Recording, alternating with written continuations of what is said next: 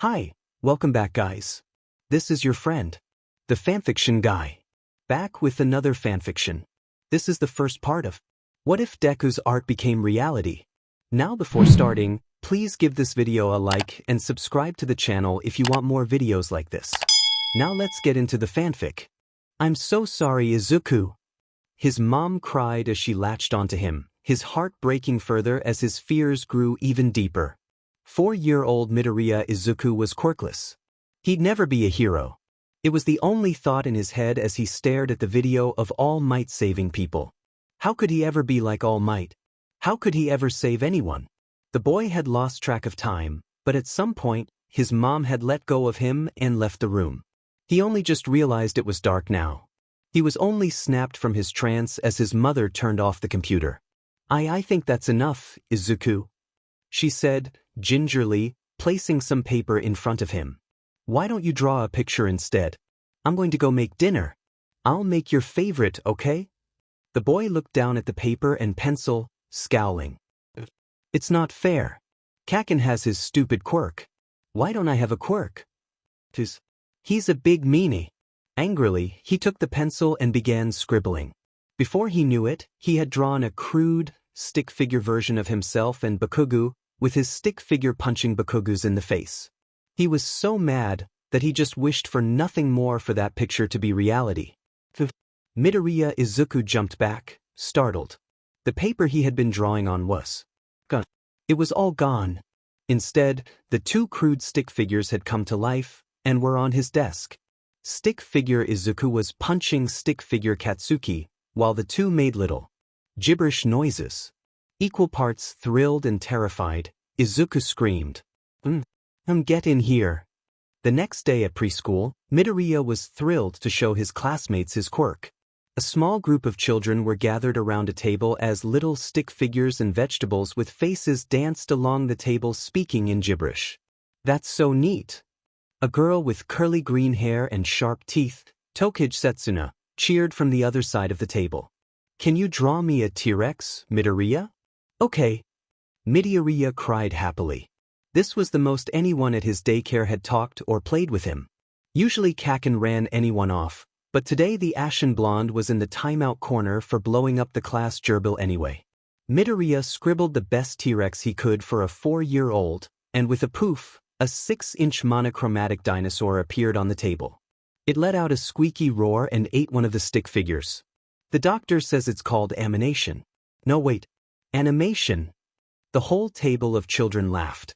It's so vicious, I love it. Tokage laughed. Thanks, Freckles. Midoriya blushed as the cartoonish T-Rex began chasing his other drawings around the table. Why you're welcome, Tokage. My mom said she's going to put me in art classes to help me with my quirk. Then you can draw me better dinosaurs. The girl gushed. The class assistant, a woman with short red hair, walked over to the table and shook her head. Erase that before it breaks something, Midoriya. Okay, he replied as the other children groaned. He poked the T-Rex with a pencil eraser and it turned back into a sheet of paper. He turned to a little girl who had been watching next to him with silver hair.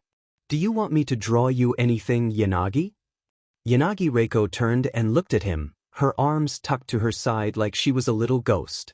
Oh, nothing particular comes to mind. The class assistant couldn't be put off at how sophisticated this 4-year-old talked. Midoriya paused. Then, tongue poking out of his mouth slightly as he drew, he scribbled a little ghost. It poofed off the page and floated over to Yanagi. The ghost went, oh. The silver hair girl smiled faintly. That is exquisite, Midoriya. Thank you. The boy blushed. Even if his quirk was a little silly, it was really good at making people smile. I'm glad you like it. Usually the kids at the daycare weren't mean, but he was so unused to being the center of attention. But the best part of it was just how happy everyone was. 6 years later. Give me that stupid notebook, Deku. Bakugo screamed at the boy. Your quirk is hecking stupid. 10-year-old Midoriya, fear rose up in his heart. He grabbed his sketchbook, which was not a notebook, but he drew in a lot of those too, and turned, running as fast as he could away from Bakugo and his friends. As his feet pounded against the pavement, Midoriya realized he was running out of playground to use to escape. It was now or never. He jumped onto the waist-high fence and sprang forward, landing on the school's windowsill. He bounced off of it, upwards, and grabbed the ledge to the second story, pulling himself up. He thought, relieved as he heard Bakugo and yelling angrily from the ground. "Get back here, you stupid Deku!" Bakugo yelled impotently from down below. "Stop climbing things, you wuss." "How'd he get so good? He used to always fall," grumbled one of the other boys. Izuku pulled out his notebook and scribbled some water balloons, which he materialized. He stood up and began whipping them down below at Bakugo and his cronies. "Leave me alone, Kacchan." As the water splashed from the balloons, Bakugo growled. It was so much harder to use his quirk when wet. "I'm gonna get you after class, you hecking nerd." Later that night, when he returned home dirty and with singed clothes, his mom was shocked. "Izuku, what happened?" "Kacchan was being mean about my quirk again," Izuku admitted, trying to hold back the dam of tears in his eyes. But I climbed up the school and threw water balloons at him. Then they got to me after school." Inko frowned. "I'll have to call your Aunt Mitsuki. And I'm enrolling you in martial arts classes. I'm tired of you having to just climb up things and you coming back home as that boy's target practice." Her face softened. "And the school keeps calling about ending up on the roof. Martial arts sounds fun." Izuku perked up. "I'm going to go draw some kung fu guys." "No bringing things to life, young man. I almost tripped over one of those stick figures yesterday." "Ukake mom," he replied in a sing-song voice. "Maybe he'd just animate one and erase it really quick. Maybe two." 4 years later, All Might coughed as he finished his explanation of why he looked. Well, skeletal was the nicest word that always came to mind. But he hadn't expected the young man he'd just saved to cling to his pants as he jumped away. "Yeesh, for a fanboy, you sure are dedicated." All Might sighed. "Now, what was it you wanted to ask me?" Midoriya sighed. "Do you think someone like me, with a weak quirk, could ever be a hero?"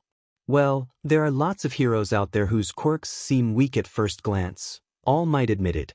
"No one took Best Jeanist very seriously when he first started until they saw just how dangerous that quirk could be when applied creatively." "What's your quirk, young man?" "Oh, let me show you," Midoriya said, excitedly, before opening up the slightly burned notebook All Might had signed earlier. The symbol of peace waited as the boy scribbled on a page furiously, set it down and closed his eyes. In a second the page went, poof, and a small version of All Might appeared. It looked just like the real thing, except in black and white and only about half a meter tall. It was even three-dimensional. "I am here," it said in a squeaky little voice. "Anything I can draw, I can make real," Midoriya replied, trying to sound proud. "It's a little harder to make things 3D, but I can manage it." All Might chuckled as he looked down at the little drawing. "Oh, how long do they last?" "Up to a day," Midoriya replied. "Unless I touch them with a pencil eraser." Like. He tapped the mini All Might and it poofed back into a piece of paper. "And once I do that, I can't bring it back. I need to draw something else." All Might rubbed his chin. "To be honest, it's not terribly practical for combat, if only because of how long it takes. But I think this could have good rescue potential. With some training it might even be versatile enough to overcome its shortcomings. It's a fine quirk." "Why, you really think so?" Midoriya cried, excitedly. "Thank you, All Might. I'll keep training." "You need to ask me that?" All Might asked. "You seem so sure of yourself. There's nothing wrong with your quirk, young man." "Oh, some of my classmates say it's weak," Midoriya replied quietly. He opted not to mention that Bakugo had told him to, literally, swan dive off a roof and hope for a better quirk in the next life. "Well, even the roughest quirks need work," All Might laughed. "Keep at it." "Why is my body moving on its own?" Midoriya's mind screamed to him as he dodged some sludge and threw his backpack into the villain's eye. The sludge villain, the same one he had encountered earlier in the day and had accidentally freed from All Might's pockets, was attacking Bakugo. And here Midoriya was trying to help his tormentor out by chucking his backpack at the sludge. Villain. As his backpack hit the villain in the eye, his notebook and pencil fell out. He grabbed it as quickly as he could and began to scribble something. That hurt you little, oich my god. The sludge villain screamed as Izuku shoved a medieval spear into his eye. You little sheet, where did you get that? Izuku furiously scribbled a container of liquid nitrogen to try and freeze the villain. From several feet away, All Might watched, shocked to see the same boy he spoke to earlier risking his life. And here I am doing nothing. Not today. As Midoriya was about to finish the drawing, sludge splashed all over his notebook. Crap. Now I got you. The sludge villain cried, with only one eye. Oh no you don't. For I am here. All Might cried as he landed. Again. I didn't need your help today, Deku. Bakuga growled before stomping off. Geez, what was that all about? Midoriya rolled his eyes. He looked down at his sketchbook and sighed at the mess it was in. I just bought this one too. He found that the quality of his animations depended on the type of paper he used. If it was just notebook paper, they would be crude, small versions. If he used a sketchbook, his Quirk animations were more lifelike in properties. Here, young man, came a booming voice from the bushes. I bought you a new one. Midoriya nearly jumped out of his skin as All Might burst forth from the shrubbery near his apartment complex. Oh my god, Income, holy crap, it's All Might. Yes, I am HH. All Might began, but in a poof of smoke he shrank down into his smaller form, coughing up blood. Sorry, I pushed myself a bit too hard today. Are you okay? Midoriya asked. I can run in and get you a towel. No, I'm okay. All Might straightened himself up. I was thinking a lot about what you did today. Why? To be honest, my body just kind of moved on its own. Midoriya admitted. I guess that was kind of stupid, considering what you said about my quirk and combat. On the contrary, All Might chuckled. It reminded me of what happened to me when I first started training to be a hero. That's why I came looking for you. First, to thank you for inspiring me to push myself to save your, well, bully, I guess. Why, you don't need to thank me, All Might. Midoriya replied, earnestly. You've been an inspiration to me my whole life. All Might's face softened. That's too kind, Midoriya. That brings me to the second thing. What if I were to say, offer you a hand in becoming a hero? Izuku's jaw dropped. What do you mean? All Might handed Izuku a piece of paper with an address on it. I want you to meet me somewhere. You look like a sturdy young man, but you need some formal training. Like martial arts? I've been doing that for a few dash. No, this is different. Meet me here tomorrow at 6 a.m. Midoriya nodded, practically shaking with excitement as he took the paper from his idol. I'll be there, All Might. He took off running back to his apartment, too eager to tell his mother about what had happened. Young Midoriya, you forgot your new sketchbook. Over the next few months, Midoriya trained with All Might, removing the trash from Dagoba Beach. All Might used the exercise as a guise of strength and conditioning training for the young man, not telling him it was also a test. A test to see if the young man could handle the awesome power of One for All. He never expected the young man to complete the cleanup 2 months before schedule. Holy freaking super crap, young Midoriya. All Might boomed happily. You've exceeded all my expectations. Izuku wiped the sweat off of his brow as he shoved the trashed mini-fridge onto All Might's truck. Why? Well, I guess all the free-running classes and martial arts I've been doing paid off.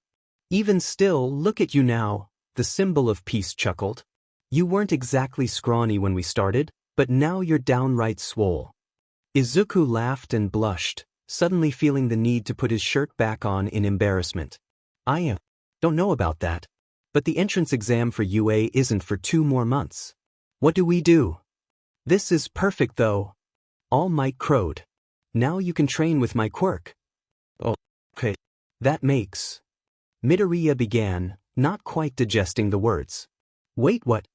All Might reverted back to his smaller form in a fit of coughs. There was another reason I wanted you to do this, young Midoriya. You see, my quirk can be passed on to someone.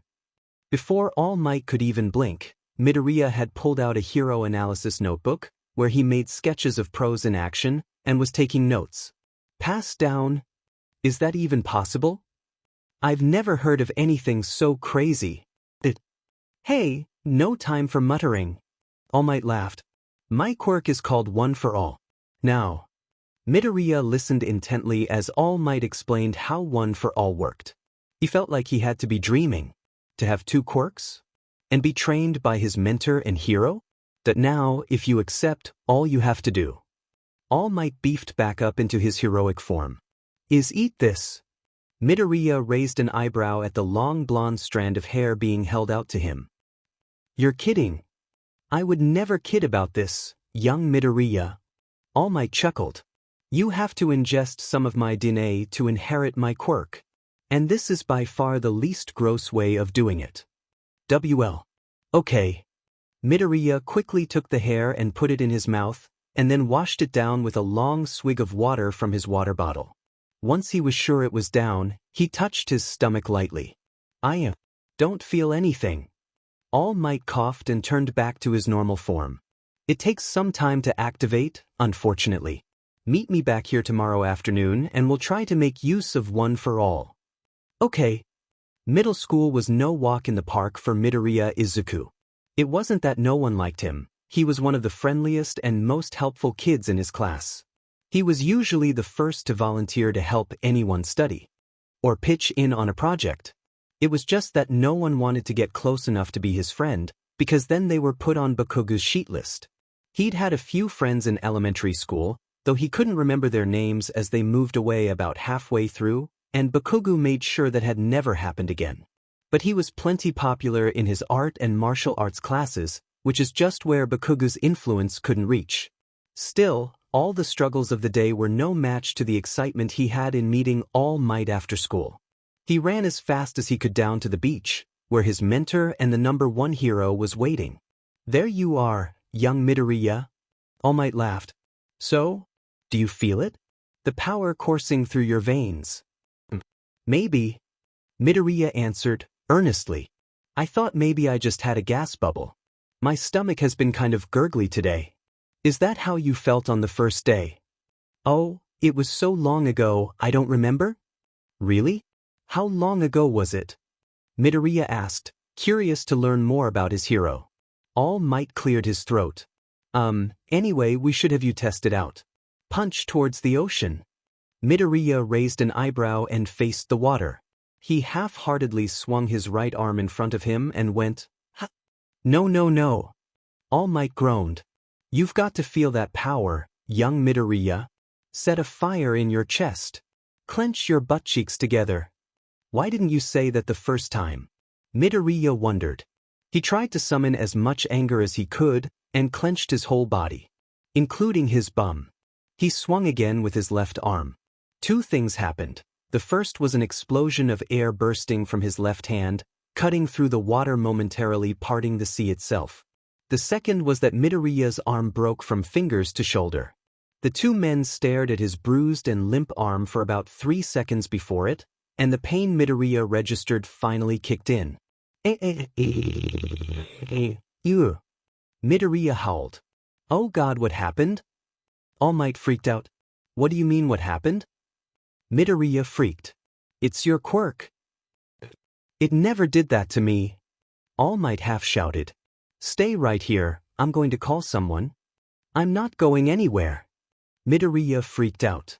My arm is shattered. Midoriya sat down on the beach in agony, trying really hard to ignore the shooting pain up and down his arm for what seemed like hours. All Might returned with a very tiny old woman. But Midoriya recognized her instantly. Recovery girl. He cried as excitedly as he could possibly be with an arm that looked like a purple noodle. The ancient healer took one look at Midoriya's arm, turned, and swatted All Might in the knee. Tashinori, what were you thinking? This sort of thing never happened to me. All Might cried defensively.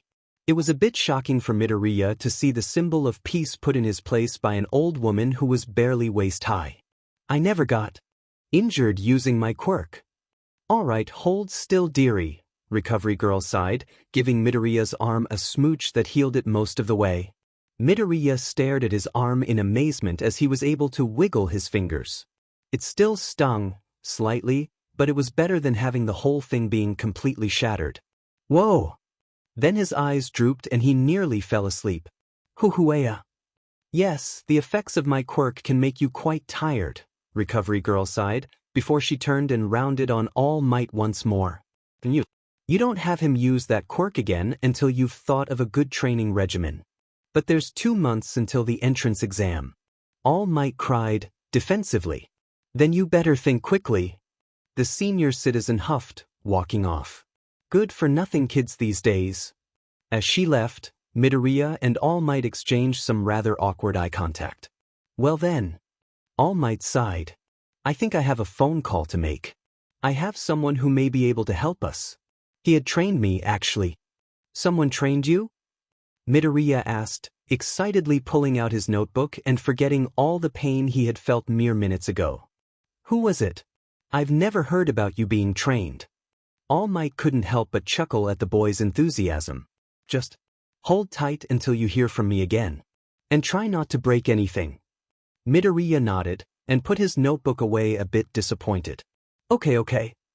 That night, Izuku couldn't shake the feeling of disappointment as he sat in his room and looked down at his still sensitive left arm.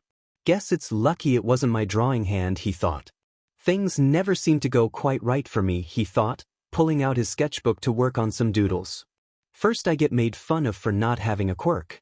Then my quirk isn't cool enough for Kacchan and his JRK friends. Then I'm supposed to get trained by All Might and my stupid body can't even handle his quirk. It's going to take me forever to be a hero. Frustrated, the boy drew a turtle, crudely, a reflection of his feelings about his progress. But as he tapped it to bring it life, something was different. He felt the same release of energy he had as when he tried to punch the ocean earlier today. And instead of a monochromatic, crude turtle sitting on his desk, there was a fully covered, incredibly detailed, really large turtle on his desk. The legs of the desk groaned under the weight, and Midoriya jumped backwards as the animal tried to snap at him. Whoa! He yelled out. Izuku, honey, is something wrong? His mom cried before opening the door to his room and screaming, "Oh my God, how did that thing get in here?" Carefully, Izuku tapped the turtle's shell with his eraser, and it changed back into the drawing. Holy crap, he muttered to himself. Can one for all supercharge my own quirk? How did you do that, honey? I just been training my quirk with my trainer, Mom, he answered. It wasn't technically a lie. He figured. I need to tell All Might about this. That next weekend, All Might had Midoriya meet him back on the beach. To the teen's surprise, another senior citizen was with him. Though this was an older gentleman who was dressed like a yellow Mega Man and leaning on a cane, which was a little different. But after the year he had, nothing surprised Midoriya much anymore. All Might, Midoriya said cheerfully, guess what I learned about One for All? All Might tilted his head quizzically at the boy. What's that? Check this out, the boy replied excitedly. As he did, All Might and the old man exchanged confused looks. He knelt down on the ground and took out his sketchbook and drew the roughest sketch of a dog. He held it up to show them. Great job, I'll hang it on my fridge, the old man huffed sarcastically. No, but that's the thing. Midoriya explained eagerly. If I tried to bring this to life, it would just be a crude little black and white stick figure or something. But if I use One for All. Midoriya tapped on the paper, and with a poof, a large, brown dog appeared, tackling Midoriya to the ground and liking him. Down boy. I should have done a turtle again. The dog barked and circled the 3 males excitedly. All Might's jaw dropped. You used One for All to do that? That's actually rather incredible that it was able to beef up your quirk like that. Yup, Midoriya said proudly. He jumped in front of the dog and booped its nose with his eraser, turning it back into the crude drawing. All Might looked to the old man. Have you ever heard of One for All being used like that, Gran Torino? The old man, who Midoriya gathered was Gran Torino, rubbed his chin and grinned. I'ma say, that's news to me. The old man took a step further towards the teen. The name's Gran Torino, son. I used to train this lunk back when he first took on One for All. Midoriya sprang up and bowed politely. It's a pleasure to meet you. Oh, this one has manners, the elderly man laughed. Well then, Toshinori tells me you've got some martial arts training. Yes, sir. Good. The old man threw his cane aside.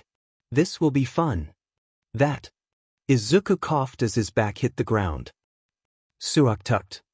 It sure did, Gran Torino groaned. You need to stop thinking of One for All as some sort of special move. It's your quirk. You have to feel it as freely as you have your doodling quirk. Do you only use your hands to make art? All Might raised an eyebrow at the old man. Of course he does, that's how art works. No, of course not, Midoriya sighed as he sat up, making All Might feel incredibly stupid.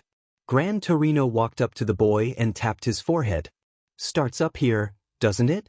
Midoriya nodded. All Might's eyes widened. Guess the old man has an appreciation for the arts. Where else does it go? Gran Torino asked. Well, I have to get the idea. And then I have to feel really good about it. Midoriya replied. Like in my heart and my gut. I have to really focus. My tongue pokes out a bit and I sit a certain way when I'm really in the zone. It's a whole body effort, right? Right. Midoriya nodded. Then his eyes widened. Oh. I have to spread it across my whole body. Just like I'm a piece of art. Don't go getting a big head about it, Gran Torino quipped with a dry laugh. It drew an embarrassed laugh from Midoriya as well. The Mona Lisa, you are not. Now get up and try it out. Over the next few weeks, Midoriya worked out with Gran Torino and All Might after school, and stayed up late practicing his animation quirk. Through a little experimentation, he found that while better quality, his creations still only had a hard limit of 24 hours.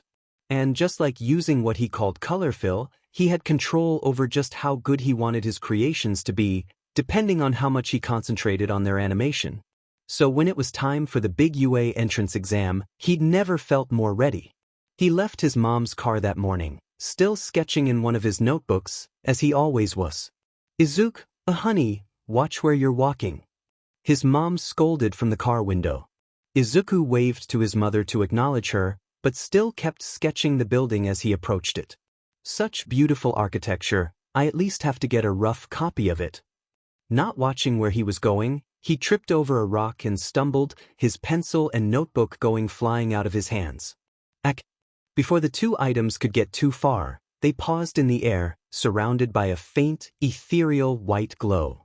Slowly, they floated back down to him. Wait! He mouthed quietly as he took the notebook and pencil from the air, looking left and right. My apologies, I just did not wish for you to lose your work. Midoriya jumped and turned to see a girl with silver hair and blue eyes approaching him, her fingers outstretched as if she was controlling a puppet.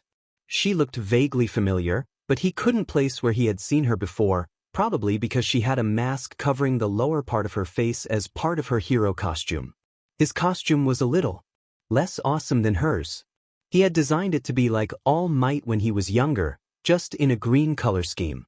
He had foregone any sort of hood or mask, and instead put a utility belt for plenty of paper and drawing utensils.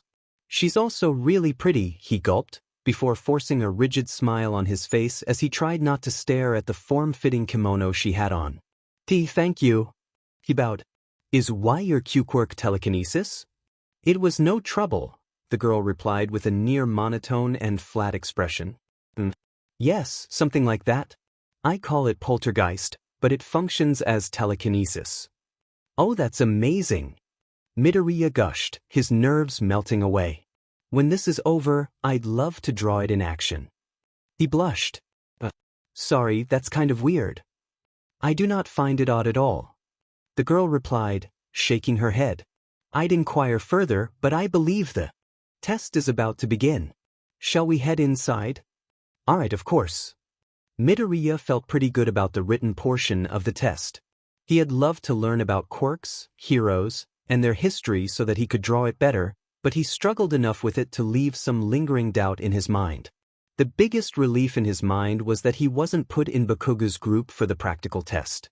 He was certain that the Ashen Blonde would have done everything he could to sabotage Midoriya's test, just like he had done his best to sabotage the boy's social life.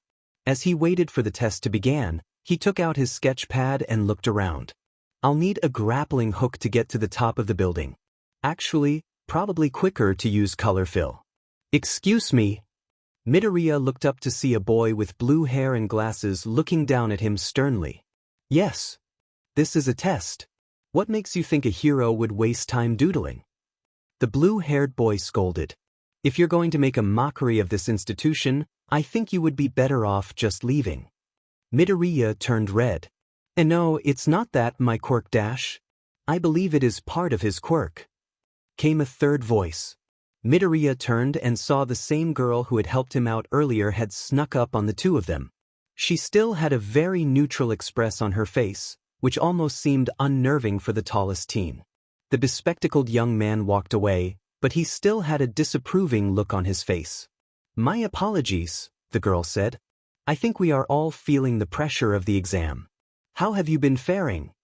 Midoriya raised an eyebrow at her. You mean, since this morning? The girl tilted her head at him and raised her visible eyebrow just slightly. Do you not recall, Midoriya? It was his turn to tilt his head back at her. You know my name? We dash. Before the conversation could go further, Present Mick's voice echoed across the arena. What are you waiting for? Get moving. Midoriya looked down to see the girl had already left, along with a ton of the other participants. Crap. Using color fill at 15%, he was able to quickly use enhanced parkour moves to free run to the top of a skyscraper. With the aerial view, he could see a cluster of robots much further from the various students. Time to go to work. He grinned. Ripping the notebook from his waist, he quickly sketched a hoverboard and a rocket launcher. Within seconds, he was flying 10 feet off the ground and the board, and shot a missile at a cluster of 5 three-pointer robots. Oh yeah, he said to himself, happily. As they all exploded, he swung himself over on top of another building to get a better vantage point. As luck would have it, a few two-pointers were marching along towards two students who weren't faring too well. Perhaps their quirks aren't combat-related. As the robots enclosed the pair, Midoriya drew a giant thwomp and tossed the page over the side of the building before animating it. The giant rectangular block fell from the sky and crushed the robots, saving the two students. They looked up to see Midoriya waving to them. Thank you, one of the girls called. Oh, he rescued those two and took out a few robots, Midnight purred. This one looks promising so far. Yes, few other students have racked up 19 points so quickly, and a few rescue points to boot, All Might chuckled, trying not to show any bias. Even more so, this kid has 2 quirks. Edgeshot added. Pretty rare.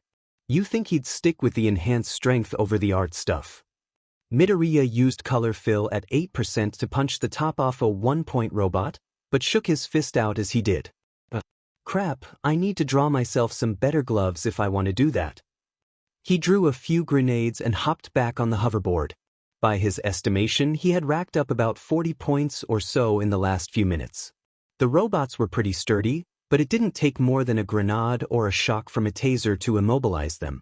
By contrast, taking them out with color fill was a bit harder, if only because he was punching or kicking solid steel. Suddenly, a rush of people began rushing towards him. Run! Someone screamed as about 50 students ran past him. In the stampede, he got knocked to the ground and made panicked eye contact with the same blue-haired boy. What the crap? He groaned as he stood up. As he looked ahead of him, he immediately realized what the need to panic. Present Mick's words from earlier about a 0-point obstacle to avoid came into view. It was absolutely monstrous in size, towering over any of the other buildings.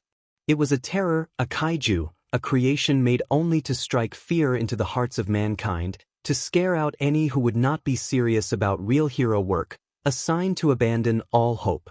Oh man, that thing's so cool, I wish I could draw it, he said in awe, stepping back. He held out his fingers in a frame to try and commit to memory. But as he tried to get a mental image for later, he noticed it was stomping right towards a brown-haired girl who was struggling under some rubble. Oh crap! He cried. He quickly took out his sketchbook and drew a comically oversized slingshot, which he poofed onto the ground. As he did, he saw the silver-haired girl from earlier running past him. "Oh hey wait, I need your help." The girl with the silver hair and kimono stopped and looked at him. She glanced from Midoriya to the slingshot, eyebrows raised. "Surely you must be joking. About launching myself at the robot?" "No," Midoriya replied, giving her a grin. "Midoriya, it's too dangerous to dash." "No, this is foolproof," he insisted. "You have the poltergeist quirk, right?" She nodded. "Just use it to pull back on the slingshot and shoot me at the robot," he directed, as if he was giving the girl directions to the grocery store. "You're mad," the girl replied plainly. But it was too late. Midoriya had already put himself in the seat on the slingshot. "Probably. But come on, it's just like Angry Birds. Aim for its chest." The girl just shook her head but did as asked. Midoriya felt the slingshot stretch backwards and groan under the pressure. "I hope you know what you are doing," the kimono-clad girl said as she let go. Midoriya zoomed through the air towards the robot. Color-filled dropkick. He pushed his limit up to the maximum he could manage without hurting himself, 15%. As his feet planted into the robot, he ignored the stinging pain that shot up his entire lower body and used the recoil to kick off. The robot groaned under the pressure and stumbled backwards.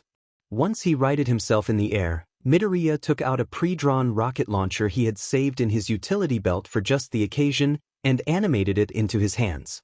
"Fire in the hole." The rocket made contact with the robot's head and exploded, causing the robot to collapse altogether. Midoriya grinned at his plan succeeding just the way he visualized it.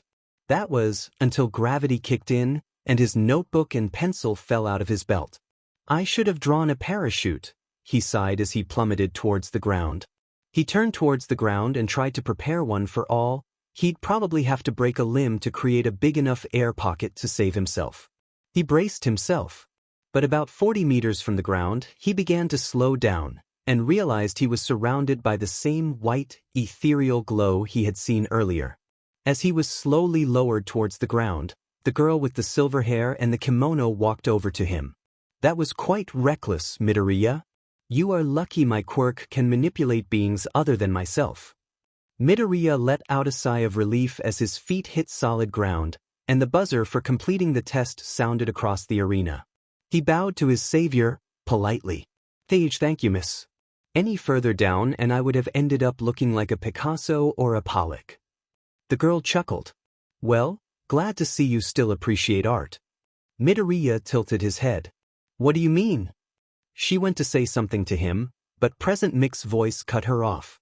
"Will all examinees please exit the battlefield? Please report to Recovery Girl for injuries."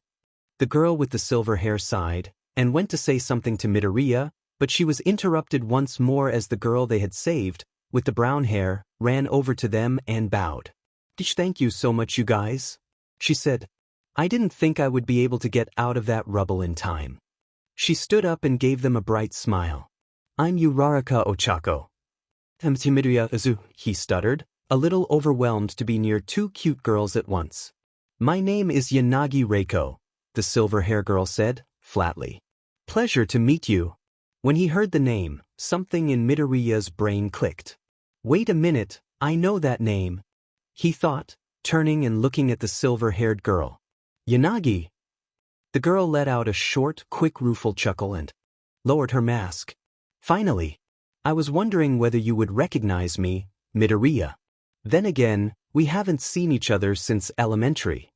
Midoriya blushed as he got a full look at the girl's face. It was true, they hadn't seen each other for a few years, and he certainly didn't remember her being so pretty. I guess I didn't recognize you with the mask. And your lips didn't look like that when we were kids." "Well, you were the only person I've had the pleasure of knowing who always had a pencil and paper with you for your quirk, so perhaps it was easier for myself to spot you," Yanagi admitted. While her voice was still flat and stoic, her features softened slightly. "Wow, I thought you guys were like friends or something with how well you work together," Uraraka said happily. She looked around as cleanup crews began cleaning up the destruction. "We should get out of here." "Agreed," Yanagi said. But before they left, She again floated Midoriya's notebook and pencil down to him, manipulating the objects with her fingers as she used her quirk. "You lost these again." "Thank you," he cried, taking them graciously and reattaching them to his belt. "Your quirk has gotten so much stronger, Yanagi." The slightest pink tinge graced her cheeks as the three walked. "Well, one could only hope. I saw her using pieces of broken robots to destroy a whole bunch of them," Uraraka laughed. "What was it like as kids?" "She used to be able to lift one thing at a time, no bigger than a chair," Midoriya replied. "I still thought it was the coolest thing ever. I think I still have the picture I drew of you making my mom's armchair float somewhere in my desk. Well, now I can manipulate objects up to as big as a person. Though I have a hard limit of about 12 things," Yanagi said quietly. "Besides, not only has your quirk changed exponentially, you never mentioned you had a strength-bursting one as well." "Yeah, what was with you drop-kicking that robot?" Uraraka added eagerly. "You were like a green missile. And then you legit shot a missile. You two are like short range, mid-range and long range all wrapped up in a green and silver team." The two of them blushed. Midoriya, having been sworn to secrecy about One for All, told his practiced lie, despite how guilty it made him feel. "The strength one actually developed late. I'm not as comfortable with it as I am the art stuff." The three chatted about their quirks until they had left the battlefield, where they were advised by Present Mike that they would be mailed the results in a few weeks. After leaving the building, Uraraka split off from the two, leaving Yanagi and Midoriya to catch up as they retreated back to their vehicles. "So now you can make lifelike creations from all your drawings? Color and size?" Yanagi asked. "That's exquisite. I bet Tokage would be thrilled to hear that." That was another name that clicked in Midoriya's head. Tokage. Tokage. That was the girl with the green hair and lizard tail quirk, right? Where she could pop her limbs off. Yanagi confirmed. "Tokage is also attempting to get into you today as well, though she had the good fortune to get in on recommendations." Midoriya's jaw dropped. Yanagi chuckled. "Trust me, we were all shocked as well. She got serious about her grades in middle school, and her aunt is one of the pro-hero faculty. I can only imagine that helped tremendously." "Wow. I never would have thought," Midoriya laughed. "She was kind of a goof from what I remember." "She still is, unfortunately," Reiko sighed. "And her penchant for nicknames still goes strong. I'm either Ghosty, or Casper, or some such nonsense." Midoriya laughed. Part of him still felt nervous around her, but a bit of a weight dropped off his shoulders when he realized this was one of the few friends his quirk had won him as a kid. Before he could respond, he heard his mother shout from her car, "Oh my goodness, is that little Reiko?" "Oh God, Mom, no," Midoriya whispered as he cringed. Seeing the reaction, Yanagi smiled, ever so slightly, and turned to see the older Midoriya waving from her car. "Hello, Mrs. Midoriya," the ghostly one greeted, tone shifting ever so slightly to convey politeness as she bowed. Izuku let out a deep sigh as Inko got out of the car. "You were barely up to my stomach the last time I saw you." The mother cried. "It's been ages. Were you taking the hero exam as well?" Reiko confirmed with a nod. "I was able to aid your son in a most daring rescue." "Now you're just doing it on purpose?" Izuku grumped. Reiko shot him a look with a glint in her eye that confirmed, indeed, she was. "That's wonderful!" Inko cried, delighted. "You should come join us for dinner, dear. I'm sure you're starving." "That would be lovely, though unfortunately my father had plans to take me out this evening," Yanagi declined. "Perhaps I should exchange contact information with Midoriya so we can arrange another time." Midoriya turned to look at the girl, shocked. "Oh, why yes, sure." Quickly, the two traded phones and put their numbers in each other's phones. Afterwards, Yanagi politely bowed and said, "I hope we both pass the exam, Midoriya." "Why yeah, me too," he answered, trying not to freak out that he now had a girl's phone number that wasn't his mom's. As she walked away, Midoriya tried extra hard not to check her out in front of his mom, only partially succeeding. As he got into the car, he tried not to acknowledge the smug look his mom was giving him. What? Grandchildren? was all his mom said. I'm 15 Well, not now, but you know dash. Can we go home, please? He asked, burying his face in his hands. I am also starving. Me, your precious son, who would also enjoy eating dinner. Inko laughed. Fine, fine. On the drive home, Yanagi took out her cell phone and began to text one of her oldest friends. Me, greetings Tokage. How did you fare in the recommendation? Exams? Raptor. You know, you can be less formal in text. Raptor. But good. Aunt Namuri says I'm a shoo-in. How about you? Me, I am semi-confident in my practical performance. I have some doubts on the written. Did you want to come by later and discuss it over some scary movies? Me, and again, Jurassic Park does not qualify as a scary movie. Raptor. Wow. Big rude. You ask me to come over and then you break my heart. I thought we were friends. Raptor. But yeah, I'll swing by later. Over the next 2 weeks, All Might had to avoid contacting Midoriya so that others would not suspect anything about the symbol of peace having a protege. While Midoriya understood, the anxiety of waiting was driving him nuts. He could barely even draw anything, which was a first for him ever since his quirk manifested. So 2 weeks later, when a hollow disc arrived in the mail, he barricaded himself in his room immediately to watch it. Setting it on his desk, he clicked it open with bated breath. I am here. The All Might holographic cried, in virtual form with some good news. As soon as the words, good news, hit Midoriya's ears, he grinned ear to ear as he took in the news. He had scored third highest in battle points, and first in a hidden factor called rescue points. So beginning this spring, you will be enrolled in the Hero Course Class 1B. And just so you know, there was a lot of fighting about who was going to claim you in their class. Midoriya felt himself blush. More than one teacher wanted him in his class? That was awesome. He watched it once more to make sure he wasn't dreaming, and as soon as it finished again he rushed from his room, where his mom was waiting, and immediately hugged her. I got in. You got in. I got in. My baby got in. Crying ensued from the both of them. Inko recovered first before wiping her eyes. Well then we'll need to make your favorite for dinner.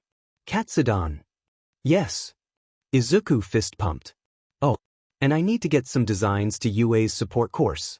Inko watched as the boy ran back to his desk and began sketching his modifications. It was an odd feeling for Inko. She had been watching that boy draw at that desk for almost his whole life. After his quirk manifested, he sometimes spent the whole day doing it. She'd never have dreamed it would have gotten him into his dream school, but her chest swelled with pride as she watched him.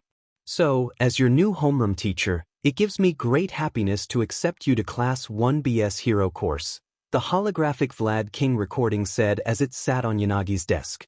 Nice. Tokage said from Yanagi's bed where she was sitting. That's the same one I got. Oh, I thought maybe the recommendation students would have gotten something a bit more elegant. Yanagi said back. You know, Casper, with the monotone I can't tell if you're being sarcastic and giving me shit about the recommendations thing, or if you're being serious. Satansa groaned. And I consider this ability my greatest gift, Yanagi replied with only a faint smirk. Her phone vibrated and she levitated it from her pocket with her quirk. She sighed as she read it. Looks like Dad is working late tonight. Says we can order a pizza, but nothing too crazy. Payday is still a few days off. Tokage's expression fell. Well, want me to see if you can crash me and my parents' dinner plans? You know that if my father is working into the night, your parents likely are too, Yanagi deadpanned. I mean, I can ask, Casper, Tokage replied, already texting. Not minutes later, she got a buzz back that confirmed, indeed, the two teens were on their own. It had been about 5 or 6 years since both Tokage and Yanagi's families had moved to the Saitama prefecture. Yanagi's father and Tokage's parents were partners in the same support tech firm, and when the company expanded, they had been placed in charge of the new facility. Funnily enough, while the girls were close before the move, they had become nigh inseparable after the move. When they started up life in a new area and a new school, they found a familiar face was more welcome than they remembered. Ever since then, the girls were together almost every day after school. Once, Tokage had introduced Yanagi to someone as her albino half-sister, and their friendship suffered a nasty blow, but that was water under the bridge. So are you going to bleach your hair once more before school starts? Yanagi asked. No, Tokage sighed, scrolling through pizza options. To be honest, I think I want to leave that gyre stuff behind, you know? It just felt, I dunno, kinda shallow. I'm practically a woman now. Ah yes, that plethora of dinosaur stuffed animals that adorn your bed just bellows adulthood, Yanagi quipped, drawing an eye roll from her friend. But I think you look exquisite with your natural hair. That green is so rare, and a very lovely color. Tokage blushed slightly. For all her bluster, genuine compliments made her squirm. Thanks, I guess. Something clicked in Yanagi's mind when she saw someone with green hair blushing. Oh, speaking of, guess who was in the exam with me? Midoriya jumped as his phone buzzed. He grabbed it, expecting it to be All Might again. He was to have one last sparring session tomorrow with Gran Torino before he went to the school, but that message had come about an hour ago. When he looked at his phone screen, his throat went dry. One unread message, Yanagi Reiko. He'd never really texted with a girl before, but when he opened the message and it read, Greetings, Midoriya, he knew that this was a bit different than normal. She speaks kind of verbose sometimes. She must text that way too. Me? Hey Yanagi. Yanagi, I received confirmation that I shall be attending UA. I had not heard from you, so I wanted to see if you had been successful as well. Me? Yeah, I got in too. Sorry, I didn't even think to text you. What class are you in? Yanagi, it is no trouble, I should have reached out as well. Tokage and I will be in class 1B under the hero Vlad King. Yanagi, Tokage says hi, by the way. She is eager to reacquaint with you. Me, I'm in the same class as well. And I say hi back. It will be nice to know someone. Going to hero school will be intimidating. Yanagi, that is delightful. I must be truly lucky to start with two friends at my side. Midoriya smiled to himself. He didn't really hang out with anyone. None of the people in his martial arts classes or art classes were in the same grade as him, so he never felt right asking to hang out with them. So the fact that Yanagi was willing to call him a friend? After not seeing him in 5 or 6 years. It made going to a new school all that much more exciting. Me, you said it. What are the odds?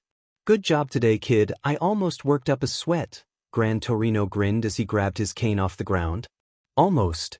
Even working at 8% power, All Might added. That's enough for a novice-level strength enhancement quirk. You'll fit right in. Yeah, but he's going in with 2 quirks, Gran Torino huffed. You're going to have a target on your back. Oh, Midoriya said, face falling slightly. Is that what you meant about? The teacher's fighting over me. Well, that, but also, everyone's going to look to outshine you, All Might clarified. The teacher for 1A tried to group you in, but then he would have had the top 3 scorers from the exam. Your new homeroom teacher threw a stink about it, and principal shuffled you around the last minute. The point is, the staff knows to expect a lot from you, so you'll have to live up to that performance. Midoriya's face turned determined and he nodded. Got it? I can do that for sure. Alright, well, I think I've been away from home for too long. Gran Torino began. Wait. Midoriya blurted out. See, can I get a picture so I can draw you? I like to draw every pro I've seen in person. Gran Torino rolled his eyes. You better not go asking girls that, or they'll think you're a big pervert. Midoriya blushed. Good point. It was a day he dreamed would never happen. I mean, he'd always hoped his quirk would be good enough, but a lifetime of having it put down really made it seem like a pipe dream. But here he was, outside of you, red shoes strapped in, backpack on his back, and sketchbook under his arm. Broccoli? Broccoli, is that you? Huh. He turned around to see a girl his age running towards him. When he saw the shaggy green hair shaking as she ran, and the sharp teeth, he recognized her. He smiled. Good morning, Tokage. He couldn't help but yelp as the girl jumped into him with a flying hug. He'd always remembered her as kind of a goofball, and they were indeed friends as kids, but he wasn't expecting to be greeted so informally. Holy crap, it's been forever, Broccoli. I'd recognize that mop top anywhere. she said, jumping back.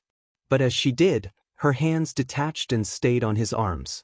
Oh, I was about to say you haven't changed, but it looks like you took a few trips to the gun show, huh? Midoriya blushed. What? He squirmed as Tokage's hands began feeling up and down his biceps. Gun show? I might have to start calling you Muscles. She snickered. She detached her head, which made him jump. Why, you can detach your head now? He said. You could never do that. What are you doing? By now, the floating head of Tokage Setsuna had traveled a full circle around Midoriya twice. She popped her head and hands back to her body and laughed. Boy, Peebo, I was nice to you, huh? Mama likes. She noticeably glanced him up and down once more. Midoriya blankly stared at her for a minute as he tried to process those words. He'd heard all of those words before, sure, but not in that order or directed at him in the form of a compliment. In fact, he couldn't remember a time in his life a girl that wasn't his mom ever said something nice about how he looked. What? Tokage just cackled as Yanagi, who had taken the same train as Tokage of course, walked up to them. Good morrow, Midoriya. I apologize if Tokage has already made you uncomfortable with her wisecracks. It's fine, he gulped.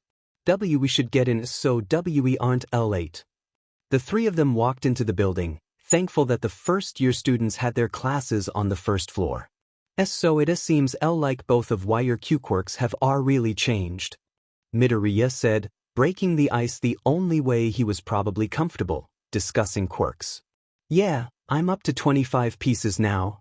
Tokage grinned, showing off her mouth full of jagged teeth. Aunt Namuri was so impressed with that and my middle school grades that she gave me a recommendation. And it has not gone to her head in the slightest, Yanagi deadpanned. Midoriya stifled a laugh as Tokage detached her head once more and floated it up to the ceiling. Doesn't hurt to have your head in the clouds sometimes, Casper. She bumped into one of the light fixtures and added an, ow. Midoriya laughed again. Well, I guess some things haven't changed. Midoriya Izuku, like many third graders, thought recess was the best part of the school day. Not that he didn't get good grades or enjoy his subjects, but it gave him a much-needed break to stretch his legs with the other kids. He especially loved it in the early summer, because they let the children eat lunch outside too. As he sat down next to Yanagi in the grass, the two opened their lunch bags and dumped out the contents. Want to trade my raisins for your apple? Midoriya asked right away. I find these terms acceptable, Yanagi replied quietly, and used her quirk to move the items to and fro, one at a time. That's so stinking cool, Midoriya said in awe. Suddenly, he felt a tap on his shoulder and turned to look. No one was there. Ha! Got you again. Tokage snickered as she sat down next to Yanagi and recalled her floating left hand. Guess I gotta.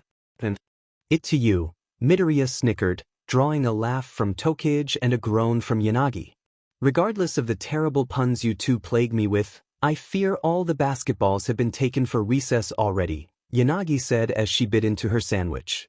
Deplorable. Peanut butter and jelly again. I can draw us a ball to play with. Midoriya volunteered. Or some jump ropes or something. Our hero, Reiko replied, making Midoriya blush. Orange, you glad he's our friend, Casper? Tokage said, nudging Yanagi. Get it? 'Cause basketballs are orange. Yanagi glared at the lizard-like girl. That hardly needed explaining. As the three caught up, they were interrupted by the sound of a small explosion and a scream from a classroom they were passing, Class 1A. You shitty nerd, said a screaming blur of blonde hair. How did you even get into this school, you Deku? At the word, Deku, Midoriya locked up nervously, and he was suddenly staring down an angry Bakugo who had grabbed him by the collar. Kacchan? He replied, nervously.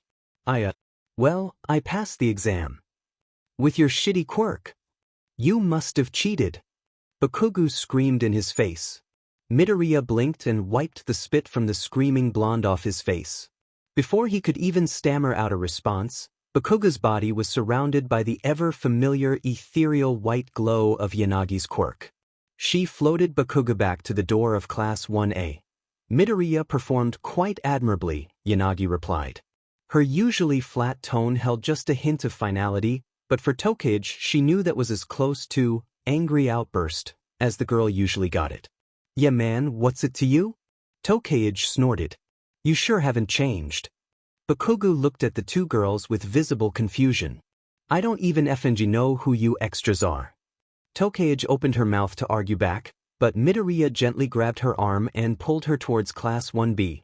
See, come on guys, should get to 1B before we're late. Bakugo, get in here, cried the familiar voice of the blue-haired teen from the entrance exam. Hurriedly, Midoriya led the other two away from class, trying not to flinch as a shout of, "This isn't over, Deku," came from their sister class. Geez, Tokage grumbled as they went inside their new classroom. Didn't miss that guy. The three ended up being the last ones to enter. As the other 17 students looked up at the trio, Midoriya couldn't help but feel a bit nervous. Meeting new people was never his strong suit.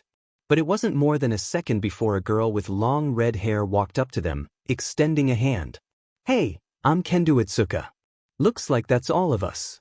Tokage, the most social of the three, extended her own arm, literally, by detaching it, and shook the hand of Kendo. Hey Red, I'm Tokage Setsuna. I'll need that back. She popped her arm back on, to the bewilderment of the red-haired girl. The cutie with the green hair is Midoriya Izuku, and the pretty ghost here is Yanagi Reiko.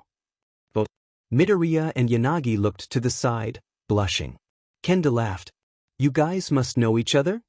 We went to elementary school tea together, Midoriya replied, quietly. Oh cool. Kendo said. Small world, huh? Alright, take your seats, came a gruff voice from the front of the room. The students all looked up to see a rather large and intimidating man in a red hero suit at the teacher's desk. Quickly, all the teens found desks. Good, the man said. My name is Kensekijiro, but I was known as the hero Vlad King. Since I've taken to teaching, my ranking isn't very high, so I'm not too offended if none of you have heard of me. An audible sigh of relief went up around the room, to the teacher's slight annoyance. We have some time before the welcoming ceremony, and later this afternoon we'll take something called a Quirk apprehension test. So in the meantime, let's go around and introduce ourselves and our quirks. Midoriya's face lit up and he opened a fresh page in his notebook. New quirks to draw. The teens all went around, introducing themselves and their quirks.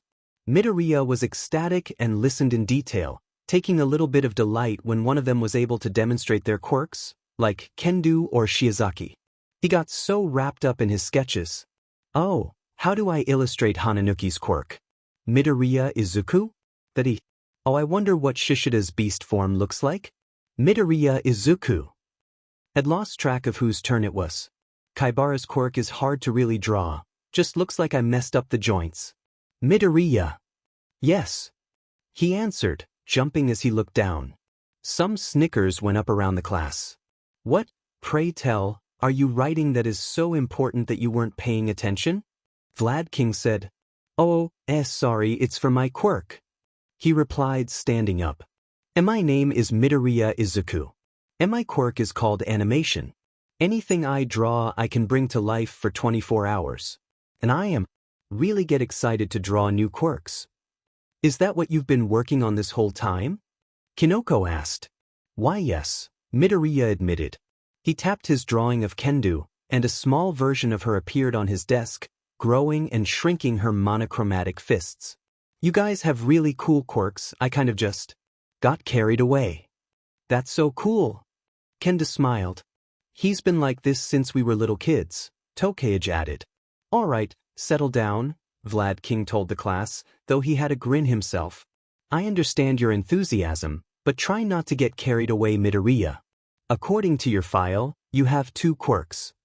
The class again turned and looked at him, but this time Midoriya could feel a more judgmental gaze from the group. Why, sir? He gulped. It's a strength enhancement quirk.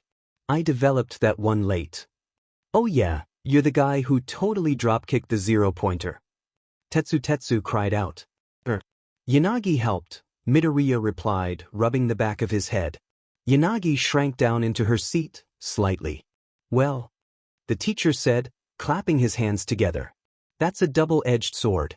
Two very different quirks means you'll have twice as many strengths, but it's also twice as many areas to train. Now, I think it's time we make our way to the opening assembly. As all the students got up, Tokage whispered, "You just avoided getting on the day 1 sheet list, Broccoli." Yanagi stood between the two. "Fear not, there is still time for you to make the list, Tokage." "I'll try and keep it to only being on your shit list, Casper," Tokage grinned. Midoriya snickered. "I'd like to stay off anyone's shit list, you guys, come on." This feels just like 3rd grade all over again. The students of Class 1B were surprised that Class 1A hadn't showed up to the welcoming assembly. Principal Nizu continued on without any thought or concern to the matter, so it must not have been that big of a deal. Still, Vlad King seemed annoyed that his counterpart for the hero course wasn't present. The assembly was pretty nice, all things considered.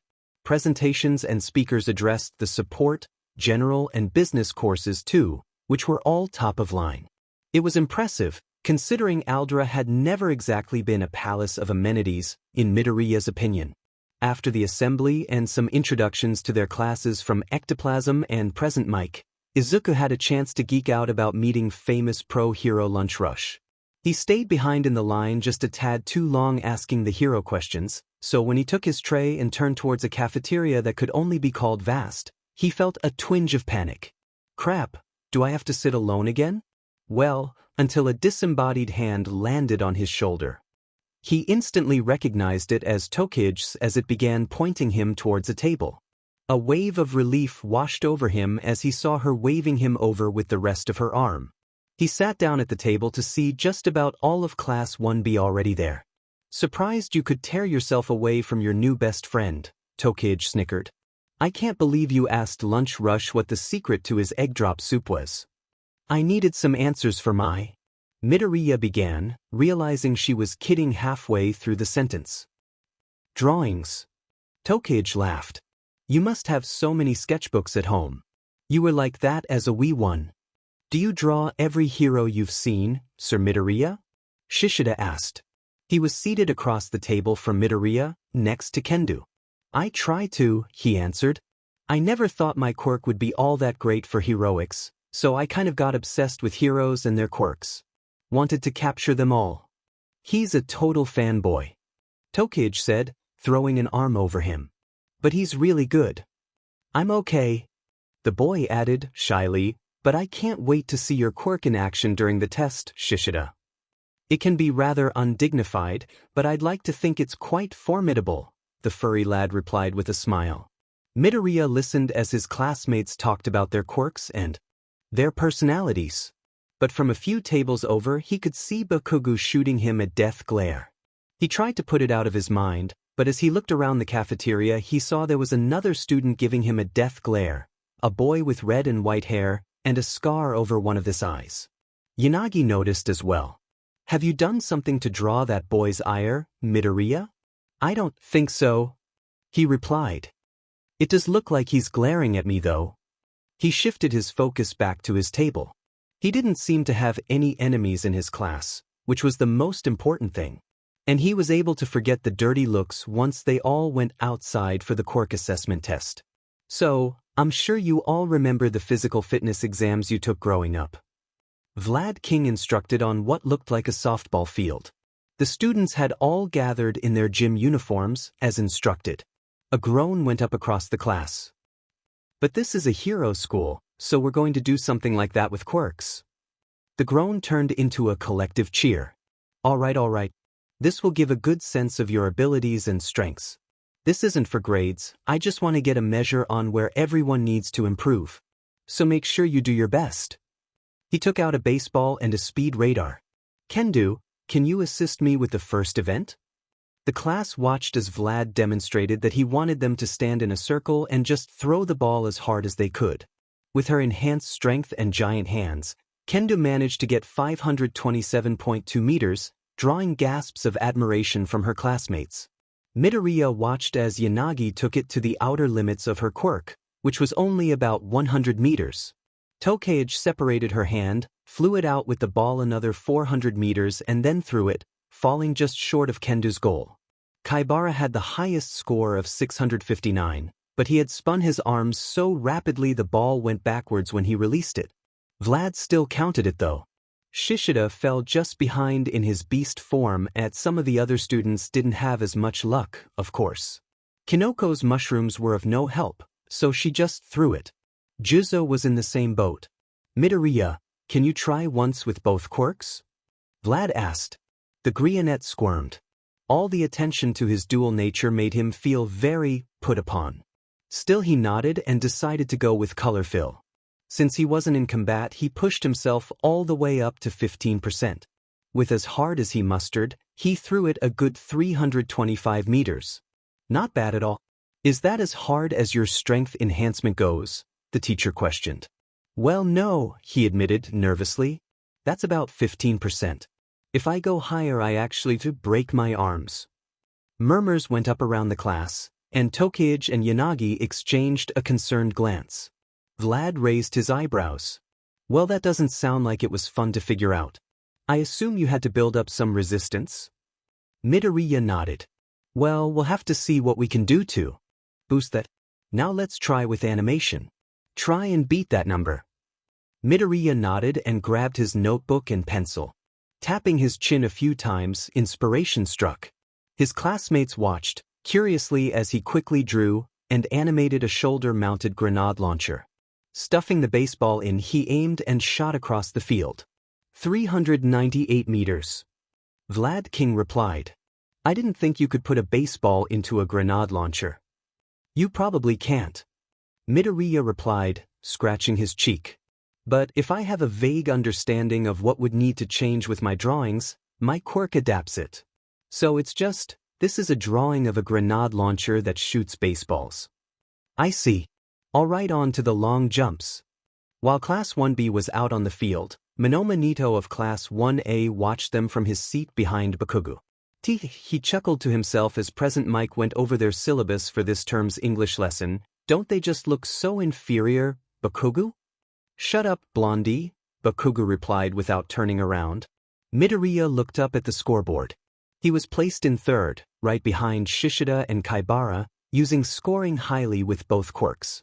Unfortunately, there wasn't much he could do for a lot of the tests with animation. The ramp and rocket-powered skateboard he drew for the long jump backfired by taking off without him and flying off into the parking lot.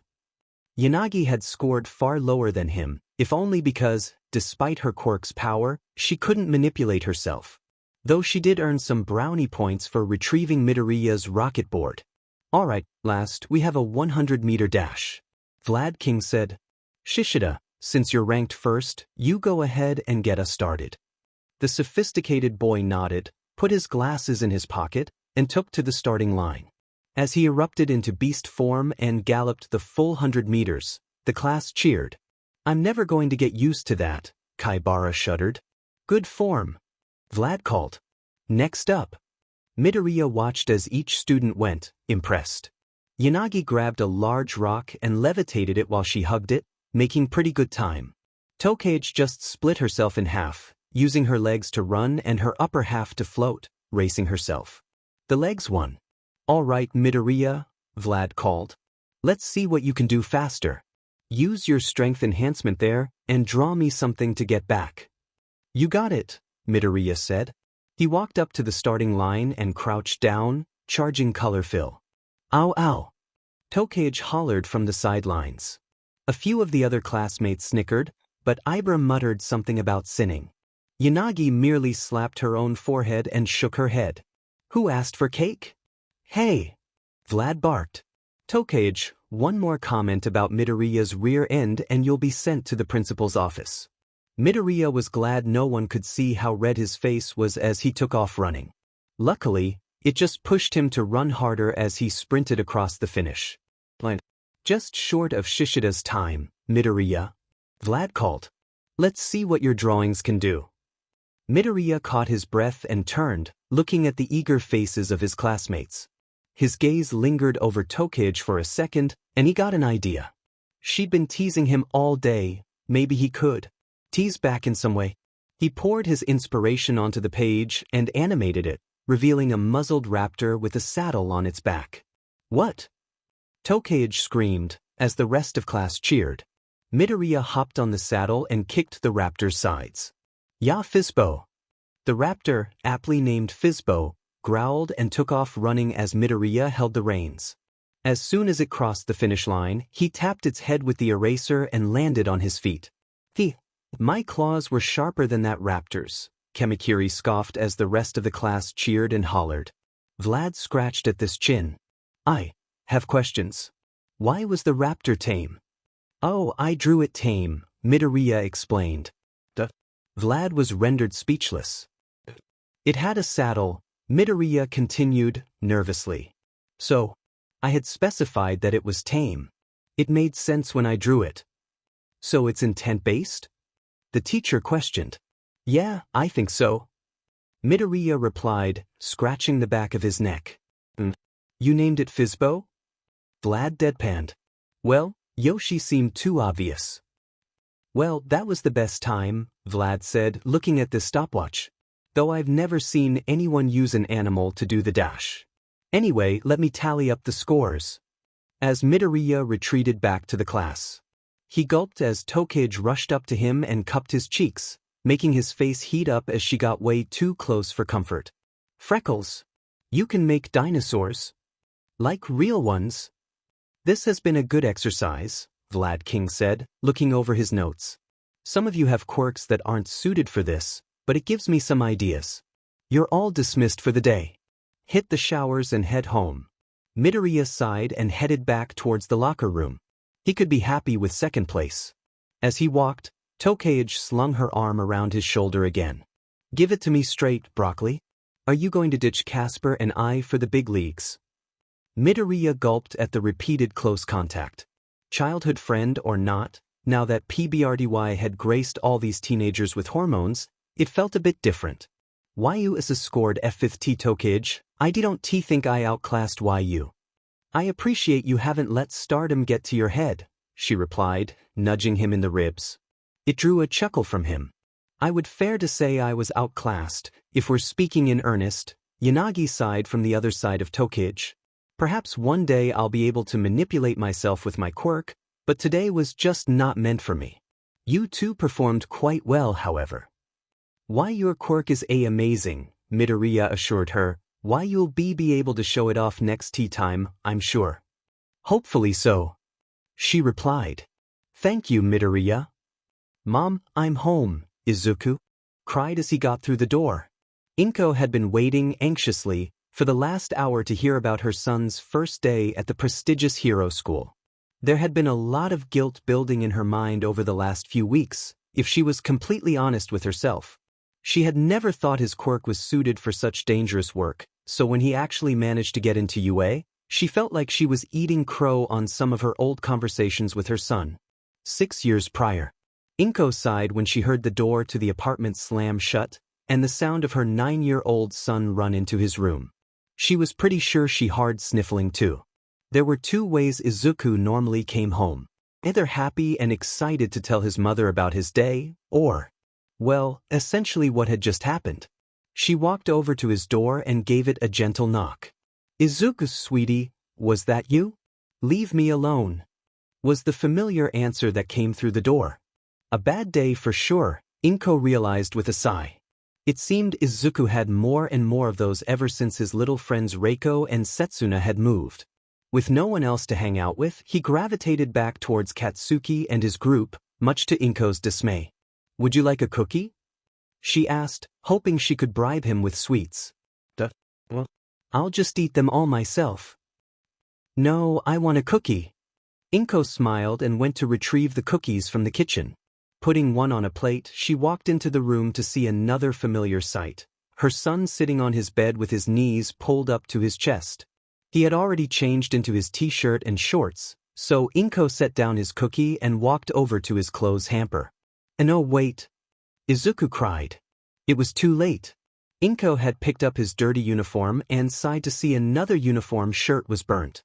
She let out a large sigh and turned to her son. "Did you and Katsuki have another fight?" Little Izuku said nothing, just turned away from his mother.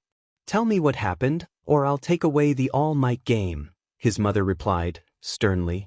With a groan and flopped down onto the bed, Izuku gave up. Kacchan said my quirk would never be good enough to be a hero like All Might. So when I tried to draw something to prove him wrong, he blew up my sketchbook. Again, Inko said, trying to keep the aggravation out of her voice. She had already wasted more than enough money on art supplies for her son. It was bad enough he went through paper like a madman, but did Katsuki really have to destroy so much of it? Izuku nodded, fighting back the tears in his eyes.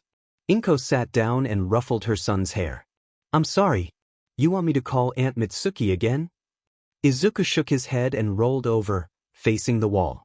I'm gonna be a way better hero than him, someday. Right, Mom? Inko let out a sigh. It's not all about heroics, Izuku. There's a lot you can do with your quirk, okay? She saw her son let out a small quiver. Either from sadness or annoyance, she wasn't sure. Going to get started on dinner. Do your homework, okay? Present day. Is that you, Izuku? His mother yelled from the kitchen, pretending she hadn't been waiting for him at the living room table. How was your first day? It was awesome, he exclaimed, excitedly, putting his backpack down next to an armchair and sitting across from her. My classmates have such cool quirks. And guess who's in my class? Once on their train ride home, Yanagi did what she always did, scour the creepypasta websites for any new material. Tokage did what always did as well, lean over her shoulder and give her a hard time. Any good spookums today, Casper? Tokage teased as she grabbed her own phone. She frowned slightly as she read her new, unread message. Ah crap. My parents aren't going to be home tonight. Can I come hang with you? To be honest, I'm more surprised the days you don't come right to my house, Yanagi replied with a monotone. Woo Casper, if I didn't know any better, I would think you hated my company. Tokage said, throwing her hand over her forehead in faux hurt. With every fiber of my being, was Yanagi's dry quip back. The two girls both snickered and went back to their phones for the rest of the train ride. That sounds great, Inko beamed. It makes me so happy to hear your old friends are in your class too. Maybe you could invite them over like you used to. Izuku's face fell, slightly. Sure, Mom, he said, half-heartedly. Don't know if I want you embarrassing me in front of them now that they're hot. Wait, what? He felt his face heat up at the realization. No wonder he hadn't felt all the way comfortable with them. Tokage's words of, "Oh, I was nice to you," echoed in his head. You all right, dear? Inko asked. You look a little red. Why, yes, sorry. Anyway, I'll talk to them about maybe doing that once we've settled into classes and stuff. I'm not sure where they both live anyway. He said hurriedly. Casper, let me borrow a shirt. Tokage yawned as they entered the front door of the apartment Reiko shared with her father. I shall do no such thing, Reiko replied with a sigh. I've been doing laundry twice as much as usual with how often you borrow my clothes. Next time just bring a shirt in your backpack. Tokage raised an eyebrow. Please. I refuse. I am putting my foot down, Setsuna. All right, you asked for it, Setsuna chuckled. She took her shirt off and threw it on the couch, leaving nothing but a dark purple bra. Reiko immediately turned red and looked away. Cover yourself, harlot. Tokage laughed. Geez, come on Reiko, we've been friends for years and have had like a million sleepovers. Don't tell me for the horror lord is afraid of melons. That's... Reiko began, unable to find her tongue. Put those away, you degenerate. They're going to haunt you, Casper. Tokage laughed, walking closer to the poltergeist user. She grabbed her chest in each hand and shook it at her friend. Bousums. I'm getting you a shirt, Yanagi stammered, walking to her room. Party pooper. Tokage called, plopping down on the couch and grabbing the remote. Yanagi shut her door telepathically, deciding to take a breather to try and quell the hammering in her chest. She'd noticed her heart rate really crank up today during 2 times. The first was when Midoriya had been doing sit-ups and she had to hold his feet down. She had noticed the way the gym uniforms had clung to certain parts of his body. She had found herself staring at these rather private areas farther than what she considered acceptable. The second was standing behind Tokage when she was in position for the sprint. Again, she found her eyes locked on Tokage's backside for, well, longer than acceptable. With Tokage's brazen actions, that made a third time that day. Yanagi was familiar with lust. But as she had learned from horror movies, it normally just led to trouble. And feeling it towards her only two friends at UA seemed particularly troublesome. "Hey Spooky, what are we ordering for dinner?" Tokage yelled from the couch. "Dad says I can buy." Yanagi sighed. "Oh, I suppose this shall keep my school life interesting." Today was the day. If yesterday was a big day as the first day of school, day 2 was when the real heroics began.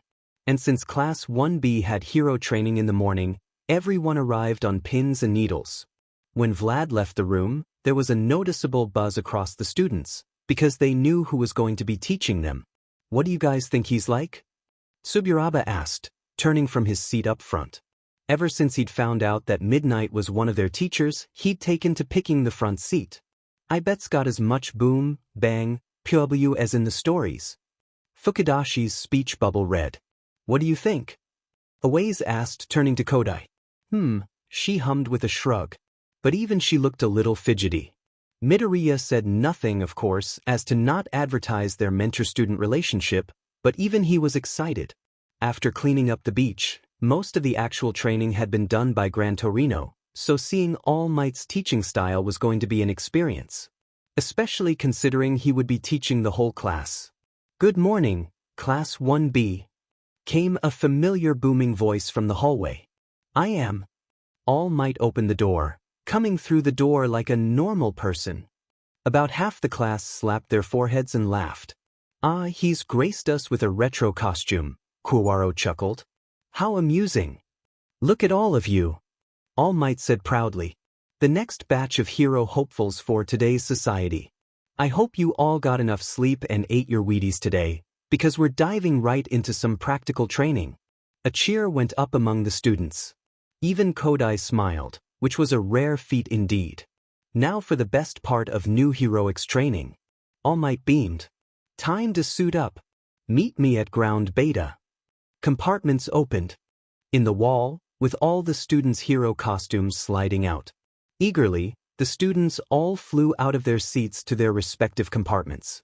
Midoriya was particularly excited. He'd gotten an email last night from the support course, assuring his updated suit would be ready for their morning training, with all the updates he'd requested plus a few more things that would help him with his quirks. Grabbing the garb, he ran to the boys' locker room, eager to try it on. A note accompanied the suit, which he read before he tried it on. "2 quirks, huh? Well, that made this baby a fun one. I kept the green and black color scheme you wanted, but I added some steel soles for your shoes since you said you try to avoid punching. Instead of having all your paper on your belt, I put it on a roll on your left arm, and it perforates on the top.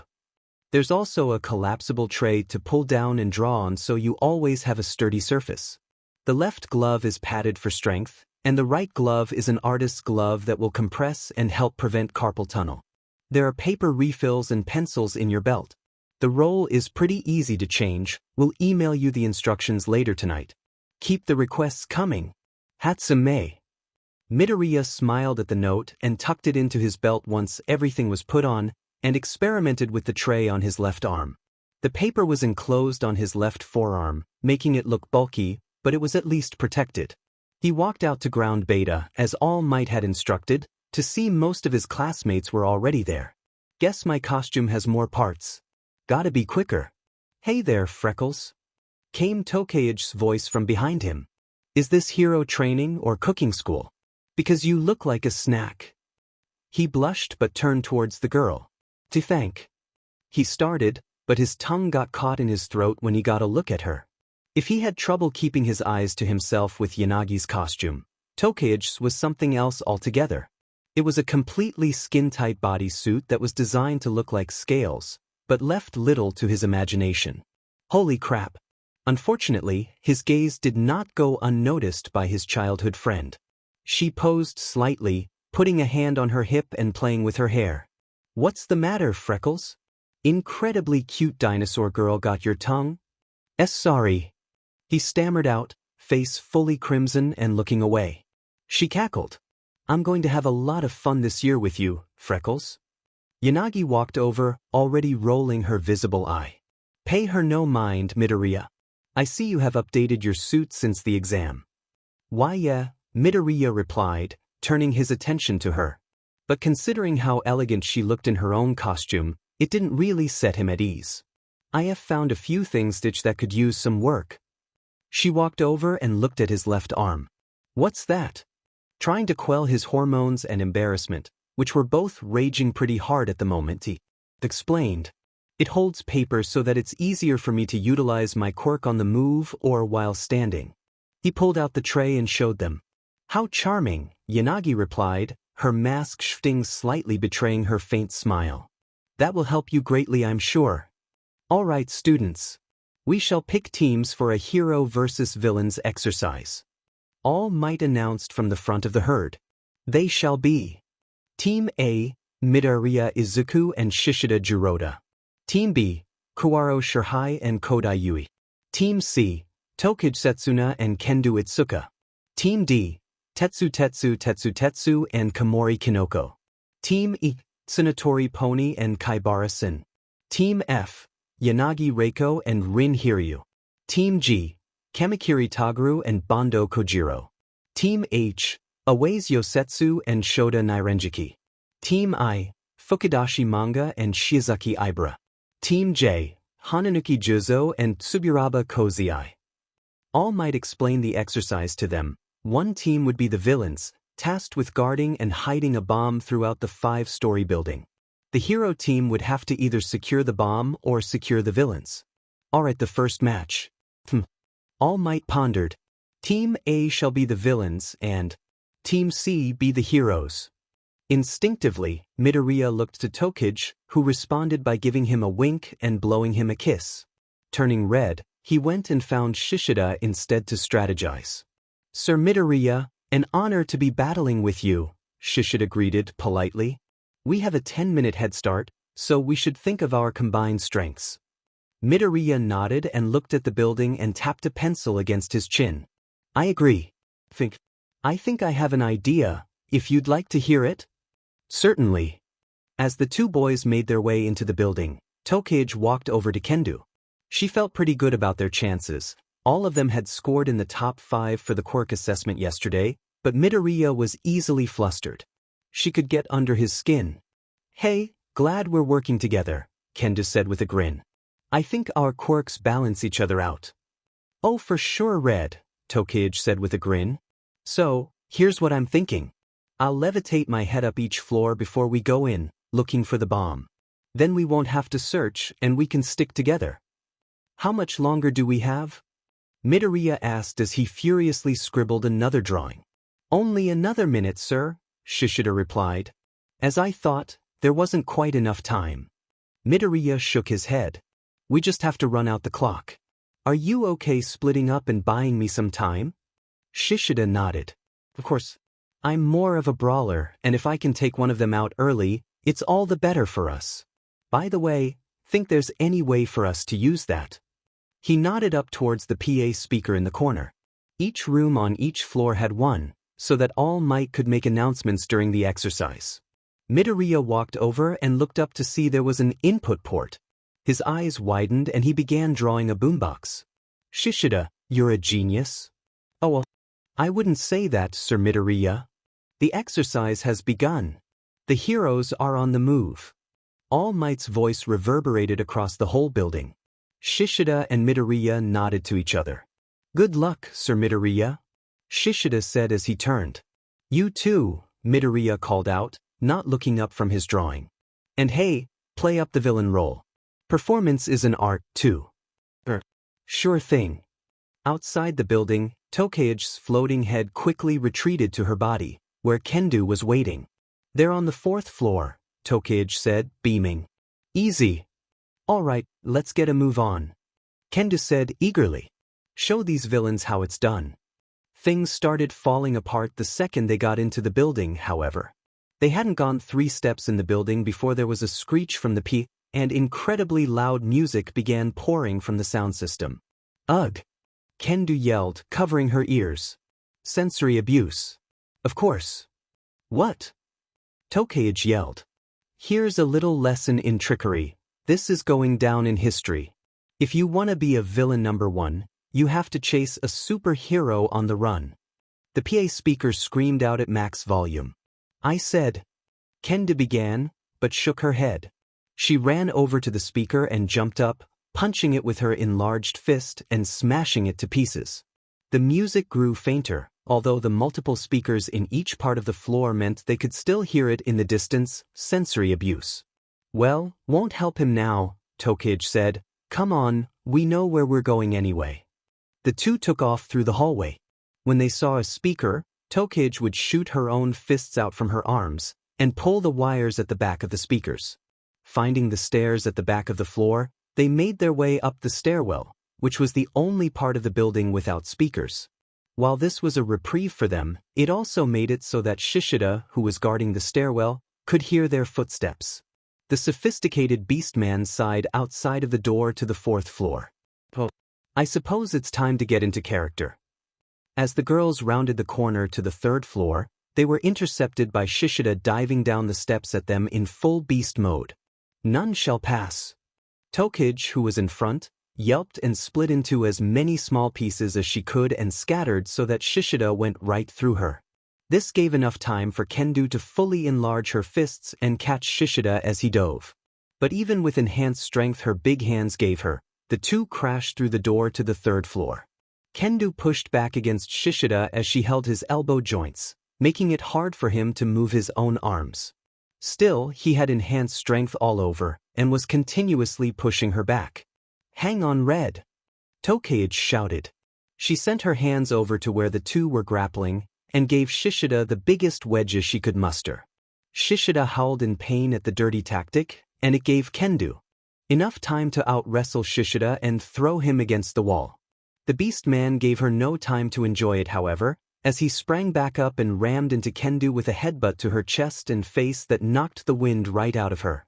As she fell to the ground, she immediately swatted the beast away with a giant hand. Shishida rolled across the floor, springing up onto all fours with a growl. As he did, Tokage hit him with a special move she had been cooking up. Raptor Saw. Spinning about 10 pieces of herself that were extra bony in a circle, she began rapidly smacking them against Shishida's snout, drawing pained cries from the boy as the rapid-fire attack pushed him backwards. Shishida jumped backwards to get some space, but Kendo was waiting, clocking him in the face with a 1-2 punch combo. He sprawled back on the ground, a little bit slower to get up this time. Stay down!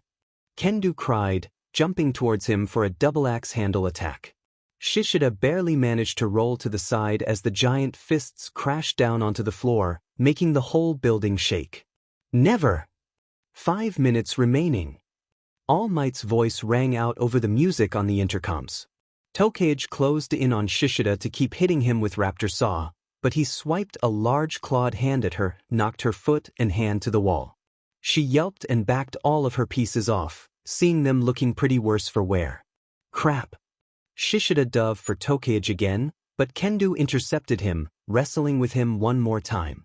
Struck by inspiration, Tokage flew her torso down and levitated it behind Shishida's legs, and put her hands by the floor with the roll of capture tape.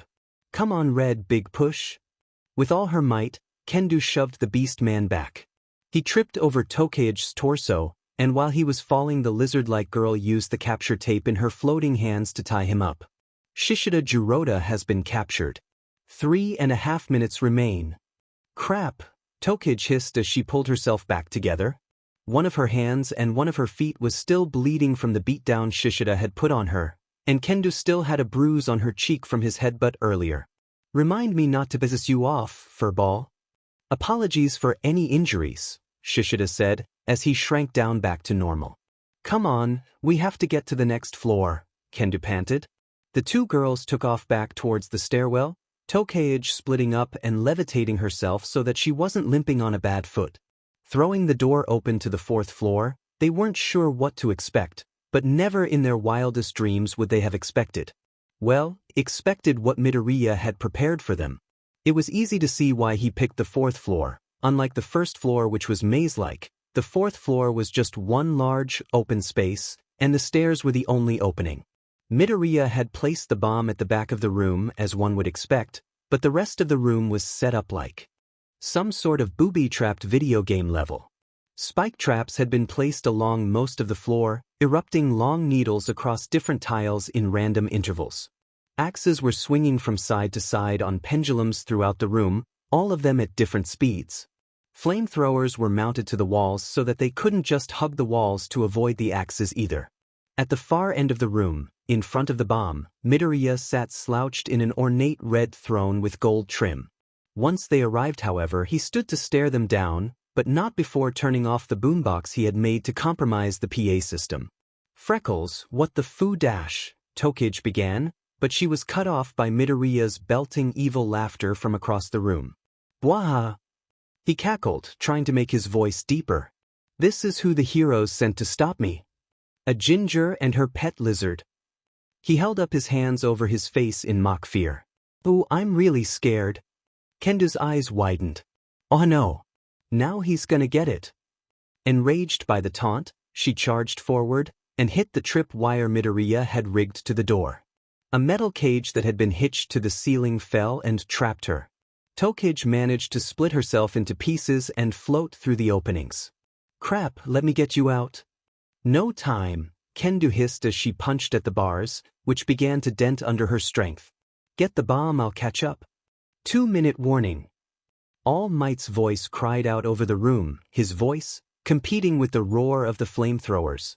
"Your traps won't stop me, you villain," Tokage said, deciding to play into her character if Midoriya was. "Even if you are cute. Because I can just fly through your traps." Midoriya blushed, but kept his facade going. "You can't get past me that easily." "Sure I can." Tokage laughed as she weaved through the first axe. Midoriya took aim with his left hand. If he stayed still and pushed his power up to 15%, he knew he could use an air blast maneuver. As Tokage made it past the second axe, he took aim at her cluster of body parts she had split into and yelled, "Think again. Airbrush." A blast of air pushed most of her parts back, narrowly missing the swinging pendulum. "Oh, so you've got a few tricks up your sleeve, you devious cur." Tokage snarled as she righted herself in the air. "Of course. You see, back in Gimelshtump, I grew up on the streets after both of my parents couldn't be bothered to attend my own birth," Midoriya cried. "Leaving me alone on the vaguely Eastern European streets, I was raised by a family of roaming ocelots, where I learned to fight." Tokage rolled her eyes. "You just wholesale stole your villainous backstory from Phineas and Ferb." "Crap, I forgot we used to watch that together," Midoriya thought. "How dare you mock me? Curse you, Tokage." He let loose another airbrush blast. 7 years ago. Inko Midoriya looked out from the kitchen into the living room where Izuku was playing with Setsuna. "Okay, I'll be villain." This time, Izuku said, "Just let me draw some minions." "No fair, I don't get minions when I'm a villain." Setsuna said with a pout. "Yeah. But you make all your fingers tickle me, so that's even." Izuku argued. Inko chuckled. She loved listening to them play hero and villain, but she wished she had a yard for them to play in. There was only so much noise a single mother could take. After a few minutes, the gibberish of Midoriya's paper soldiers could be heard, and Inko heard her son yell, "Curse you, Setsuna. How dare you get into my lair? Get them soldiers." "You won't get me with that, you villain." Setsuna sneered. The two kids giggled for a few minutes as they ran circles around the living room. Then all of a sudden, Setsuna yelped out, "Oh, paper cut." Inko turned to check on them, but she could hear Izuku already quick to drop the game. "Oh gosh. Are you okay, Setsuna? Do you need a band-aid?" "No, I regenerate, member?" the girl answered. Inko sighed in relief. Tokage was ready this time, spreading her body parts out as much as she could. Not falling for that one twice. She rapidly sent her pieces forward, weaving in and out of the spike traps, and moving too fast for him to focus on at once. Switching strategies, Midoriya pulled out a sheet of paper and began to furiously draw. "Well then you'll have to fall for my secret weapon." Tokage zipped over his, prioritizing getting the bomb over catching him. 1 minute remaining. As her hands began closing in on the bomb, She was stopped as Midoriya finished his secret weapon, a giant reinforced bug net. He zipped around using color fill, swiping her parts right out of the air as she got close. That's the lamest weapon I've ever seen, Freckles. Tokage grunted while her head was inside the net, being swung around by the villain. Says the person who is 65% captured. Midoriya laughed. Meanwhile, Kendo had finally managed to punch herself out of the cage Midoriya had made. Okay, so how do I? She looked up, and using impeccable timing, grabbed the nearest pendulum axe by the handle as it swung by her. It groaned as she snapped it from the ceiling. She swung the axes at one of the spike traps, and she noticed a weird sound as the blades broke. Huh, she thought, turning the giant axe to examine it. She gently touched the flat side of the blade. This is rubber. She checked the broken spike trap too. These aren't even real. Eagerly, she charged across the rubber spike field, only getting bruised as the spikes crashed into her thighs. She charged towards where Tokage was swatting at Midoriya with her remaining pieces. Good, he's distracted. Leaping through her partner's body parts, Kendo put all of her strength into a punch at Midoriya. Midoriya only had just enough time to cross his arms in front of him to defend. He tried to use one for all to dampen the blow, but he was still thrown backwards into the throne he had made as he was smacked by a giant. Tokage's parts flew out of the net and she reformed herself at the bomb to grab it. It was a good try, Freckles, but you can't stop us. No buzzer sounded. From his knocked-over throne, Midoriya began laughing. Why is he laughing? Kendo asked. Fools! Midoriya cried as he sprang up, ready to fight. But before anyone else could move, the buzzer sounded. Time's up. Villain team wins. All Might's voice cried. What? Tokage yelled. How? Midoriya walked over to where she was standing by the bomb and poked it with his pencil. It poofed back into a drawing of a bomb. That was a decoy. Tokage's jaw dropped. What? Kendo shook her head with a groan and looked across the trap-filled room. I can't believe I didn't think about that. So where's the real bomb? Oh, up on the next floor, Midoriya replied, walking around and poking all of his traps with his eraser and picking up the drawings. I predicted Tokage would go up floor by floor, so if I made all these traps here you guys would come running. He looked over the rest of the room and frowned. Wow, I kind of went overboard. Then it read he saw right through me, Tokage sighed. Sorry. Kendo shook her head. Hey, we all got a good fight out of it. No hard feelings. Here Midoriya, let me help you get some of these. Just unanimate them. Or whatever you call it and I'll get the papers, it'll go quicker. Thanks, Kendo. Midoriya said, giving her a bright smile. You're a big help. Tokage pulled herself together, feeling a bit odd. She wasn't used to losing, but she had to admit, Midoriya had outgambit her. And that fight was really fun. I'll go ahead and grab the bomb prop, guys. We need to grab Shishida on the way down. She disjointed her hurt foot and floated up to the 5th floor while Kendo and Midoriya cleaned up the multitude of traps.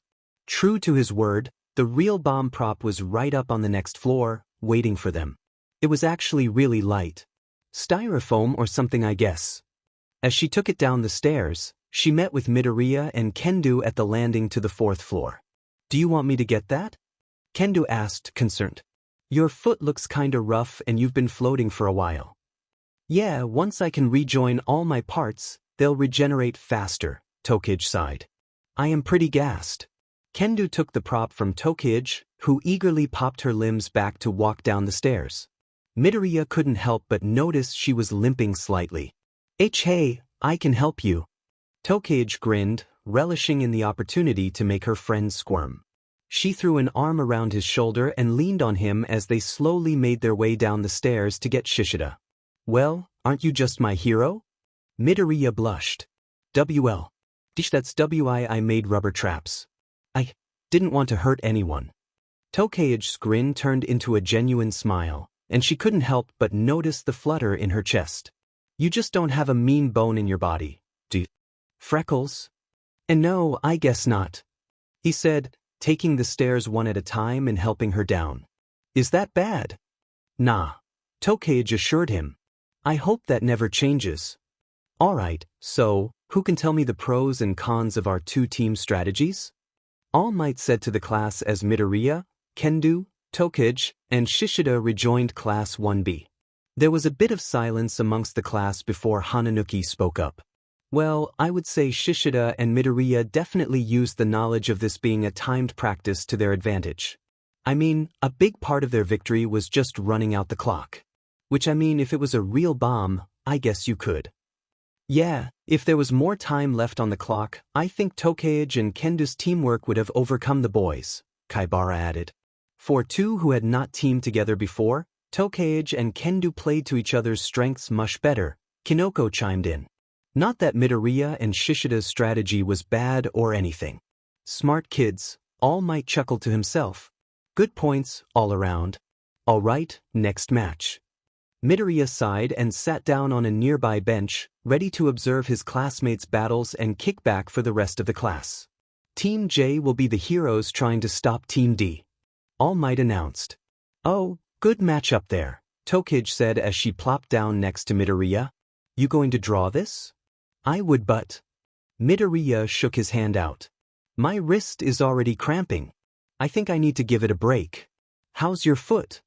It healed halfway down the stairs, Tokage admitted, not a shred of guilt on her face. I kinda just liked having a hunk let me lean on him. Midoriya turned crimson as Yanagi sat down on the other side of him. Shall I spray her with a hose? Yanagi asked, dryly. I believe the cold water would rein in her runaway energy. Midoriya giggled and rubbed the back of his neck while Tokage rolled her eyes. Ish, that won't be necessary, Yanagi. He said. Tokage stuck her tongue out. Well, if you say so, the silver-haired teen replied. I just wanted to commend you both on your performances. You looked as though you two had been doing this for years. Ah, thanks Casper, Tokage said with her toothy grin. I'm sure you'll blow us out of the water, Yanagi. Midoriya replied with a grin of his own.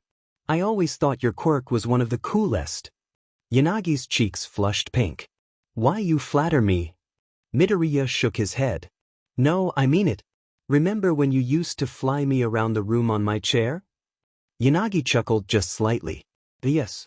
I thought you'd never be my friend again when your head was hit by the ceiling fan. The three watched as Juzo managed to catch both Tetsu and Kinoko with his mud ability. Kinoko tried to get him with her spores, but his reach was further than hers. All Might called the match with both of them captured. I can see why he got in on recommendations too, Yanagi said, referring to Juzo. Altering the terrain altogether is a viable strategy against even the most mobile opposition. Yeah, he outscored me on the recommendation exams too, Tokage admitted. He's not to be messed with. Imagine if you had drawn all those traps for his team, and then he just sank like half of them.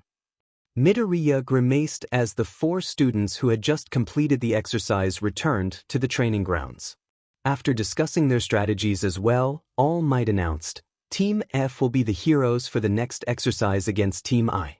Good luck, Yanagi, Midoriya said, giving her his usual bright and energetic smile. Yeah, knock 'em dead ghosty, Tokage grinned. Nodding. Yanagi joined Hiryu and watched as Shiozaki and Fukudashi entered the building. Midoriya watched as the two strategized with their quirks. They both seem like they have long-range quirks, Midoriya said, rubbing his chin. Whereas the other two can use their quirks for all sorts of ranges. I wonder how they'll compensate. Tokage leaned back on the bench. Yanagi's got it. Quirk assessment aside, I'm pretty sure she's one of the most powerful people in the class. He nodded. Yeah, full-fledged telekinesis is a rare quirk. I don't know what I'd have to draw to trap her. Draw more of those little ghosts like you did when we were kids. She loved those. He snorted with a laugh. Don't think that'd help me here. As the 10 minutes for the villain team expired, Tokage and Midoriya watched eagerly as Hiryu and Yanagi entered the building. They were met with an obstacle pretty quickly as Shiozaki's vines had been used to block the stairway door. However, Hiryu's sharpened scales from his dragon shroud quirk seemed to cut right through. It appeared to give Yanagi an idea as she tugged on his sleeve and whispered something to him. He nodded, and the two continued on up the stairwell, which had been flooded with vines. Shiozaki and Fukudashi were staked at the second floor, ready to ambush them. But then, Yanagi took a plethora of Hiryu's scales, and used her quirk to rotate them around both herself and Hiryu in a dome shape.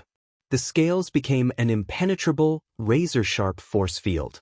It tore through the vine barricade and all of Fukudashi's speech attacks. Once she was in close enough range, Yanagi flung the scales to pin both Shiozaki and Fukudashi to the walls by their hero costumes. Hiryu rushed over with the capture tape to secure Fukudashi down further, while Yanagi did that to Shiozaki. DMN. Tokage said with a low whistle. Didn't think they'd get them that quickly. Wow, that was some good thinking. Midoriya said, excitedly. That was so cool. Yanagi and Hiryu helped their classmates out of their restraints, and the four retreated back down to the rest of the class. After another quick talk from All Might, Yanagi rejoined Tokage and Midoriya. But had barely hit the seat of the bench before Midoriya exploded with the question, I thought you could only manipulate 12 things at once? Oh, Yanagi replied, blushing, when the items are minuscule enough I can handle more or group them together. That was amazing. You're so strong now. Midoriya gushed, accidentally scooting closer to her in his excitement. I've never seen you in action before, you're so awesome. He's so close. Yanagi thought as her face turned crimson. And many thanks, Midoriya. Easy there, Freckles, Tokage snickered. But yeah, that was pretty cool, Casper. You guys steamrolled him. It seemed like a simple but effective strategy, Yanagi muttered, embarrassed. It took Midoriya a second to realize that she couldn't meet his gaze because he was inches from her face. He backed up, blushing. It was really cool.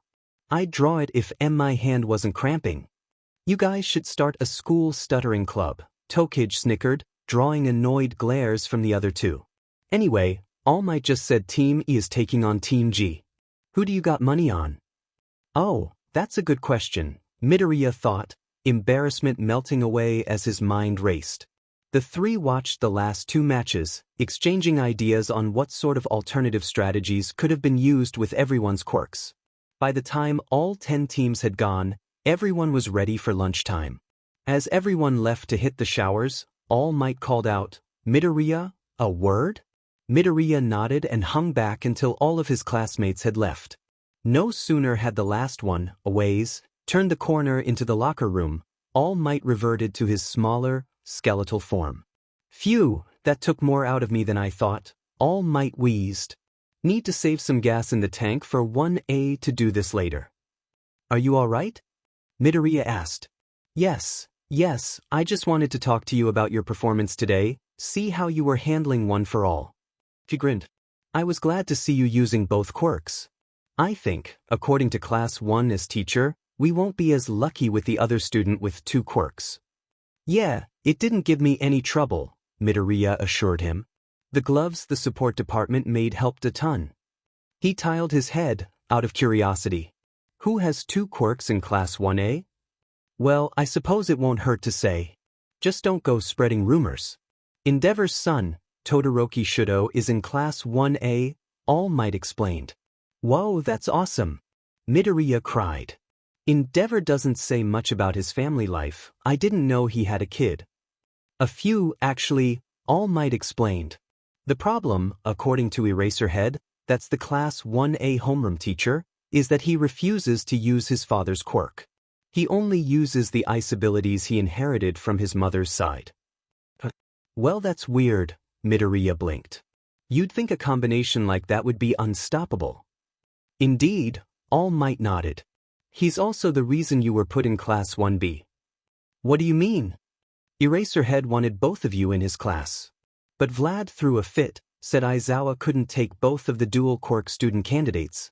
I think Vlad feels a bit of a rivalry with the other class, truth be told. So at the last minute, the principal agreed with Vlad and switched you into Class 1B. I'm kind of glad he did, Midoriya admitted. All Might chuckled. Yes, I saw you getting friendly with 2 of the girls in the class, young Midoriya. Midoriya blushed. It's not like that. We just went to elementary school together. All Might held up his hands defensively. I'm not trying to pry. Go on now, I don't want you to miss lunch. Thanks, All Might. After lunch had concluded, Vlad King made an announcement to the class. Tomorrow, the class would be choosing a class representative and vice representative. I didn't want to spring this on you all last minute, the teacher explained. You've all only known each other for a little while, so take some time today and in the morning to discuss it.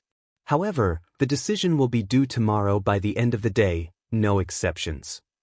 Immediately, almost everyone in the class volunteered to be class representative, all except for the resident shy students, Midoriya, Kodai, Bondo, and Yanagi. I shall lead our class into a glorious and righteous path under our Lord, Shiozaki said with her hands clasped, as a ray of light shone through the window down onto her. Nah, that's effing lame, Aways grumbled. Let me do it, I got what it takes to make sure we all stick together. More arguing went up amongst the class before Kendo spoke up.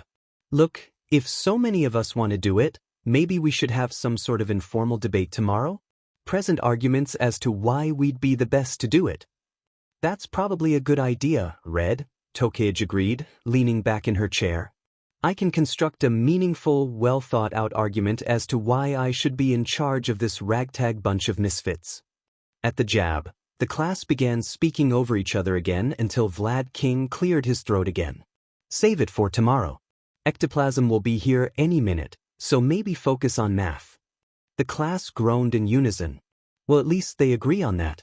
The teacher thought with an eye roll. So how come you two don't want to be class rep? Tokage asked as her, Midoriya, and Yanagi left the building. I'm not great with big crowds or being the center of attention, Midoriya admitted, rubbing the back of his neck. Extra responsibilities like that would cut into my hobbies, Yanagi added. I'm rather surprised you would want that title, and all that comes with it, Tokage. Casper, your hobbies include looking up memes and binging horror movies. Besides, I'm not so lazy that I don't want an accolade under my belt, Tokage rolled her eyes. Does that mean I can count on your vote? Hardly, Yanagi sniped. It wouldn't be fair for me not to listen to everyone else tomorrow. Nepotism will not help you in this instance. Betrayal, Tokage cried, shaking her fist. Can you believe her, Broccoli? You wouldn't hurt me like that, would you? Midoriya gulped. Nervously. Truth be told, he agreed with Yanagi. I better run before I miss my train. He broke out into a jog, leaving the two girls behind to turn towards their stop. Woi! Tokage called out to his retreating back. At least Casper could say it to my face, Freckles. You're lucky you're cute. Midoriya tripped, got up, and kept going. Tokage laughed. Guess I'll have to just convince you two the old-fashioned way, she griped. Best of luck to you, Tokage, Yanagi replied with a smirk. The next morning in class, Midoriya couldn't help but think that informal was one way of describing the debate. And that was generous at best. Vlad King decided to step out of the room, claiming he had left something in the teacher's lounge. But that was half an hour ago. Kendo had abandoned her own argument to play moderator for the other 15 students that wanted to contest their point. And that is why I'm thinking that my experiences as an international country would me for the best president. Pony concluded with a bright smile and broken Japanese. Very good, Kendo said. That was I think we got the point. Okay, so Tsuburaba, what's your policy on bathroom breaks? I mean, if you gotta go, you let it flow, the air barrier teen said with a shrug. That's dumb, Kamikiri scoffed. You gonna let half the class leave at the same time to let it flow? I said no interruptions. Kendo growled. Kamikiri raises a good point. Only one person at a time? One of each gender. Tsuburaba shrugged. Sure. This is less exciting than I thought it would be, Midoriya whispered as he leaned over towards Yanagi's desk. You mean you did not find the discussion note sharing riveting? Yanagi replied, with just a hint of sarcasm in her tone. I was enthralled. Truly this is how I imagined you. Midoriya had to hold in his laughter. But thankfully, no one noticed as an alarm began ringing out among the class. We're all gonna die. Aways screamed immediately. Shiozaki dropped to her knees and began to pray. You guys are really dramatic, we probably just need to calmly make for the exit, Tokage sighed. Single file line, whatever. Everyone stood up and got behind Tokage, but once they got to the classroom door, they found the hallways had turned into a literal stampede. Well, I don't think we're getting out there, Tokage muttered. Make a break for it. Tetsu screamed. Before anyone could, Kendo blocked the doorway with her hand and shut the door. You guys, there's literally a sign with instructions on the back of the door. She gestured to the sign. Passage. I knew that. Aways grumbled. For this type of alarm, it says to just hide under your desks until it's done, and barricade the door. Kendo read. Easy enough. Yanagi, can you use Vlad's desk to block the door? The silver-haired girl nodded, and did just that. Ow, we do this all the time at home for school shooter drills, Pony said in English as she went. Under her desk, Midoriya and Tokage, who both spoke English, exchanged worried glances. Well, that's terrifying, Tokage muttered. They all felt a little odd, huddled under their desks as they heard the commotion from outside. After a minute or two, Kendo looked around. Okay, so Kamikiri, what's your stance on bathroom breaks? Preferably not to have them under a desk, Tokage chimed in before the razor-sharp user could speak. Everyone chuckled a bit at that. Before long, the sound of shouting over a megaphone was heard. Midoriya could have sworn he'd heard the voice before, saying that it was a false alarm and a member of the press had gotten onto the campus. Well, I guess that's a relief, Kendo sighed. Yanagi. Of course, the poltergeist user agreed, moving the Vlad King's desk back to where it belonged. Not a minute later, their teacher came bursting into the classroom with a panicked look on his face. His eyes darted around to each desk, mentally counting to make sure each of his students was there. Oh, thank goodness. You guys are all here. Well then, it looks like it was a near unanimous pick. Vlad King read off the votes at the end of the day. Kendo had received 18 votes from the class, and Tokage had received a meager 2 votes, making them class president and vice president, respectively. I didn't even vote for me. Tokage snickered. Who would vote for me? Yanagi and Midoriya exchanged glances. Of course they had voted for their friend, but they weren't going to say anything. Alright, well, since it's been such a hectic day, you're all dismissed, Vlad said. Except, of course, the class reps, as you'll be meeting with the student council to discuss your responsibilities. Ugh. Tokage groaned, letting her head pop off and roll onto her desk. I regret my decisions. Casper, Freckles, smuggle me out in your backpacks. Nonsense, Yanagi shook her head. As our vice representative, you must attend to your duties. We have the utmost faith in you, Tokage. Midoriya smiled. Yeah, you'll be great. This is worse than your betrayal yesterday, Tokage grumbled as she got up and left with Kendo. I shall remember this. Midoriya gulped, nervously as he walked into class that morning. It had been about 2 weeks into the term, and while he was getting to know his classmates and enjoying their company, he had been putting something off. His mother's words from last night echoed in his head. You invite those 2 over for dinner or I'm selling those all-might trading cards. He sighed. It was now or never. He took his seat between Tokage and Yanagi, as he usually did, and braced. Before he could, Kendo stood up by the teacher's desk. Hey guys, just wanted to share some good news. Before class starts, tomorrow, we'll be doing some rescue training off-site at the USJ facility with 13. The class cheered. Even Kodai smiled faintly, which was a goddamn miracle as far as some of them were concerned. 13? Doesn't get much better than her as far as rescue heroes go. Kinoko said, cheerfully. Right? Kendo grinned. Since it's off-site, Class 1A is going today, and will be going tomorrow. Kendo sat back down, and there was excited chatter going up over the whole classroom. That is exquisite, Yanagi said, smiling. For rescue-oriented heroes, 13 is considered top-notch. Yeah, and on a Friday? Tokage grinned. What could beat that? Now or never, Midoriya thought. Actually, and my mom wanted to know if you guys wanted to come over for dinner tomorrow. For whatever reason, he expected to see looks of disgust or disdain from the 2, but instead he yelped as Tokage jumped and sat on his desk completely, absolutely beaming down at him. Wait, really? Why yes. Midoriya replied. I believe my father said he'd be working through the weekend when I saw him last night, so I don't see why not, Yanagi replied. Just like old times.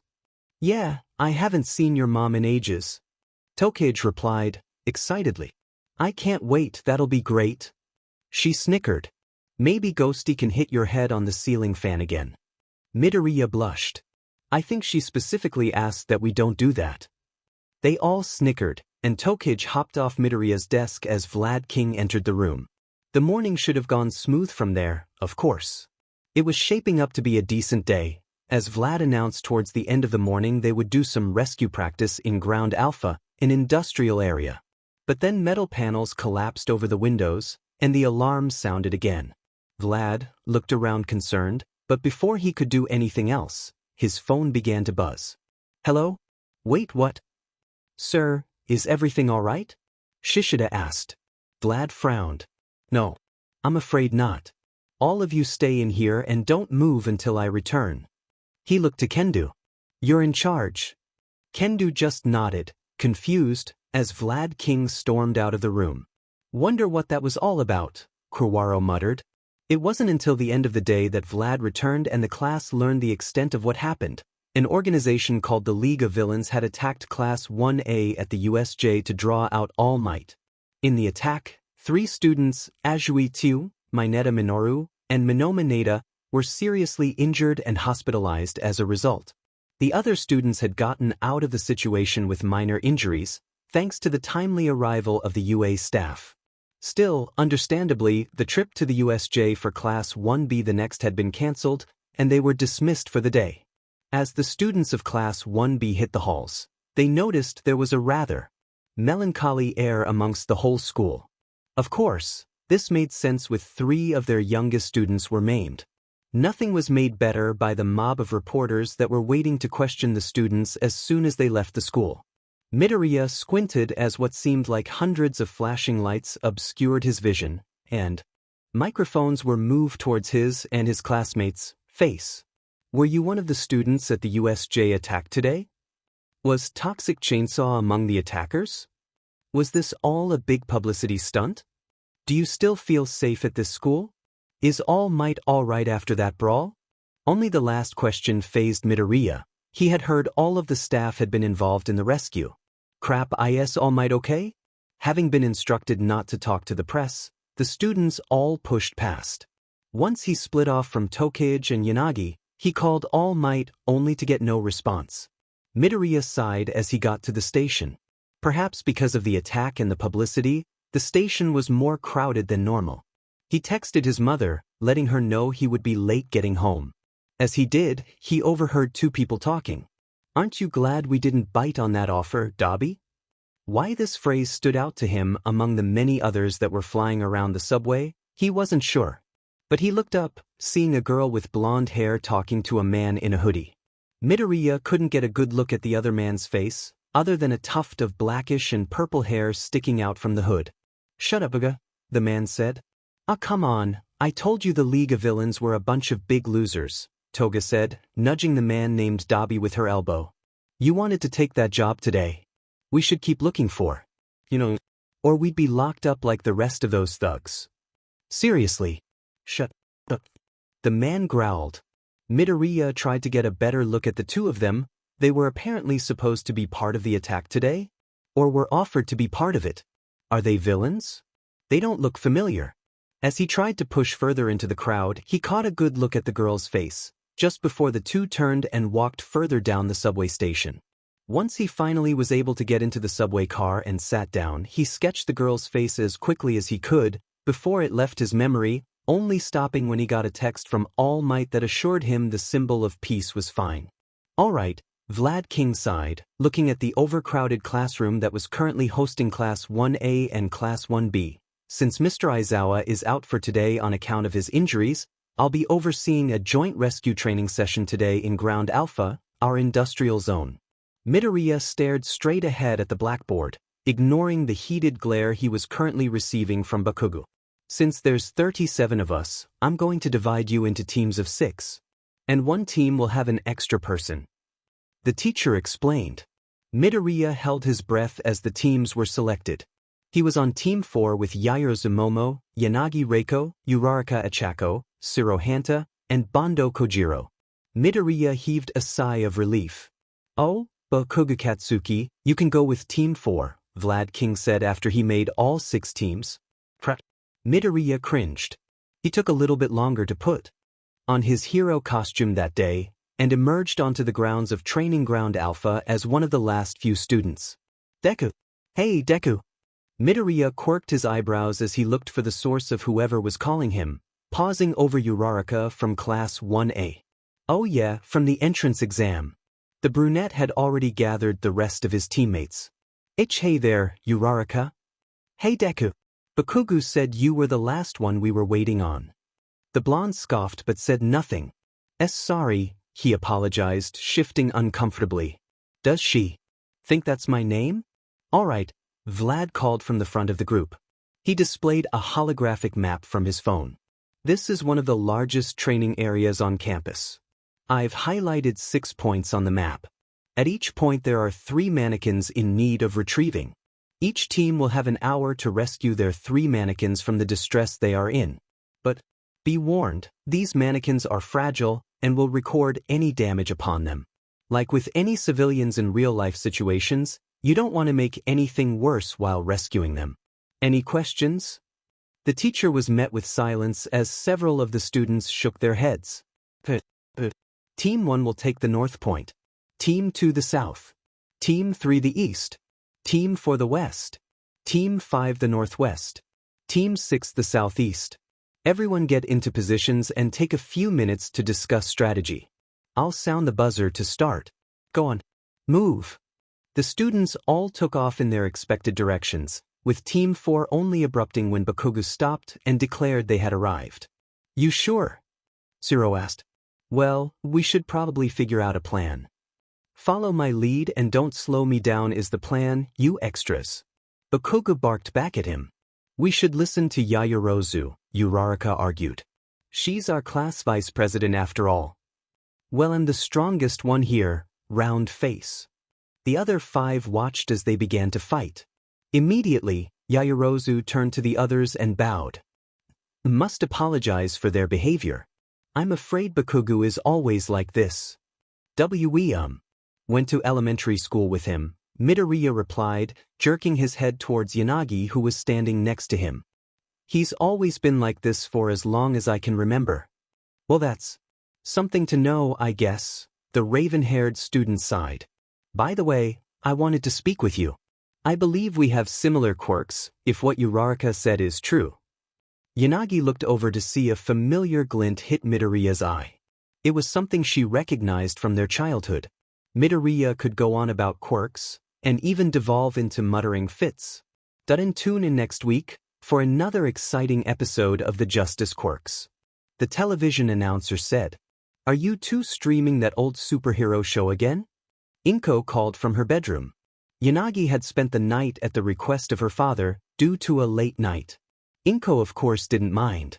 They were only 7 after all. Yes. The 2 voices called from the living room. Midoriya, have you located your action figures? Yanagi asked. We should have them while we view the program, and we can use them to reenact the action sequences. Yeah. Hold on. The boy jumped up and ran to his bedroom with thundering footsteps. In a few seconds he ran back, arms filled to the brim with action figures. They were at the bottom of the toy box. I had to dump it all out and Mom got mad, but I cleaned it up. Clearly worth the effort. Yanagi said, smiling. Who did you want to be? I'm not sure which quirk is your favorite. That might have been the first time she ever noticed Midoriya's eyes light up and his whole demeanor change. Suddenly he was speaking a mile a minute. Well, Ultradude's quirk seems like the best at first glance with the unbreakable skin, but it has lots of other weaknesses like lightning and fire. Not like Breakneck's, the super speed has so many less weaknesses, but he's still susceptible to area of effect attacks. Eagle Bro can fly, which is always a great quirk because it's so maneuverable, but it doesn't really do anything for his combat skills. but it does help him in a fight indirectly because he can dodge. Yanagi propped her chin on her wrists and listened. She could listen to his muttering all day. And that's how my creation works, Momo finished. Yanagi snapped out of her memory to see Midoriya almost slack-jawed, but immediately launching into his analysis. That's fascinating. It's so similar, but so much quicker than my quirk. Midoriya replied, rubbing his chin. And it's permanent? Yes, the Class 1A representative nodded. I just need to know the material compound of what I make. Or, if it's a machine, how it functions. Midoriya's eyes widened. That requires a lot of background knowledge. You must be incredibly smart. The taller girl blushed. And not to brag, but I did get in on recommendations. Is your quirk similar? Midoriya shook his head. No, I just have to be able to imagine how what I animate works. Is that so? I must admit, I'm somewhat jealous if the only limit of yours is your imagination. What do you mean? Well, I can't create anything fictional, Yaoyorozu explained. Because it's not real and therefore I can't know how it's created. Nothing stops you from making werewolves or laser swords or some such. Midoriya's eyes widened and he said nothing. Are you all right? Yaoyorozu asked. Yanagi snickered. I believe he's having an epiphany. How could I have not known that? Midoriya said, grabbing the sides of his head. I've been so caught up my whole life watching action shows and drawing quirks and pros that I've seen and known they exist. I totally forgot and neglected to make things that don't even exist at all. It was so rudimentary. The whole time I could have dash. His ramblings were cut off as Vlad King's starting buzzer went off. As soon as the buzzer died off, cries for help could be heard coming from one of the buildings, a house. Bakugo took off towards it without so much as a word to the others. Hey, come back, we don't even have a plan. Uraraka yelled, chasing after him. With no other strategy in mind, the other 5 gave chase as well. Once inside the building, a mannequin could be seen, lower body trapped under some rubble, playing pre-recorded cries for help. Teed easy! Bakugo yelled, rocketing himself towards the rubble. Wait, don't! Yaoyorozu cried, but it was too late. Bakugo had used his quirk to blast the rubble off the top of the pile. As he did, the building groaned and the ceiling overhead of them began to cave in. Immediately, Midoriya activated Color Fill and Dove, catching the support beam that had fallen, just barely able to hold up the collapsing floor. Yanagi had acted too, flinging Bakugo back with her quirk. Holy crap, it's heavy, help! Midoriya cried, trying to stop the roof from caving in completely. Hang on! Uraraka yelled, running forward to start levitating the collapsing floor of his shoulders. Bondo, Siro, use your quirks to reinforce the structure. Yaoyorozu barked. The boys nodded, and once the flooring had been levitated back into place, they quickly used their tape and glue to put the ceiling back into place. Once secured, the Class 1A vice representative lashed out at the blonde. That was ill-advised, Bakugo. Using your quirk recklessly in an already unstable building could have destroyed the mannequin altogether. Oh, Rich Beach, I see that. He shouted back. Midoriya straightened himself up and brushed the rubble and dirt off his shoulders. Yanagi, can you get some of the smaller debris off the top? Most certainly, she replied with a nod, and did just that, removing clumps of the smaller debris. Uraraka, can you float some of the larger stuff? Midoriya asked. Got it. The brunette said enthusiastically, running over and levitating the larger rocks off the mannequin. Siro ran over and began to push them away from their victim. Midoriya himself carefully lifted a final rock that was pinning the mannequin's leg down. I'll make a stretcher, Yaoyorozu volunteered, immediately setting to work. As she did, Bondo carefully scooped up and secured the mannequin, placing it on the completed stretcher. Bakugo, can you return the mannequin to the safe zone while we locate the other 2? Your quirk is the least suited for dash. Time is of the essence, don't bother explaining common sense bullshit to me, he growled, taking the stretcher handle from her hand. Yaoyorozu looked rather hurt. Right, of course. Okay, that's 1 down, Uraraka fist pumped. How do we find the other 2? I don't hear anything. Maybe we're too far away? Midoriya suggested.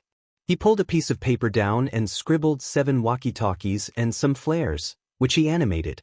Let's split up and we can use these to get in touch when we find something. The flares can mark our locations. Shouldn't we stay in pairs in case there is trouble? Zero asked. Seems like trouble if something like with Bakugo happened again. Good point. Yaoyorozu agreed. Midoriya and Yanagi, why don't you two explore the buildings around here? That way you can intercept Bakugo if he returns. Bondo and I will head to the north of this quadrant. Uraraka and Shiro can head south. Bondo nodded in agreement. Got it. Uraraka and Shiro saluted in unison, taking off out the door. Yaoyorozu and Bondo followed after them. Midoriya and Yanagi left the house right after them and looked around the surrounding buildings, watching briefly as their teammates scattered. I have my doubts that Ken-sensei would make this easy by grouping all the mannequins together, Yanagi advised, turning towards Midoriya. Perhaps we should get to higher ground to better ascertain the situation?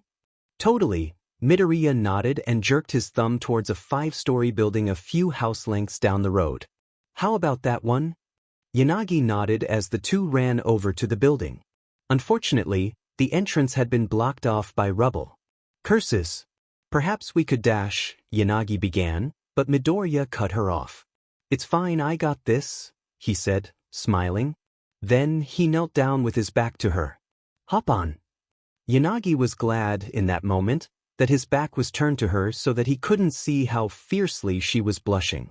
Are you quite serious, Midoriya? Sure, I can get us up there easily. It's the fastest way, he said. Hesitantly, Yanagi gulped and got onto Midoriya's back, piggyback style. Yet he really is quite muscular now, she thought, with a quiver. As soon as he felt her chest press into his back, he nearly fell over. Ignore the hormones, he gulped. Forcing himself to focus, he activated color fill. Midoriya ran forwarded and jumped onto the first-story windowsill and grabbed onto the window frame on the paned window. Pushing off of it with his enhanced strength, he had no problem propelling himself up to grab the second-story window ledge. As he jumped, he felt Yanagi's nails grip into his chest. Hang on, he said, realizing this was probably weird for her. After pulling himself and Yanagi up, and repeating the process until he was grabbing onto the ledge of the roof, and swung his leg over the side of the ledge. That was exhilarating, Yanagi muttered, trying to calm her heartbeat. Why yeah, sorry about that, Midoriya mumbled. I guess I kinda didn't think about that being weird for you.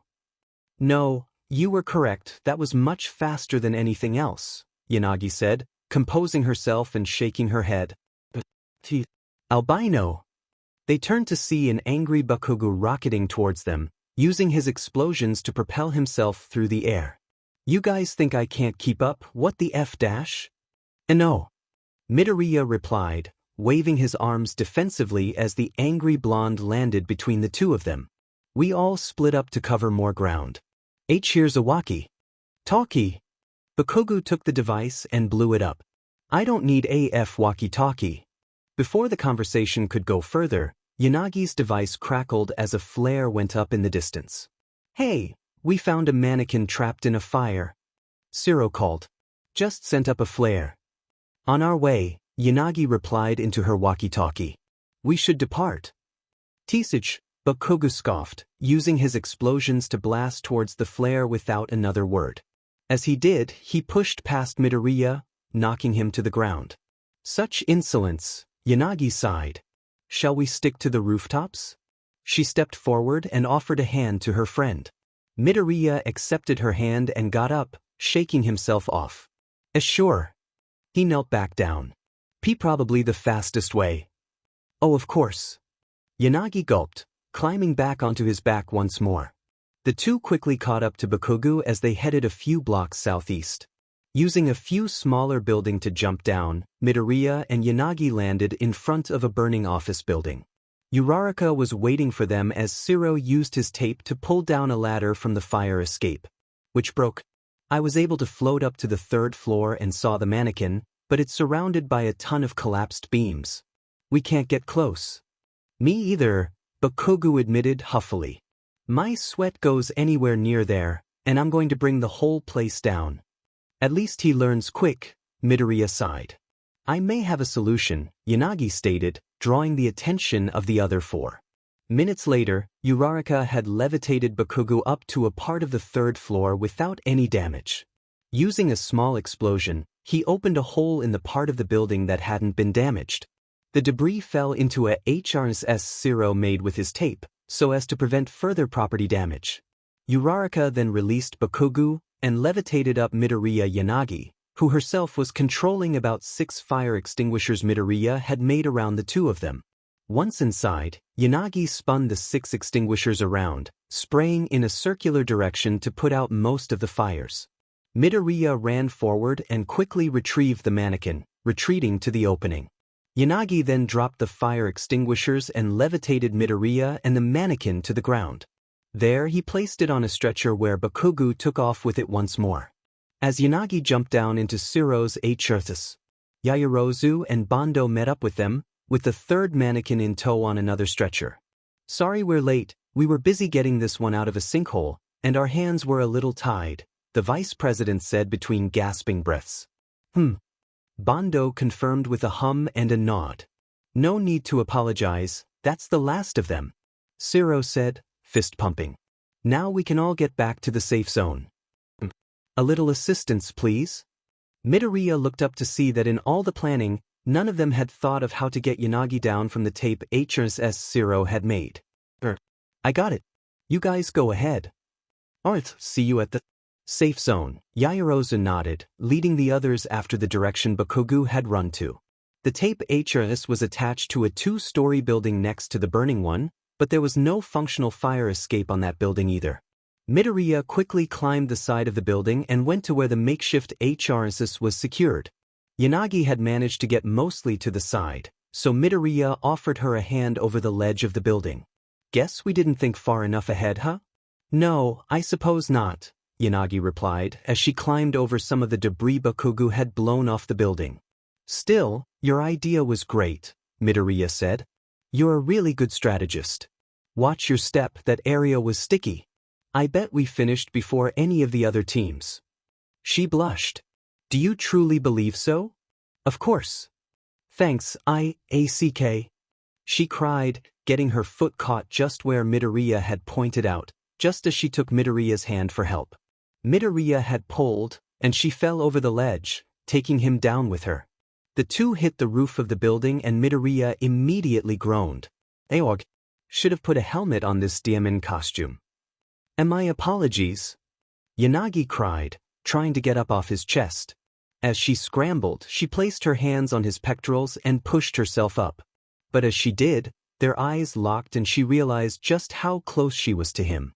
Their gazes met in a mixture of nervousness, curiosity, and excitement. Her throat ran dry as her mouth opened, trying to think of something, anything to say.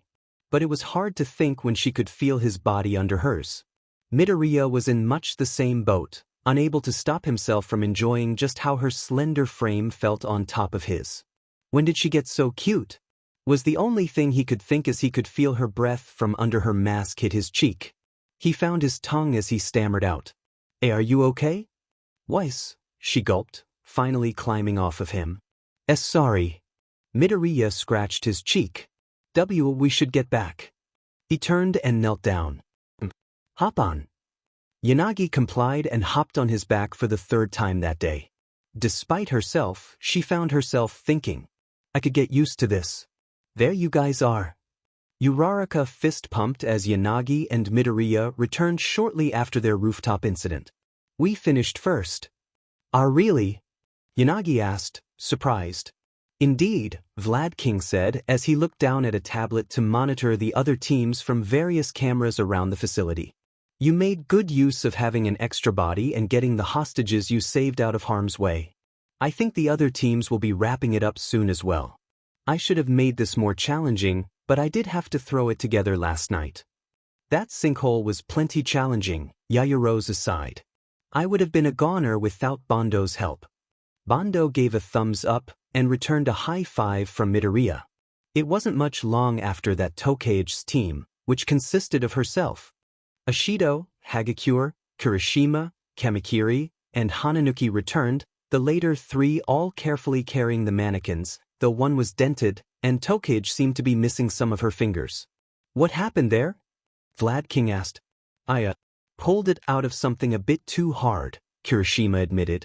And then the landslide that followed crushed some of my digits, Tokage groaned. Well, a few points deducted, but it looks like they're all in one piece, the teacher sighed. Let that be a lesson. To you both. Sorry, Tokage, Kirishima muttered. Nah, it's fine, she said, shaking her head and holding up a hand missing two fingers. High three. After the most awkward high five ever witnessed, Tokage walked over to where Midoriya, Yanagi, and Bando were hanging out. Sounds like your team handled themselves pretty well. She turned to Bando. You keep these two troublemakers in line, sticky fingers? Bando gave Tokage a thumbs up. Fantastic, Tokage nodded, and the four laughed. You're one to talk, we all still have our fingers, Midoriya said, rubbing the back of his neck. Have you ever regenerated those before? Yeah, it only takes an hour or so, Tokage replied. They watched as the rest of the teams began to roll in, with mannequins only. Slightly damaged. Vlad only really seemed disturbed when Kaminari and Kaibara claimed they found one of their mannequins broken in half when they got to it. I hope this all taught you something about using your quirks responsibly when there are injured civilians around, Vlad said to the large group. There will be situations where you have to combat villains and be conscious of the environment, both infrastructure and civilians. So be glad we can practice in situations like this. The students all nodded. All right, good job all of you. Class dismissed. All right. Tokage fist pumped. Her two missing fingers were halfway grown back. Time to get some grub. What's Mama Midoriya making? Oh, I'm not sure, Midoriya replied as the three of them walked towards the locker room. I forgot to ask before I came to school this morning. Deku. The word froze the green-haired in his tracks. He turned to see Bakugo right behind him, glaring a hole into him as their eyes met. Why yes. Don't feel like you're better, just because your quirk was more suited to pulling a few mannequins out of a fake building, the blonde seethed. Midoriya cursed himself. He had nothing to be worried about. No reason to be afraid. But it was just like in middle school. Anytime he found himself face to face with the blonde, his heart rate increased and he could feel panic welling up in his chest. I don't. Demon straight you don't? Bakugo seethed. Because out of the two of us, I'm the one who came face to face with a villain yesterday. If you met with that thing I saw yesterday, you and your weak art quirk would be effing dead. You're referring to that thing that looked like a monster, right? Tokage said, standing shoulder to shoulder with Midoriya. He was thankful. Her warm presence was an anchor for how anxiety-ridden and flighty he felt. Nomu? All Might defeated that thing, not you. PSH, Bakugo scoffed. That wasn't the only villain there, and unlike those extras who got hurt, I was able to fight some off. I'm going to be the strongest. Like All Might. He narrowed his eyes and glared harder. Remember that, Deku. You won't be able to rely on these two jackasses forever. He began to walk off, but the second he insulted his friends, Midoriya's expression changed completely. He grit his teeth and clenched his fists, eyes filled with anger. Tokage and Yanagi both recognized the look all too well from their childhood. Midoriya had a hard time standing up for himself against Bakugo. But the second he was defending someone else against Bakugo, he became a completely different person. Even for a 6-year-old, Tokage Setsuna was pretty tough, but it was hard not to tear up a little when a group of boys was throwing rocks at you. She had brought a few dinosaur action figures for her and Yanagi to play with at recess, but it didn't seem to sit well with Bakugo that she didn't want to share with him or his cronies. So here she was, splitting herself into pieces to try and avoid the stones, while Yanagi was trying her best to block the barrage with her own quirk. Unfortunately, there were just too many rocks being thrown by too many boys for them to block them all. These are my toys, Bakugo, I don't have to share. Tokage yelled, holding back her tears. No way those assholes were going to make her cry. You better share if you know what's good for you. The blonde laughed as he and 3 of his lackeys kept throwing rocks. Knock it off, Kacchan. Faster than anyone realized, Midoriya, who had been in the bathroom up until then, had run from the recess doors, picked up a handful of rocks that Yanagi had dropped, and threw them back at Kacchan, hitting the blonde right under the left eye. Bakugo paused for only a moment to feel the trickle of blood that was on his cheek before screaming, "Heck you, Deku, we're going to kick your butt." Midoriya yelped and ran from the four boys who began to chase after him. "Let's get the teacher," Yanagi squeaked, fear evident in her normally calm voice. The two girls went and found the recess teacher, who was quick to pull the four boys off of poor Izuku. Of course, by then, he was already bruised over most of his upper body. He coughed and looked over at his friends. "Hey, are you guys okay?" Izuku asked. The dam broke, and Tokage began to cry. "My friends aren't jackasses," Midoriya seethed to Bakugo's retreating back.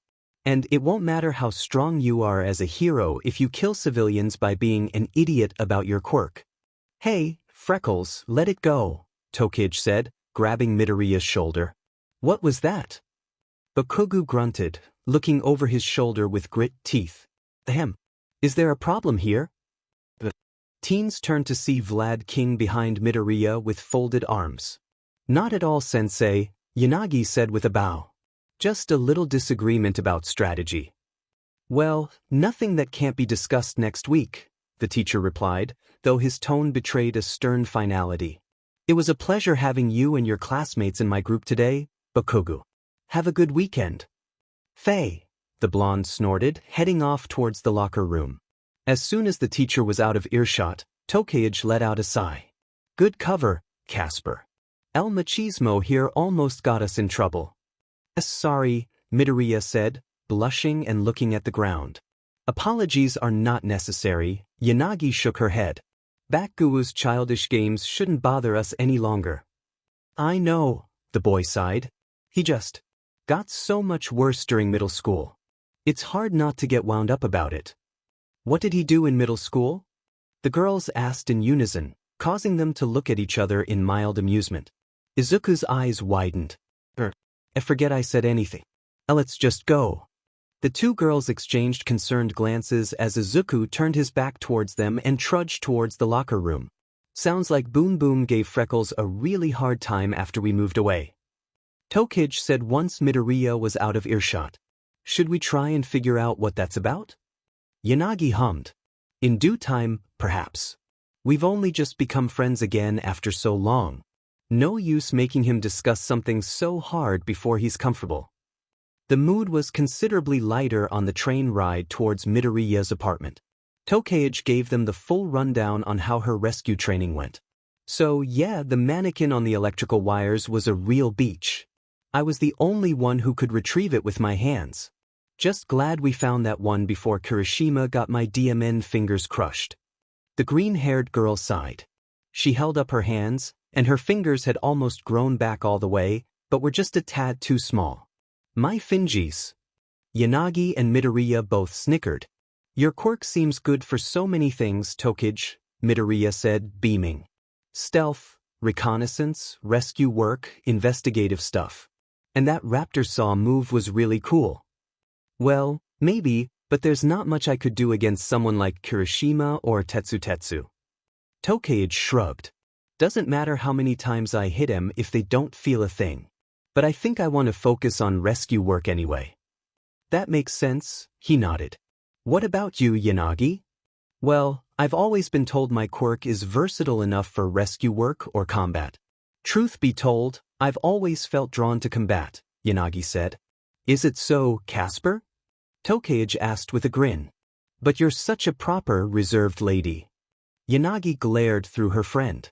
"I couldn't possibly guess where all the aggression comes from then." Midoriya laughed. "I think you'd make a great combat hero, Yanagi. It'd be hard for anyone to even get close to you. Maybe we could train together and work on your hand-to-hand skills." Yanagi's face tinged pink. That would be most helpful." "Why, Freckles, are you trying a?" Tokage leaned in as her hand popped up and crawled its way up his arm onto his shoulder. "Hands-on approach with Casper?" Midoriya blushed, but after 2 weeks, he had worked up the courage to tease Tokage back. "Are you jealous?" Tokage's eyes flew wide open and her face paled. What Ash? The train screeched to a halt at the stop for Mizudafa and Midoriya sprang up. Got your hand? He said, clutching the hand Tokage had left on him and running off the train. What? What are we, 5? Tokage yelled after him. Despite that, she was grinning as she began to push her way off the train as well. Yanagi rolled her eyes. Well, it certainly worked just as well on you as it did when we were 5. Midoriya Inko wasted absolutely no time embarrassing her son the second he and his friends got in the door. Tokage Setsuna, is that you? In the flesh. Inko ran up and bear-hugged the girl, taking even Tokage by surprise. I can't believe how big you've gotten. I ate my Wheaties and took my vitamins, just like you guys told me to, Tokage said, proudly, as Inko set her down. How've you been, ma'am? She jerked her thumb back towards Izuku. I'm sure this troublemaker kept you busy? Is she my friend or my mom's? Izuku muttered under his breath, drawing a stifled giggle from Yanagi. Inko heard it as well, and she swatted her hand against her son's chest. Yes, clearly this one has kept me on my toes. I'm lucky my hair isn't gray. How are you, Yanagi? Let me get a good look at you now that you aren't in your hero costume. Yanagi blushed slightly. I'm doing well. Thank you for inviting us back into your home. Inko laughed. Of course. Sometimes I miss hearing you 3 running around when Izuku's off at school. I was so happy to hear my baby's friends were in his class. Midoriya's face turned scarlet but he kept his mouth shut. Even when Tokage grinned back at him wickedly. Lucky for us too, Tokage snickered. He's like one of the strongest in our class according to that Quirk assessment test our teacher had us do. Inko turned to her son, looking stern. What? You never told me that. Must have slipped my mind, Izuku replied, glaring daggers at Tokage, who just grinned harder. Well, we can talk about that more later, Inko chuckled. I'm working on some katsudon, so you 3 go do whatever it is you wanted to do. She retreated from the trio into the kitchen, giving the teens free rein of the modest abode. Come on, Freckles, Tokage said, immediately. I want to go see how your room has changed. Admittedly, I was curious about that as well, Yanagi added, with just a hint of a smile across her pale face. Midoriya turned red once more.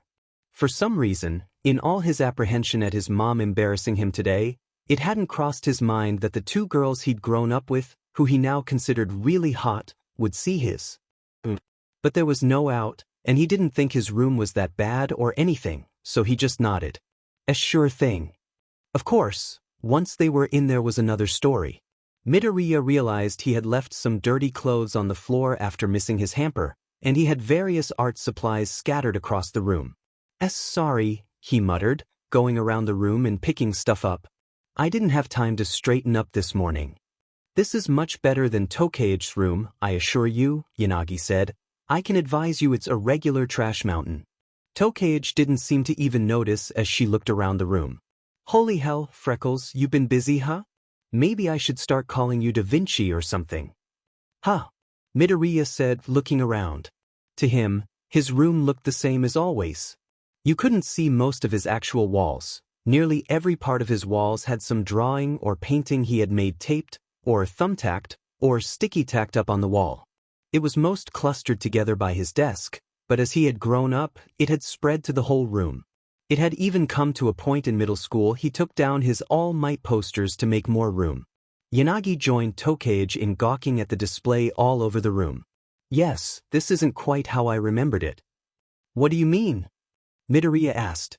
Freckles, you only had drawings in that corner when we were little?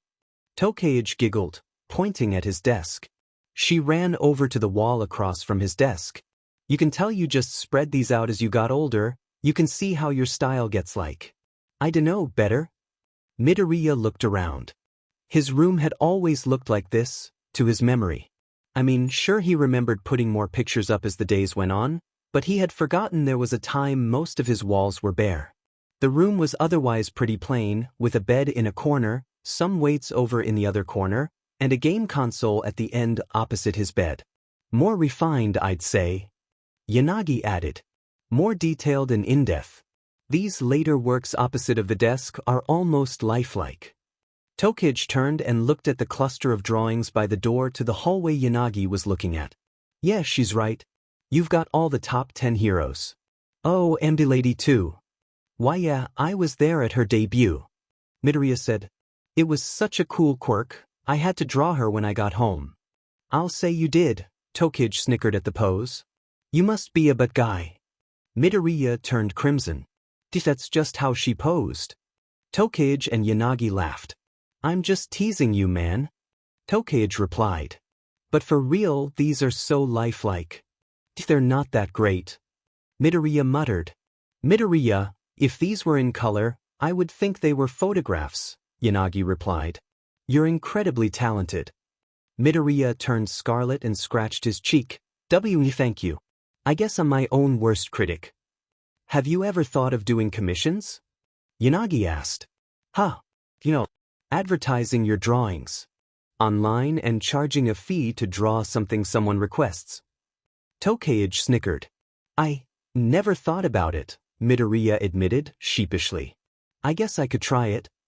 Izuku, can you help me for a minute? Inko called from the kitchen. A sure thing.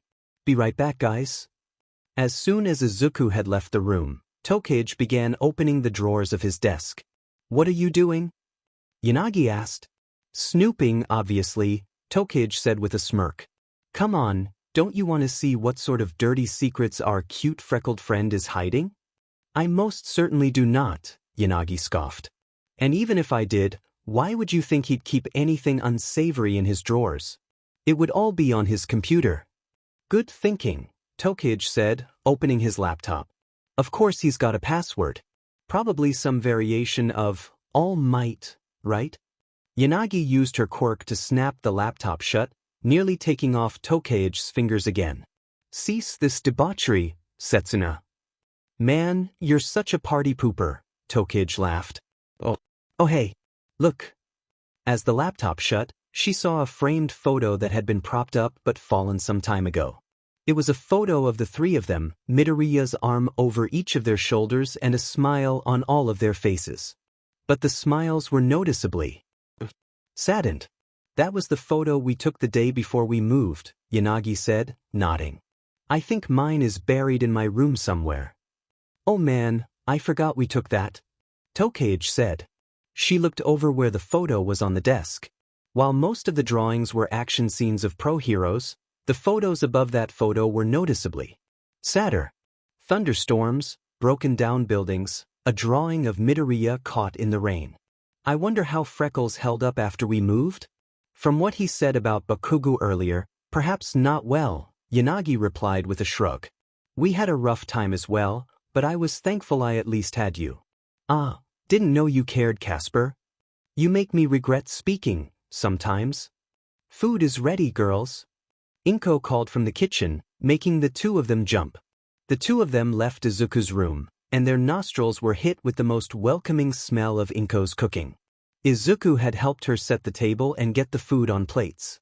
As he saw the two of them, he couldn't help but smirk. Did my password stop your snooping?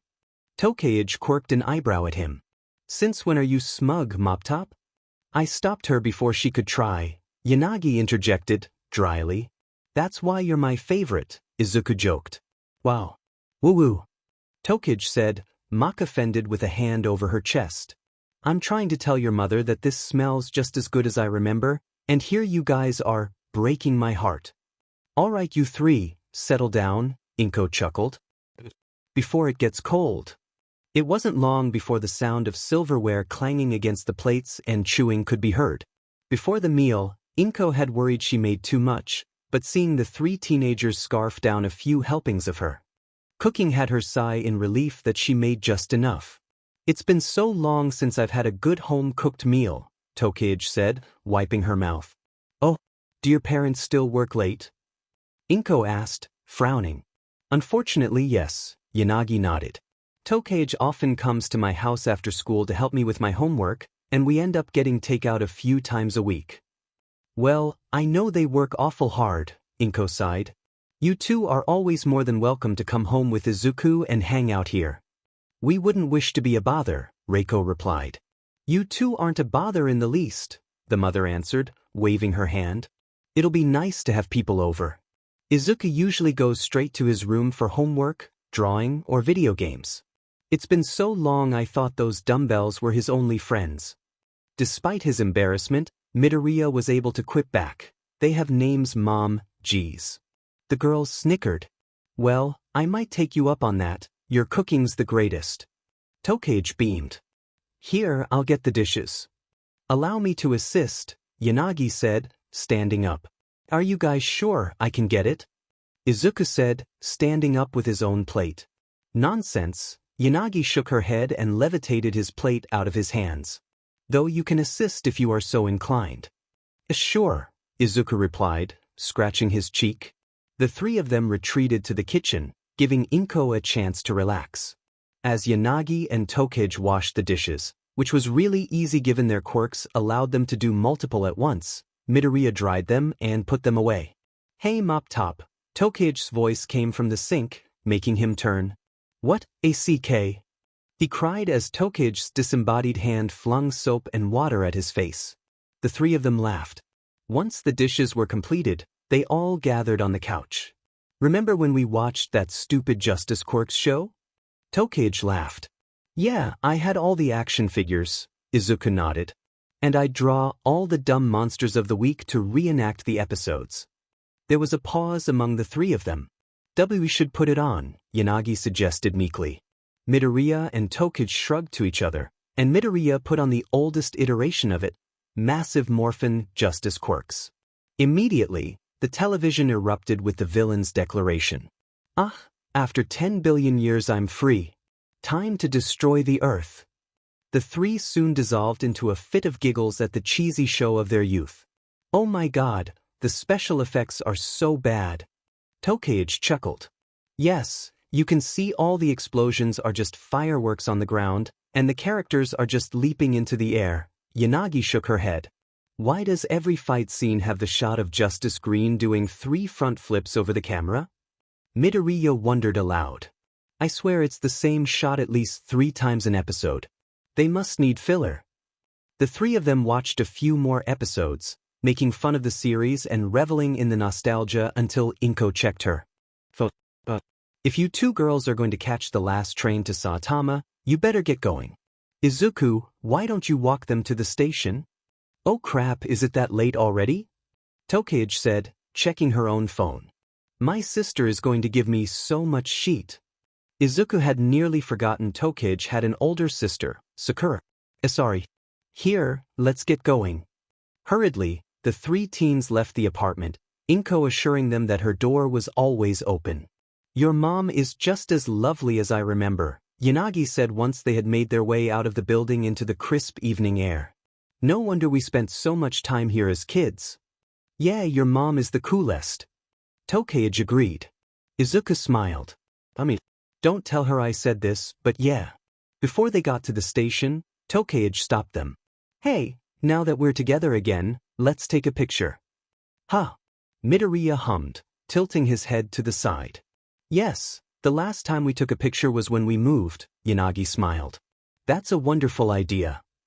Izuku nodded, and Tokage took out her phone, holding it above the three of them. She threw her arm around Midoriya. Come on Midoriya, bring it in. Get your arm over Ghosty and me. Embarrassed, Midoriya put his arm around each girl as Tokage got them all in the frame. Still, he found it wasn't hard to smile as Tokage snapped the selfie of the 3 of them. That's a keeper, the green-hair girl said with a giant grin. Me and my 2 favorite people. Midoriya's smile widened. Why, send me a copy of that, okay? Of course, Tokage grinned. See ya Monday, Freckles. Have a good weekend, Midoriya, Yanagi added. All right, you too, Midoriya replied sheepishly. Text me when you get home, okay? Just so I know you made it.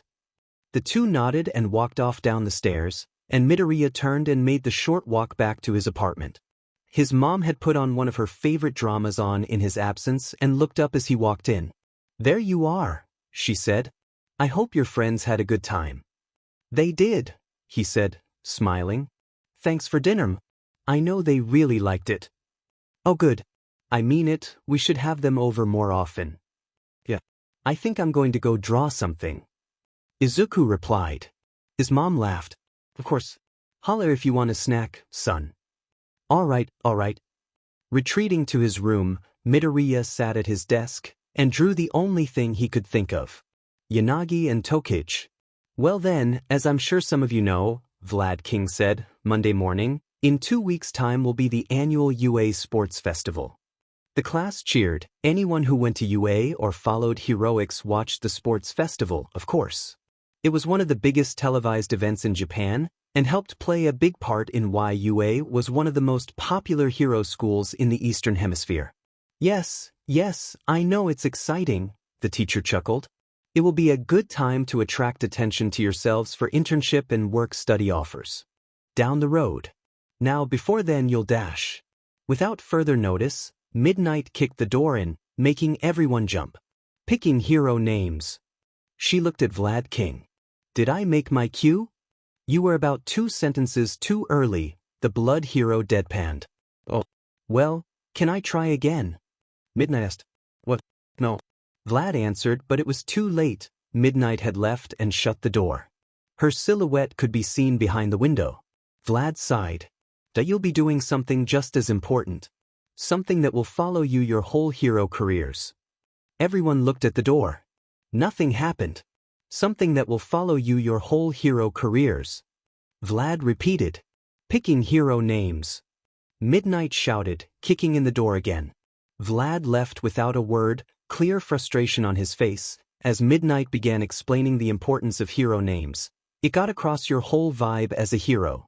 What you were about, if you were approachable, if you wanted to be intimidating. Midoriya listened to each of his classmates' hero names, and opened the notebook he had used on day 1 in Class 1B. He added their hero names to their pictures. Emily, he whispered to himself as Yanagi read off her hero name.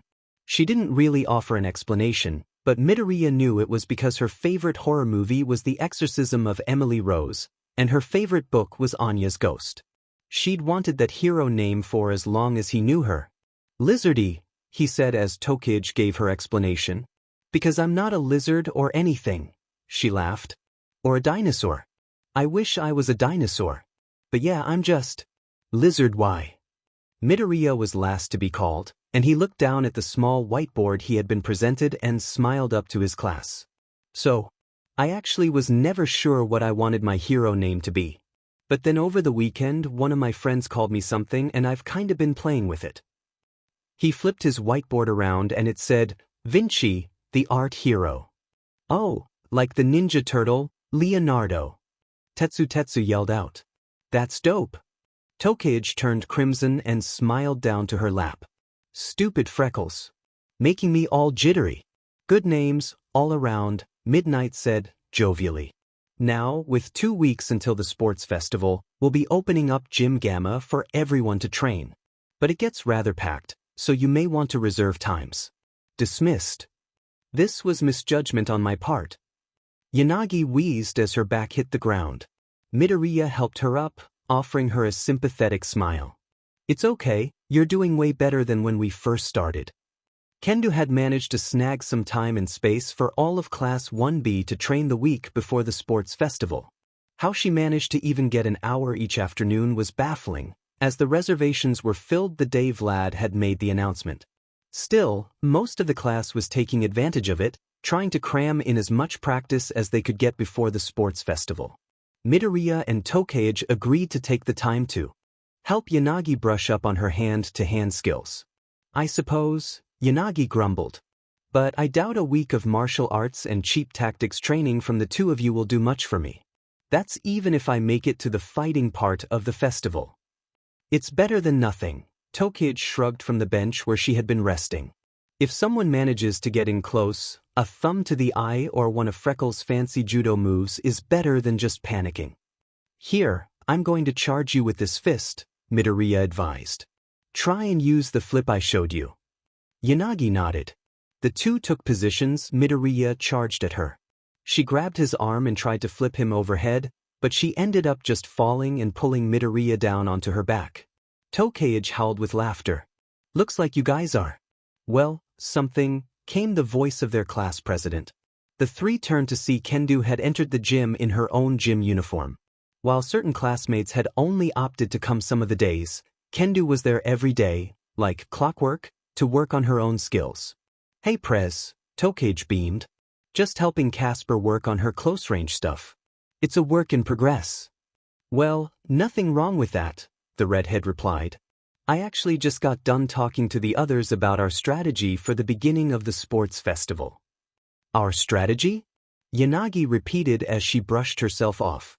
"Yeah, you know how the sports festival always starts with something that narrows the class down to like 40 people? Kendo asked. The other three nodded.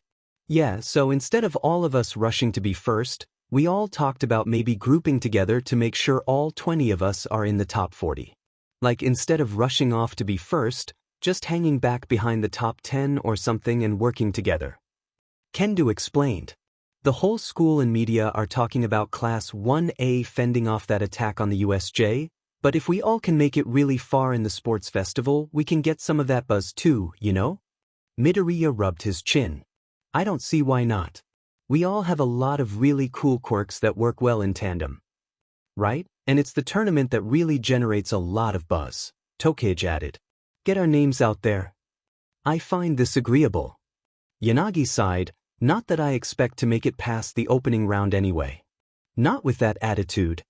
Tokage grinned, ruffling Yanagi's hair. 2 weeks later, the strategy was agreed upon by all of Class 1B. Still, Midoriya couldn't help but be nervous as he and his classmates lined up for the opening relay race of the sports festival. The festivities were opened when Bakugo, who had scored the highest on the entrance exam, gave a speech. Well, if you could call it that. He pretty much called everyone a loser and said he'd win. It got everyone pretty fired up, but Kendo was sure to remind the whole class of their plan. A race didn't seem too bad. Midoriya couldn't help but think of drawing something for himself, but he berated himself for it. Besides, if he stopped to draw something at the beginning of a race, they might lose time they would never make up. He was stuck with a small notepad and pencil, what he could hit in his gym uniform pockets. The starting gun sounded, and immediately a wave of cold was felt from his left. He turned just in time to activate color fill and jump out of the way of a glacier that had seemingly formed from under the feet of one of the students of Class 1A. From the joint rescue training they had done, he recognized the boy as Todoroki Shudo, son of Endeavor. The good news from that is the ice had frozen a good chunk of general studies and support corps students. "That was close, but come on." Tokage hissed in his ear as she pulled him towards the rest of Class 1B who was running down the track. The two of them quickly caught up as their class and a horde of other students turned the first corner, coming face to face with a bunch of zero-pointer robots. "We can probably zip through their legs if we're..." He began to think, but then he noticed that all of his classmates had stopped, and the 10 or so people from Class 1A who weren't frozen were getting ahead of them. "Guys, what are you dash? They're effing huge," Awaze exclaimed. Before anyone else could say anything, there was a deafening boom as Yaoyorozu produced a rocket launcher and shot one of the zero-pointers, knocking it down. As Midoriya looked over, he could have sworn she was smirking at him. "Oh, it's on." Whipping out his notepad, he drew a naval cannon to the confusion of his classmates, animated it, and pulled the cord. The cannonball shot from the cannon with a deafening bang and tore through the midsection of a zero-pointer. "Come on, let's get moving," Midoriya cried, determined not to let the girl with the similar quirk get ahead of him. "Since when is he so competitive?" Shiozaki questioned as the rest of the class ran past the zero-pointers.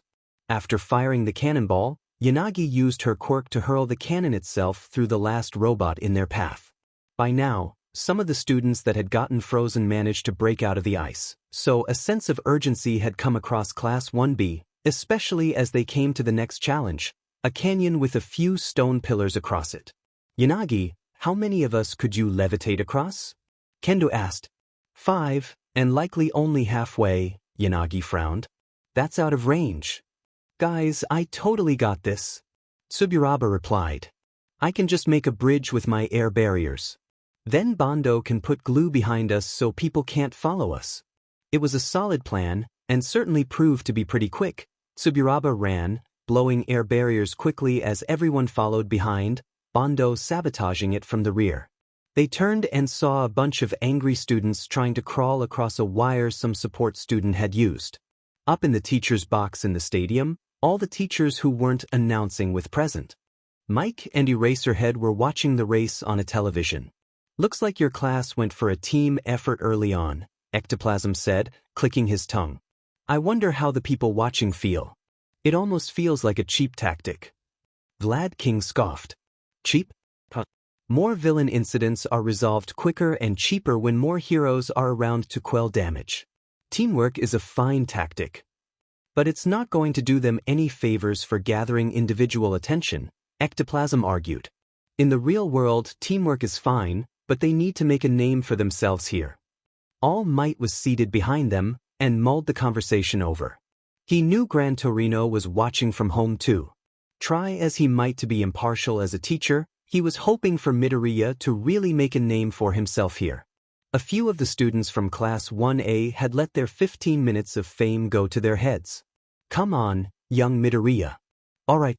One obstacle left, guys." Tokage's disembodied head hollered as she turned it towards the rest of the class. "We're behind the too far," Pony shouted, mixing up the words in her panic. She wasn't exactly wrong. As the class reached the minefield, Todoroki had made an ice path, and several students were scrambling across the bridge. "Wait!" Midoriya yelled. "I have an idea." Ahead of Class 1B, Todoroki and Bakugo were neck and neck. Towards the end of the minefield, Todoroki using his ice to freeze them, and Bakugo using explosions to fly over the field. But both of them nearly stumbled when they heard a roar behind them. They both craned their necks behind them to see a massive black dragon flying over the minefield, its scaled wings beating gusts of wind that pushed Bakugo to the ground and subsequently blew him up. As it flew, the dragon breathed fire onto the ice path, sabotaging all the students who were using it to chase Todoroki and Bakugo down. On top of the dragon, Class 1B was hanging on for dear life as it flew over the minefield. Midoriya sat at the front of the dragon, grinning ear to ear. "I can make a stinking dragon. See, laws of reality." As he yelled, Yanagi, who was behind him, held on to him further, a bit terrified of flying. "Onwards, Volvagia." "Wow, see, that's a good way to get attention," Ectoplasm chuckled. "That's your student with 2 quirks, right, Vlad?" Power Loader asked. The teacher for Class 1B nodded. "I've never seen him draw something quite like that yet. He usually sticks to medieval weapons or explosives or something." All Might smiled. That was a step in the right direction. The dragon flew into the stadium, where it landed with a roar to the deafening applause of the stadium, until it began thrashing around in a panic due to all the noise. Hurriedly, Midoriya erased it as it reared its head to breathe fire onto the crowd, who had begun to scream. As it turned back into a drawing with a poof, the rest of the students fell to the ground. "Christ, Midoriya," a Waze hissed as he rubbed his tailbone. "Why wouldn't you just draw like a big but flying carpet?" "But that's just a rectangle," Midoriya argued, furrowing his brow. "Where's the fun in that? Anyone could draw." "Hey." He looked around at the frustrated looks of his classmates, and then at the dragon he had sketched, the paper in his hands. "I guess I should have just gone for functionality." "That was the point," Kendo sighed. "But it doesn't matter. We won, I guess." Midoriya scratched the back of his head, embarrassed. Tokage grabbed his shoulder and grinned as he looked back at her. "Don't take it so hard, Freckles. I thought it was pretty cool. It was almost like a dinosaur." "Thanks, Tokage." And it's a come from behind victory for all of Class 1B. Present Mike screamed his announcement. "I don't think we've ever had a 20-way tie for first place in the history of the sports festival. You don't usually see teamwork in a winner-takes-all sort of contest," Aizawa said evenly. "I'm surprised they stuck together." The rest of the contestants began charging into the arena, the first among them being Todoroki from Class 1A, who was immediately followed by Deku. An enraged Bakugo Katsuki rushed up to Class 1B, eyes dead set on Midoriya, but he was stopped, once again, by Yanagi's quirk before he could get close to the green-haired boy. Being stopped didn't seem to faze Bakugo in the least, as he continued screaming. "You'll pay for what your shitty quirk did to me." Kendo stepped between Midoriya and Bakugo, blocking the artist from the blonde's line of vision. Shocker, it's almost like we were in a competition. The president of Class 1B snarked. "Ida, can you get him?" Ida, who had run in not long after Bakugo, nodded and bowed. "My sincerest apologies for my classmate's behavior." He grabbed Bakugo's collar and dragged him off, much to the protest of the explosive student. Midnight took to a podium as the final students poured in, and the rest of Class 1A, minus the injured parties from the USJ, qualified into the top 40, and a few support and general course students made it as well. What a showing for our opening event. Let's give a big hand to all our students, and those who will be moving on to the next round. Cheers went up around the arena, but Midoriya couldn't help but notice that the rated R heroine left the podium to talk on her walkie-talkie. He was able to catch a bit of what she was saying. "Can't do that cavalry battle. Too many in first place." Yanagi, who was next to him, heard it too. "I think our actions have hindered the events the school had planned. I wonder what task we'll have next." "I dunno," Midoriya shrugged. "Something to narrow us down to 16 students. I wonder how you can eliminate 24 people in short order." They wouldn't have to wait long. Midnight got off her walkie-talkie and retook the podium. "Well then, who's ready for round 2? The crowd cheered again. Midnight beamed. "Good. Because this batch needs to get smaller still. And to whittle the lot of them, we'll be doing one of my favorites. Quirk dodgeball." "Yes." Tokage fist-pumped as the rest of the arena cheered. "Myself and the other teachers will monitor the arena as we drop dodgeballs all over the field," Midnight announced. "The last 16 students standing will move on to the final tournament. Will some students team up? Will someone rise to the top? You all have 10 minutes to strategize." Students began running all over the place, proposing alliances. Class 1B turned to Kendo. "What should we do, Prez?" Tetsu asked. Kendo smiled and shook her head. "Well, only 16 of us can get in. Sorry guys, but we can't stick together for this one. Shiozaki, Tsunatori, come with me."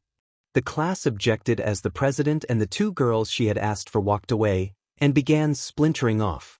Midoriya stared down at his sketchpad. Surely he could think of something to help with dodgeball. But before he could really think, Tokage leaned down into his field of vision. "Hey, so what's our plan, Mop Top?" He blinked up at her, surprised that she and Yanagi were still there. "Oh, you wanted to team up with me?" Yanagi tilted her head. "But of course. Why would we not?" Midoriya's surprised look hadn't fallen off his face. He knew that those 2 considered him their friend, but, "Oh, I thought you 2 were going to go off without me." Tokage gave him a wide-eyed look of confusion. "What, win this without our hunky arm candy?"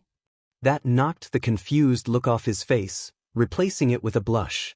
"Arm candy? Our skills complement each other," Yanagi added, blushing herself. "We're strongest together, regardless of how attractive you are." Her face turned crimson as she realized what she had said, causing Tokage to cackle as Midoriya looked to his feet. "Okay then, Romeo and Juliet, what's the strategy?" Tokage said between laughs. Midoriya looked at the ground, trying to forget how embarrassed the exchange made him, when it came to him. "I may have an idea," he said, sketching something down on his notepad. "All right," Midnight announced. "Everyone get ready." Clusters of students all gathered, spaced out enough to have some scope of the rest of the combatants, but close enough to be in throwing distance. All except a boy from the General Studies course with purple hair, who had amassed a wall of people around him. Midoriya, Yanagi, and Tokage all nodded to each other. "Go!" As red, rubbery dodgeballs fell from the heavens from who knows where, Midoriya slapped his sketch down on the ground as it poofed to life. The 3 of them were surrounded in the modified tank he had drawn, all except for Tokage's hands. She and Yanagi sat in the top, in a dome made of bulletproof glass. "Whoa, look at these crazy strategies!" Present Mike shouted. "Todoroki Shudo has barricaded himself in an ice palace like he was some sort of cursed Disney princess, and 3 of The students in Class 1B had taken shelter in some sort of video game tank.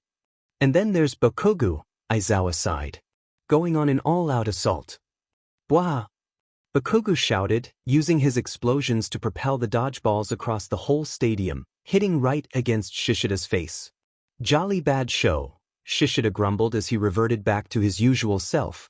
Kamakiri didn't fare well with his quirk either. He ended up just popping a ball and getting eliminated by Ida. As Yanagi, Tokage, and Midoriya drove around their tank, the dodgeballs from their opponents harmlessly bouncing off the vehicle, Tokage used her hands to snatch dodgeballs from the ground and throw them at unsuspecting opponents, and Yanagi used her quirk to load dodgeballs into the cannon on the tank. Fire! Yanagi commanded. Midoriya fired the tank's cannon as commanded, laughing all the while. The dodgeball came rocketing out of the tank and smashed into the stomach of Shuji from Class 1A. Direct hit. Yanagi cried. Yowza! That's some firepower coming out that tank. Present Mike yelled. It's a tank, Aizawa sighed. What would you expect? Stop hiding, Tokage turned to see Bakugo rocketing towards the tank, ready with a dodgeball in hand. She threw her own dodgeball with her disembodied hands, but the blonde used an explosion to deflect the ball. But using the distraction, Tokage used her other free hand to smack the ball out of Bakugo's other hand. Demon IT pieces? He shouted. Did he just call me pieces? Tokage blanched. Gross. Rather ironic, coming from a chronic nicknamer such as yourself, Yanagi quipped. At least he didn't call you useless or something, Midoriya shouted from below them. Quite. Fire! Yanagi cried as she loaded another dodgeball into the tank's cannon. BWH! Midoriya cried as he fired the cannon, watching from his scope as the red rubber ball blasted Aoyama from Class 1A in the face, knocking him out. Whoops! Was that too much? Wow, that might be the most aggressive quirk dodgeball elimination since All Might hit the Knox County Smash on Endeavor back 30-some-odd years ago. Present Mike hollered into the microphone. Can you check the record books, Eraser? No, Aizawa replied immediately. Yowza, that might be another big hit to my self-esteem. Only 3 eliminations left. Bakugo had not let up, dodgeball or not. Tokage had to stop grabbing dodgeball and focus on wrestling the blonde away from the tank. Get a dim in life, Boon Baka. Tokage shouted as she grabbed Bakugo by his elbows and pulled his hands away from the tank's glass dome. You can't hide from me. The blonde seethed. He let loose a blast that diverted a dodgeball that one of the support corps students had thrown at him. I'm not leaving until I make you pay. Can you give me a hand, you two? Tokage grunted. He's like some bird sheet on the windshield that won't come off. On it, Yanagi said, turning from the controls and holding her hand out towards Bakugo. But at the moment she did, he used his explosions to create a smoke screen, blocking him from her sight. Dret. He's worked out that I can't use poltergeist on him unless he's in my field of view. Suddenly, the cannon on the front of the tank groaned. We're being compromised. Midoriya shouted. He opened the hatch on the inside of the tank, coming face to face with Bakugo's face and arms stretching into the barrel as he tried to claw his way inside. There you dash, Bakugo shouted, but Midoriya slammed the door shut before the blonde could finish and try to unleash an explosion through the cannon. Fire, Midoriya deadpanned, hitting the button on the cannon and shooting Bakugo out of the tank. Deku! He screamed as he flew over the battlefield. Whoa, what the hell? Hagakure yelled, pointing up at Bakugo. Unfortunately, between her talking and holding a dodgeball, it gave Yaoyorozu the chance to hit her with a dodgeball. Midnight blew her whistle. That's it. The final elimination. The crowd erupted in cheers at the satisfying amounts of slapstick that had occurred. Hagakure whipped the ball she was holding at the ground. Dang it. Let's give it up for our final 16 contestants. Midnight shouted to the crowd. Shinso Hitoshi, Shizuki Ibra, Yaoyorozu Momo, Aida Tenya, Kendo Itsuka, Midoriya Izuku, Yurarako Ochako, Todoroki Shudo, Ashido Mina, Tokoyami Fumikage, Bakugo Katsuki, Yanagi Reiko, Shiro Hanta, Kirishima Ijirio, Tokage Setsuna, and Kaminari Denki. We did it. Togake cheered, fist pumping her hands right outside of the glass dome. Midoriya cheered and tapped the tank with his eraser, the three of them landing on their feet. He blushed and laughed as Tokage kept the celebration going by wrapping both Yanagi and Midoriya in a giant hug. "We're going to the tournament," she screamed as she jumped up and down. "Why yes," Yanagi replied, smiling somewhat uncomfortably. "But this is where it gets the most difficult. Let us have our goddamn moment, Casper," Tokage replied, beaming. "Gee, good job, guys," Midoriya laughed. "We make a great team."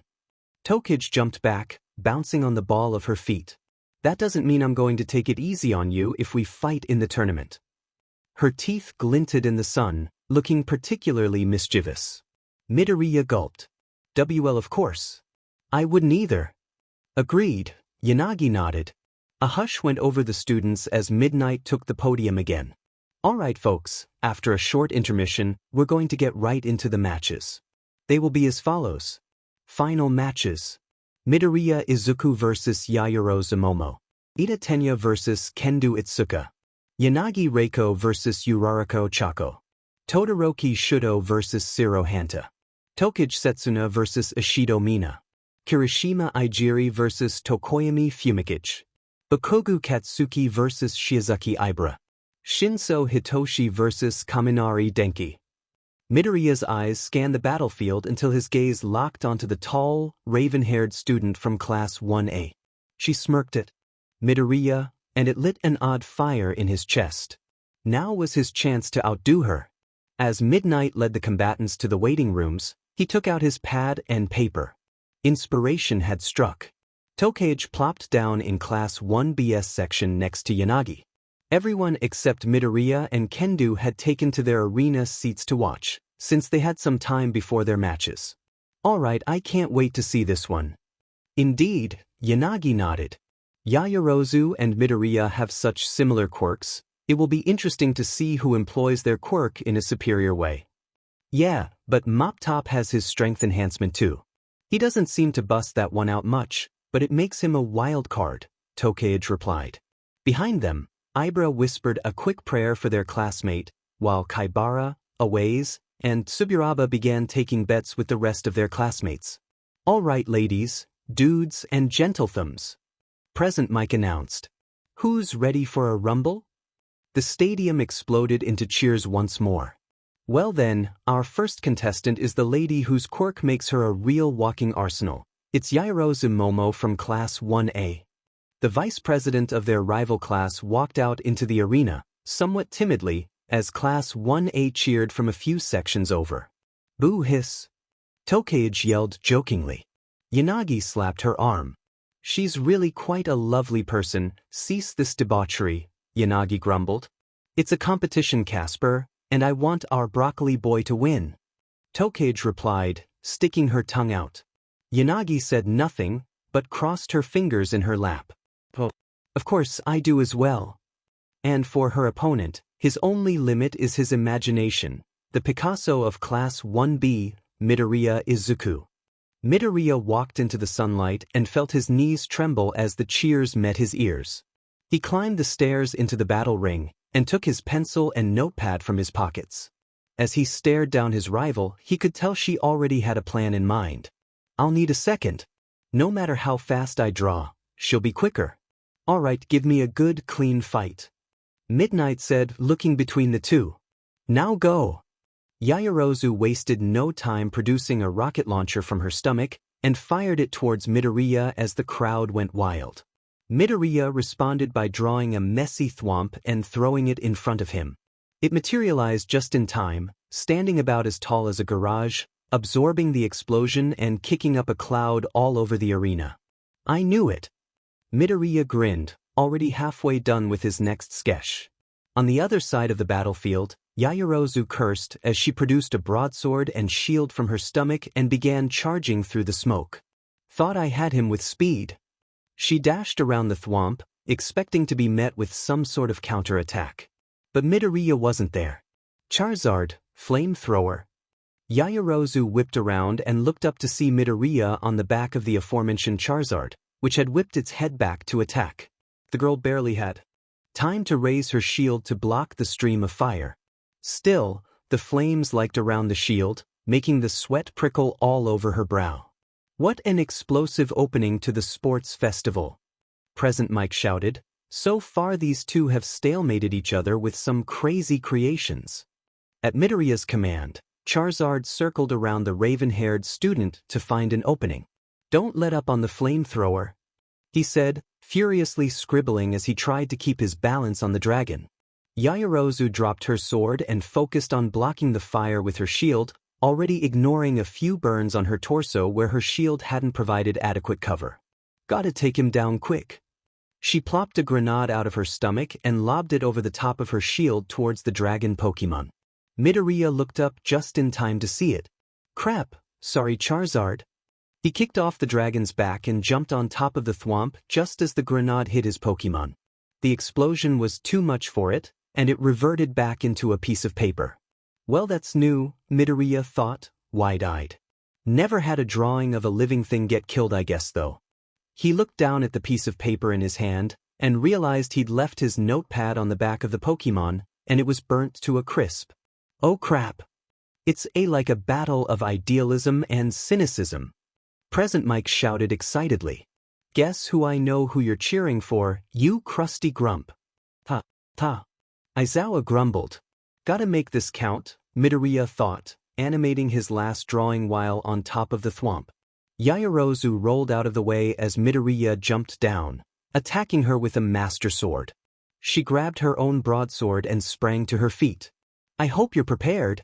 I've been trained in sword mastery since I was a girl. Midoriya said nothing and charged forward as the crowd cheered. Their blades clashed as they attacked each other, sparks flying in each of their faces as steel kissed steel. But true to her word, Momo knew how to handle a blade far better than Midoriya, who'd only experienced them in video games. As she blocked his blade with her shield, she swiped at his shoulder to disarm him. And he turned into a piece of paper. What? The real Midoriya, who had jumped down the backside of the thwomp, took the opening. Activating color fill at 15%, he dashed over behind Yaoyorozu, grabbed her by the hem of her pants and scruff of her shirt, and threw her over the side of the battlefield onto the grass with all of his strength. Ring out! Midnight yelled. That's the match. The crowd cheered. What a twist of fate, Present Mike yelled, using a paper copy of himself as a diversion for a sneak attack.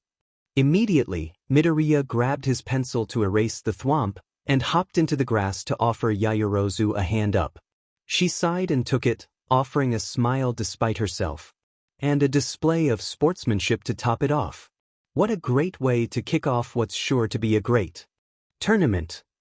The two walked off towards the hallway back to the waiting rooms as the crowd cheered for the two of them. Midoriya was surprised that the taller girl laughed as soon as they were out of view from the crowd. What? She snickered. I never expected a Pokemon. Midoriya laughed too. I wanted to keep you on your toes. Well, I guess you succeeded, she shook her head. You know, I'm really glad I got to fight you. Yeah? Midoriya asked, as the two stopped and looked at each other. Me too. I guess I wanted to see how our quirks stack up against each other. Well then, this is far from over. She replied with a faint smirk. There'll be other times for me to get you back. I'm not going to make it easy on you. Midoriya replied with a grin. Besides, I think you might have made this tournament a lot harder from here on out. Her smirk fell. What do you mean? My notepad, he sighed, got burnt up by your grenade. And I can't go get another one. Well, that's not my intention, thought to be honest. That should have been my strategy from the start, I suppose. The girl rubbed her chin. And it's not like there is another surface you could use. Does your quirk only really work on paper? Midoriya began, but then he froze. And his eyes widened. Are you all right? Momo asked. He merely nodded as a memory he hadn't thought of in a long time resurfaced.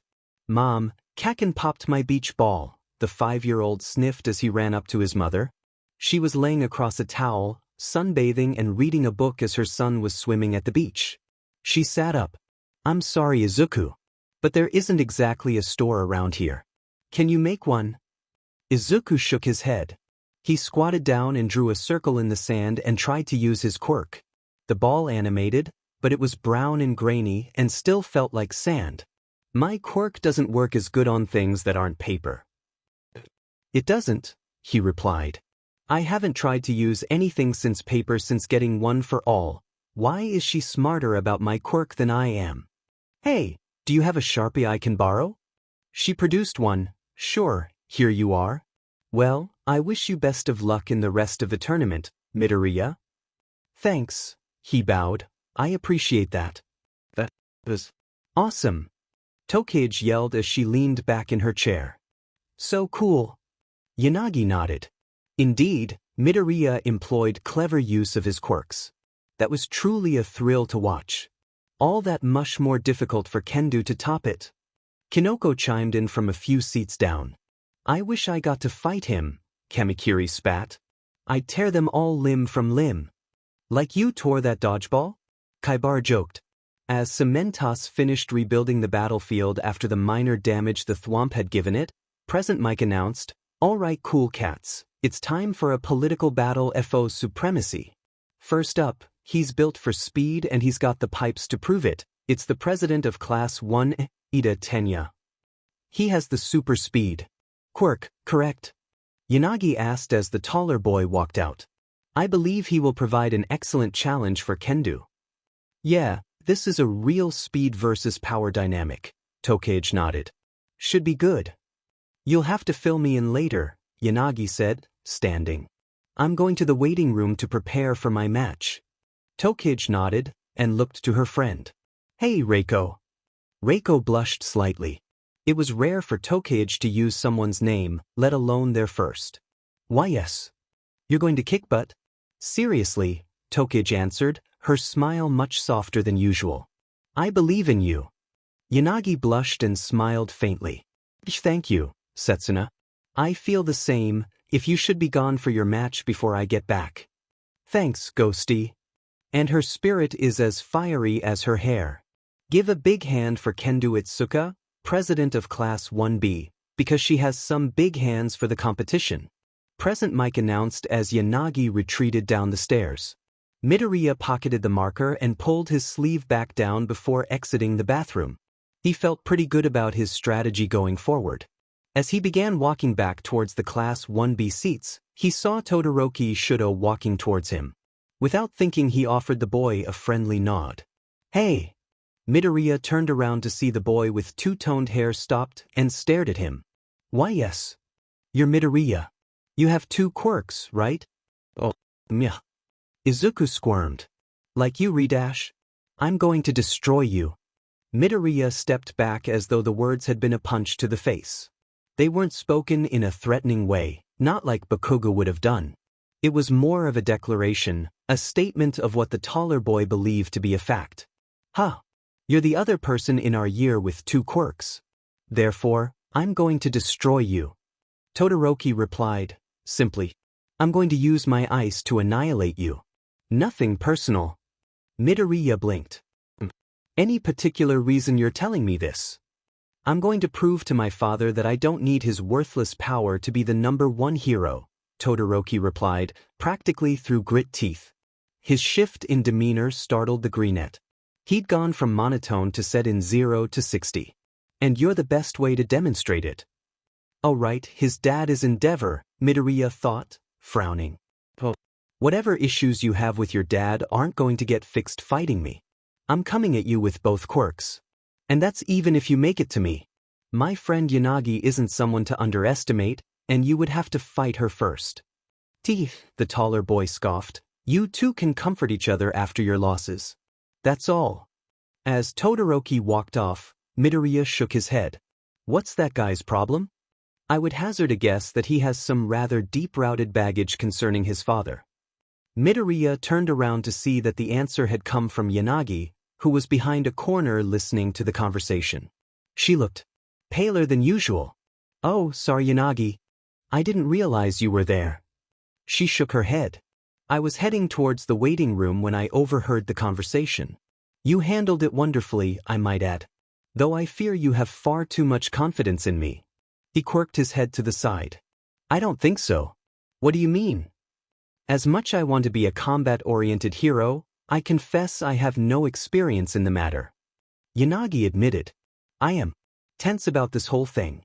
I honestly never expected to get this far. I guess that makes one of us. Midoriya rubbed the back of his neck. I always thought you were the strongest of the three of us. Her visible eye widened. Surely you don't mean that. Your abilities outshine mine. I mean, even if that's true, you could just yank the pencil and paper out of my hand, Izuku laughed. And then just throw me around. I suppose that is in my power, Yanagi muttered. Without thinking, Midoriya reached over and grabbed her hand, drawing a small yelp from the girl. You're going to a great hero, Yanagi. No matter what happens today. I believe in you. But I think you could kick some serious butt here.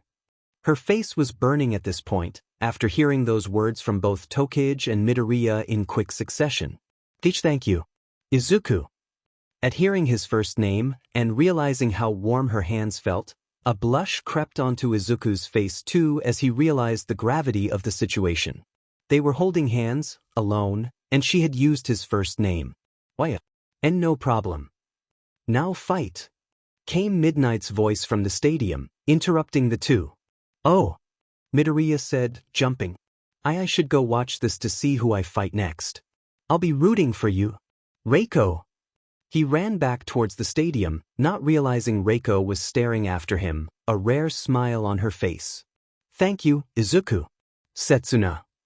As soon as the word, fight, left Midnight's mouth, Ida activated his Recipro boost to charge Kendo in an attempt to push her from the ring. Kendo folded her giant fists in front of her as a shield that Ida crashed into, unable to budge her. Swinging her hands open, he was knocked backwards, but stayed on his feet. Both Class 1A and B cheered at the stalemate to encourage their respective presidents. As they did, Midoriya plopped down next to Tokage in the stands. Good fight, Mop Top, Tokage said, not taking her eyes off the action. It'll be tough for Red and Four Eyes to beat. On the field, Ida had charged back at Kendo, who responded by slapping a giant open palm down on the ground. The speedster was just able to turn and head away from the impact and began to circle around. Looks like he can't turn on a dime, or if he can, not easily, Midoriya observed. As Ida charged again, Kendo used a horizontal hook, hoping that the extended range would help her snag the speedster. But Ida had anticipated the change in tactics and jumped over her, trying to spin into an axe kick. Kendo was only just barely able to cover her head with her other hand, and tried to fling Ida off of her, but he jumped off before she could. Then Ida thought, I was hoping I'd be able to save my secret move for later, but I'm afraid I won't be able to. Recipro Turbo. Kendo was taken aback by Ida moving faster than she could process, only seeing the blur of his movement. She went to make a shield with her hands again. But Ida was so fast he managed to duck under her hands before she had finished growing them all the way. Before she could even process what had happened, Ida had grabbed the back of her shirt and was pulling her across the battlefield. Before she could even act, Ida had thrown her over the barrier for a ring-out victory. Ring out! Midnight called. Kendo Itsuka has left the battlefield. The crowd roared for the short but exciting match. Gah! Kendo growled, punching the ground in frustration. Where did that come from? My apologies, Ida replied, offering her a hand up. That was a secret maneuver I had been working on. You were so formidable I had to use it earlier than I wanted to.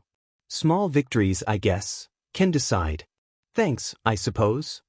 From the stands, the students from Class 1B groaned. God damn it, this really effed up my bracket. Aways yelled.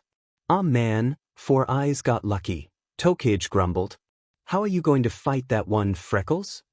Midoriya took a Sharpie out from his pocket and rolled up his left sleeve. An idea. Tokage looked at a few lines that were on Midoriya's sleeve and tilted her head. What's all that? He turned away from her. Hey, no peeking. We may have to fight each other later. Tokage went to object, but Present Mick's announcement distracted her before she could. For our next match, we have a ghostly beauty whose skills are only matched by her creepiness. It's Yanagi Reiko. Well, that description is just all over the place, Midoriya laughed. I'm going to tell Casper you don't think she's beautiful. Tokage snickered. Of course I think she's beautiful. He objected just a tad too loudly. I meant the other. Shut up. The rest of the class chuckled at him, and he buried his head in his hands as Tokage pat his back. Don't worry, I'll keep that between you and me, Freckles. And her opponent is a girl who laughs at gravity. But she's no space case. It's Uraraka Ochako. As the two girls took the field, Midoriya and Tokage couldn't help but notice that Uraraka looked ready for a fight. She had a look of competitiveness on her face as she stretched out. Yanagi, on the other hand, stood still with her hands crooked to her side, as she usually did. All right girls, keep it clean. Midnight instructed. It's a good day for a swell bout. Now wallop. Uraraka charged towards Yanagi. Nothing personal. But as Uraraka closed in, Yanagi's stance changed. She shifted her left leg and arm back and outstretched her right arm. Crooking her fingers like a puppet master, Uraraka's body began surrounded by the same glow Midoriya had come used to. Seeing and she left the ground. My apologies, but I'm afraid your quirk was just mismatched with mine, Yanagi replied. Turning her body with a dramatic flourish, she placed Uraraka forcibly in the grass outside of the ring. Ring out. Midnight called as the crowd cheered. Wow, that's the quickest match yet. Present Mike shouted into his microphone. That girl's telekinesis could be seriously up. Yes. Midoriya and Tokage shouted, jumping out of their seats as the rest of Class 1B cheered. Yanagi retook her usual pose and hurriedly exited the stage, not exactly used to being in the spotlight. And now, after this match will be at the halfway point for the first round. Present Mike announced. I know a lot of you have been waiting for this one. Up first, we have the son of the number 2 hero, a dual-quirked master of the hot and cold, Todoroki Shudo. Midoriya watched as the boy he had been confronted by earlier in the day walked out onto the battlefield. Whether it was a side effect of his quirk or not, a chill went up around the arena. The crowd got noticeably louder, apparently Present Mike had been right. And this king of swing can get through any sticky situation. Shiro Hanta will be stepping up to the plate. Midoriya, of course, recognized Shiro from the joint rescue training their classes had done. Gotta say, Shiro has a really cool and useful quirk, but I don't see how it would help him in this one. Agreed, said Kendo, who had just come up the stairs. You had a really good match, Red, Tokage said, grinning back at Kendo. I guess, the redhead sighed. Hard to feel good about it. They all turned to the ring where Midnight yelled, Go! It was over before it began. Todoroki stomped his left foot down, and a glacier exploded forth, trapping Shiro before he could even move. Only his face was left uncovered. Midnight looked at the large-elbowed boy. Do you yield? Shiro squirmed a bit. Yeah. He yields. Midnight announced. The match is over. Yowza! Present Mike yelled over the ecstatic crowd. I take back what I said about the last match. That was maybe a new record. That's why he came to this school on recommendations, Aizawa added. Right on. We're going to take a short intermission to get Shiro off the ice, and then we'll come right back to these thrilling matches. Yanagi had stopped by a television to watch the match between Todoroki and Shiro on her way back to the stands. They were posted in the halls periodically for anyone running to the bathroom or in a waiting room. Her eyes widened as she watched the split-second victory. How on earth am I supposed to combat that? She muttered to herself. During the intermission, Tokage had left to get ready, her seat filled not longer after by Yanagi. Neither her or Midoriya were terribly familiar with Ishido Mina from Class 1A, so they were eager to see how Tokage fared against a quirk they knew next to nothing about. The jumbo screen by the announcer's box displayed the 4 matches still to go in the first round. Tokage Setsuna vs. Ishido Mina. Kirishima Igiri vs. Tokoyami Fumikichi. Bakogu Katsuki vs. Shiozaki Ibara. Shinso Hitoshi vs. Kaminari Denki. And while Izuku was still pumped to see his other friend in action, part of him couldn't help but feel apprehensive that he'd have to watch Bakogu take on his classmate. Once the ice had finally been cleared from the ring, Present Mike was quick to move the event forward. Alright, back to the action. Next to the ring is a lizard-like girl who's always ready to throw hands, Vice President of Class 1B, Tokusetsuna. Tokage came out to the ring, blowing kisses for the crowd and fist-pumping, drawing some laughs and cheers from the already hyped audience. Guess being one of the other recommended students comes with some buzz about your name, Yanagi said with a faint chuckle. And her opponent's quirk always grants her the right solution for the problem. It's the acidic heroine Ashido Mina of Class 1A. The crowd, and the section for 1A, cheered loudly as the pink-skinned girl skipped her way out to the ring. Ah, a solution, Midoriya chuckled. I get it. Alright girls, let's see a good fight. Midnight said, looking back and forth between the two. Fight. As soon as she had the all clear, Ashido began using acid from her feet to skate towards Tokage, who just stood there with an amused grin on her face. Come on, don't make this too easy for me. Mina chuckled. She skated past and kicked a wave of acid at Tokage, who lazily hopped backwards out of the way.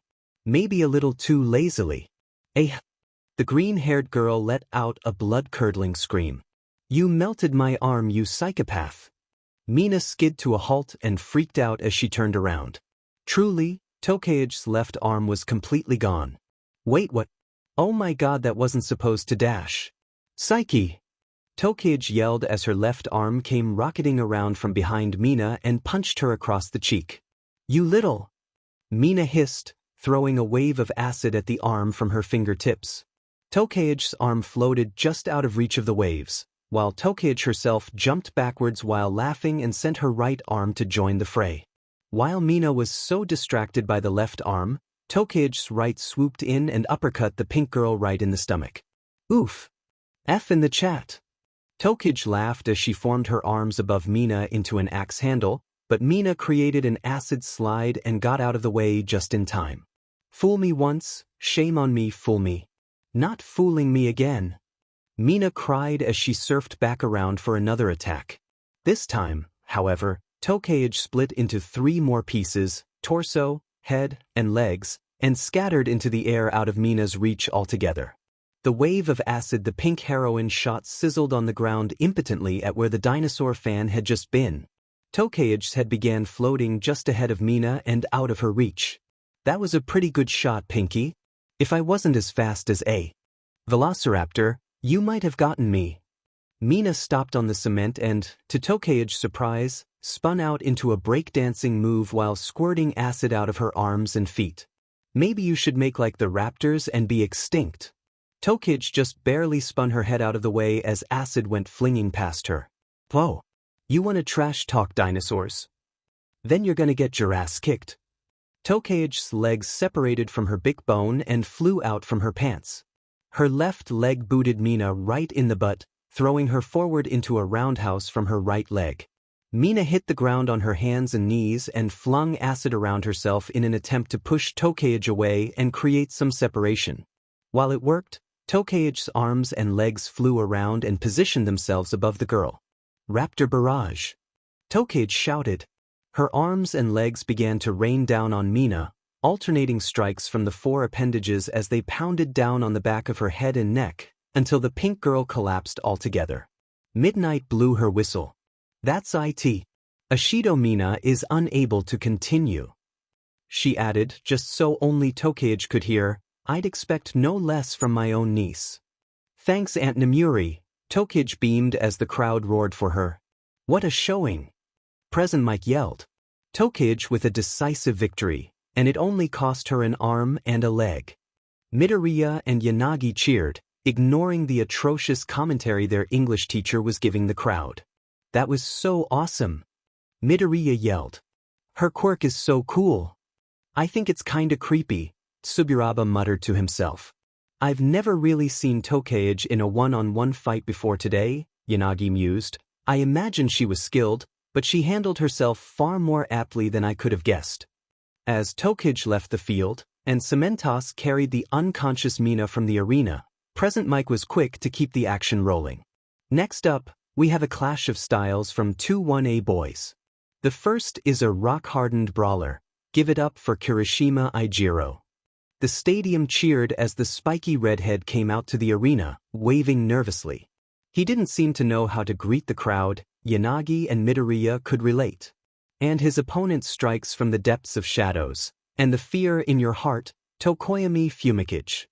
The boy with the bird head walked forth from the opposing corridor, staring ahead. He seemed to pay no mind to the cheering crowd. The Inta seemed to pique the interest of Kurwaro, who leaned forward. This should be interesting. Fight! Midnight announced. Kirishima hardened himself and charged forward, but he wasn't a few steps away before Dark Shadow had zoomed over to him, swiping with what appeared to be clawed wings. Kirishima crossed his arms in front of to defend, the clawed wings of the specter chipping away at the redhead. He tried to take a swing at Dark Shadow, but his punch just phased right through it. Dark Shadow cackled and smacked Kirishima in the back of the head. I've heard off-B shadowboxing, but that was just pathetic. Oh, that looks like a tough Quirk to beat, Midoriya said, rubbing his chin. He reached for his notepad and grimaced when he remembered it got destroyed. I wish I had room in these pants for more paper. It was about that time that Tokage reached the box, and she sat in the free seat on the other side of Midoriya. Who you guys got? My money is on Rocky, but only because his quirk seems similar to Tetsu's. What I mean? Tetsu cried from a few seats over. My steel quirk is way cooler than that. His skin doesn't even change into rocks or anything.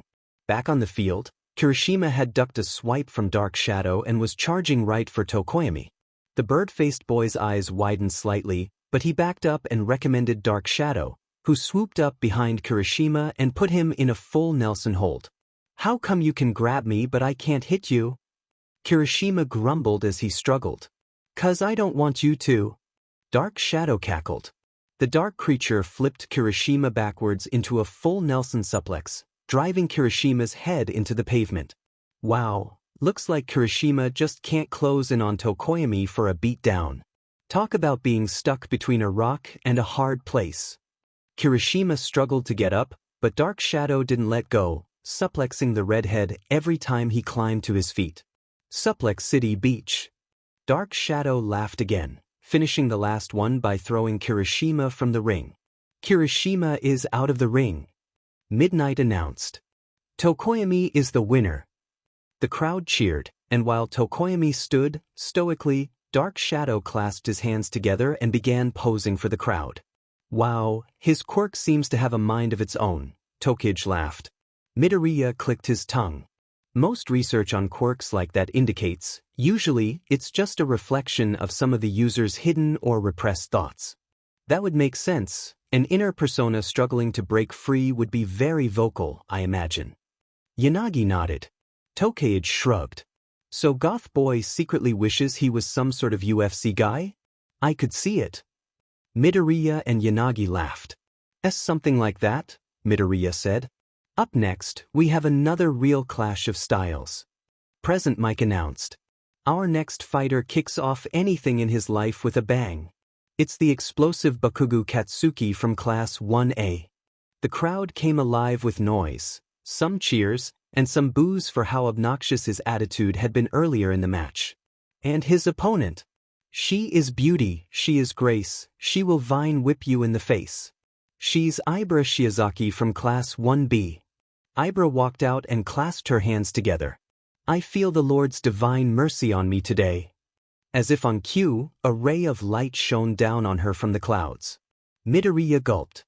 Ah-oh. Ah-oh. Yanagi echoed. Just. Their quirks don't match up well, Midoriya said.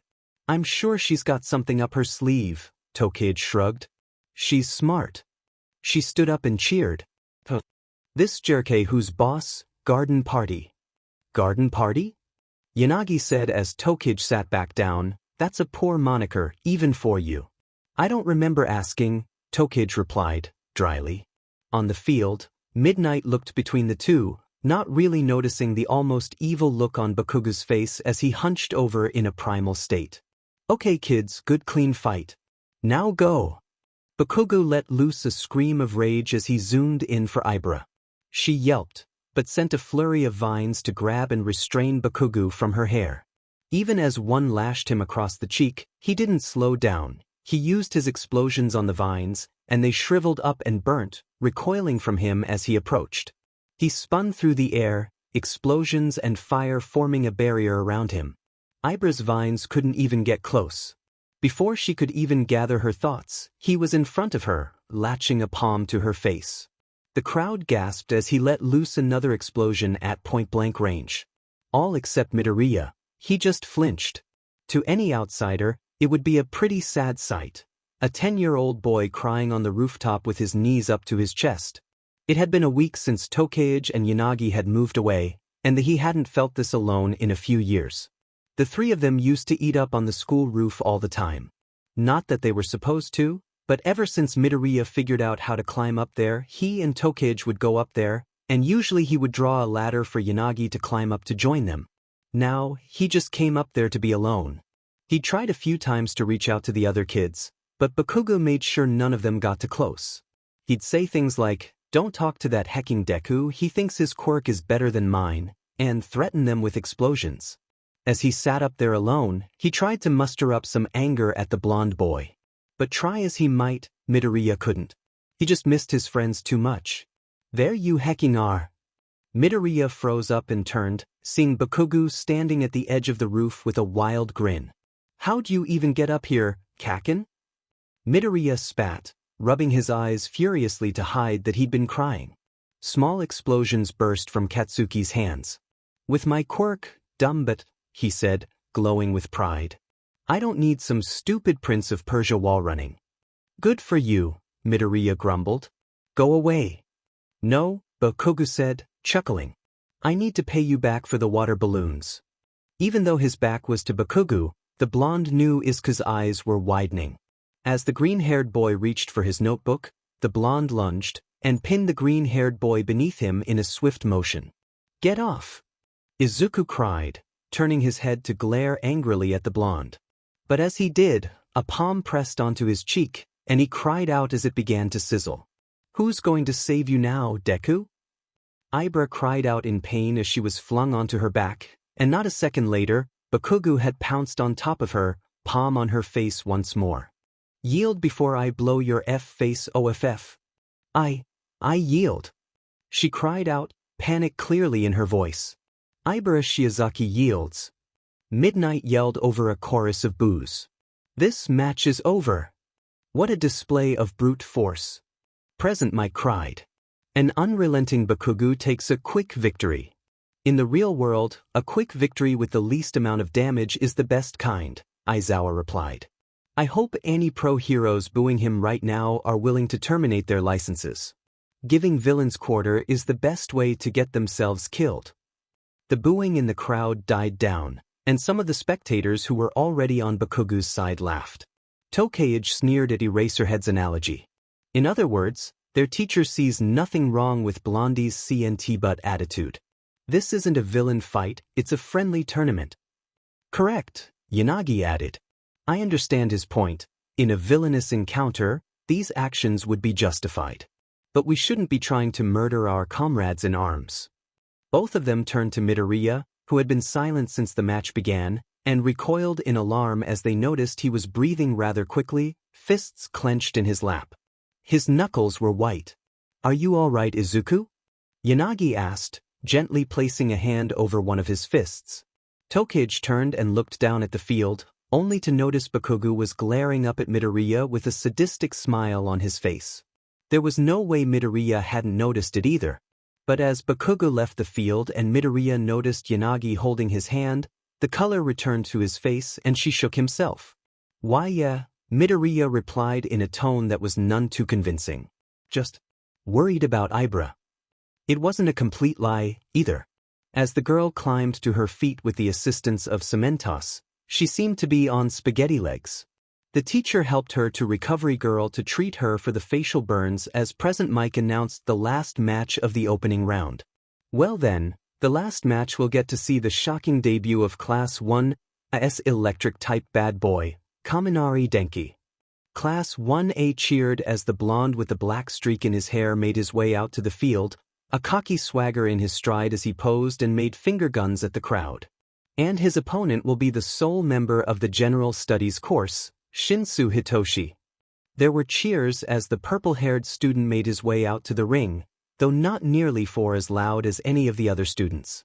Wow, you usually don't see too many Gen Ed people get this far, Tokage said, nudging Midoriya in the side.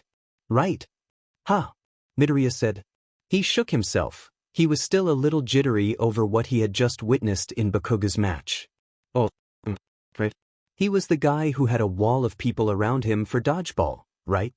Yes, Yanagi nodded. People kept encircling him, but they weren't moving. I assume he has some sort of quirk that paralyzes people in a certain radius or something of that matter. The three leaned in as Midnight said, "Go!" Shinso immediately yelled across the battlefield. I bet you think your quirk is so great. Hell yeah man, Kaminari began, but then his eyes went blank. That's what I figured, Shinso rolled his eyes. Now would you kindly walk off the stage? Kaminari turned and walked out of bounds. Huh. Midnight muttered. Oh, Kaminari Denki has forfeit. The round goes to Shinsu Hitoshi. The general studies student smirked and walked backstage. As he did, Kaminari blinked a few times and looked around. Did I win? Do I get the babes now? What on earth was that? Tokage laughed. That's a pretty anticlimactic way to end the round. I think it's brainwashing, Midoriya said, tapping his chin. The girls both turned to look at him. Are you certain? That's quite an odd quirk. Yanagi muttered. Yeah, it must be voice-activated, Midoriya hypothesized. Otherwise there's no other reason Kaminari would just walk out like that. Well, if anyone else figures that out, they just have to keep their mouth shut against him, Tokage shrugged. Easy enough. Even I can be quiet for a few minutes. I highly contest that statement, Yanagi replied, drawing a snicker from Midoriya. Shush, Casper, Tokage rolled her eyes. All right, we'll be back in just a few with our next round. Present Mike announced. Which means it's time for Midoriya, Izuku and Ida Tenya to head to their waiting rooms. Midoriya gulped and stood up, peeling back his left arm's sleeve just slightly to check on his arm. You okay there, Mop Top? Tokage asked. He nodded and gave them a nervous smile. Wish me luck, guys. You shan't be needing it, Reiko replied, shaking her head. We have the utmost faith that you'll succeed. He blushed. Thanks, guys. As he walked down the stairs, he grimaced. Wish I was that confident about it. He looked up at the jumbo screen, which showed the new brackets for the matches. Midoriya Izuku vs Tenya Ida. Yanagi Reiko vs Todoroki Shudo. Tokage Setsuna vs Tokoyami Fumikichi. Bakugo Katsuki vs Shinso Hitoshi. Chapter text. Midoriya left the waiting room a few minutes before he was called for the fight. He was too nervous to sit still. But he hardly ever expected to see Endeavor in the halls. You there? I was looking for you. Midoriya looked to his left and right before pointing at his own chest. Me? Of course, the number 2 hero sneered. Under normal circumstances, Izuku would be freaking out at the prospect of talking to the second highest-rated pro hero in all of Japan. But the look on Endeavor's face and the bite in his tone just added to the anxiety he was feeling. Don't hold anything back against my boy, Endeavor said, a smirk on his face. He needs a little push to stop holding back and embrace my power. And you seem like you might actually be strong enough to do that. The teen flinched at the backhanded compliment. Want me to beat him up? Oh, I have no doubt my Shudo will win, Endeavor chuckled. But he needs to stop relying on his mother's ice power and use both. He's behaving like a spoiled, petulant child and refusing what he has inherited from me. Izuku's eyebrow twitched in frustration. Look, I'm not holding back anything from anyone in these matches. But that has nothing to do with you. And whatever issues you and your son have, well, I'm a teenager, not a family therapist. Endeavor scoffed. What are you trying to say? That you and your son have been assholes to me today, the teen replied with a shrug. No offense, but your family drama isn't something I'm qualified to handle. I punch things or I draw things. Sometimes both. Endeavor went to retort, but Present Mick's voice echoed throughout the arena. All right, who's ready for some action? Anyway, I got to get out here, Midoriya replied, bowing politely. Excuse me. But then he stopped and looked over his shoulder. Besides, I don't think Yanagi is going to be a cakewalk for your son either. He walked forward into the blazing sunlight, a fire reignited in his stomach. He's the lean green drawing machine from Class 1B. Please welcome back Midoriya Izuku. Midoriya blanched at the terrible nickname Present Mike had given him. It certainly had done nothing to quell his nerves. I've only got one shot at this working, otherwise I'm going to just have to try and outpower him. Didn't work well for Kendo. And don't blink and you'll miss him. He's the class president of 1A and Speed Demon of Heroics, Ida Tenya. Wow, that wasn't as bad as mine, Izuku thought, bitterly. He looked across from him at the blue-haired boy from the rival class. It briefly struck him that he was the guy who scolded him during the entrance exam. He didn't look mean per se, but he certainly was all business here. All right boys, let's give them a good show, Midnight said. Midoriya grabbed his left sleeve. Go! Recipro burst. 15% color fill. Midoriya pulled up his sleeve at enhanced speed and eyed the drawing he put on his left arm in Sharpe. Hope Yaoyorozu was right.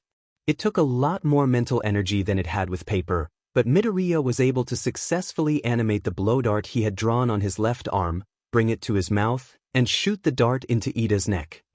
He just barely had time to roll out of the way of Ida, spinning axe kick as the blue-haired boy flew past him. I don't think he even noticed, Midoriya thought as the taller teen spun back and charged towards Midoriya. He eyed the dart sticking out of Ida's neck.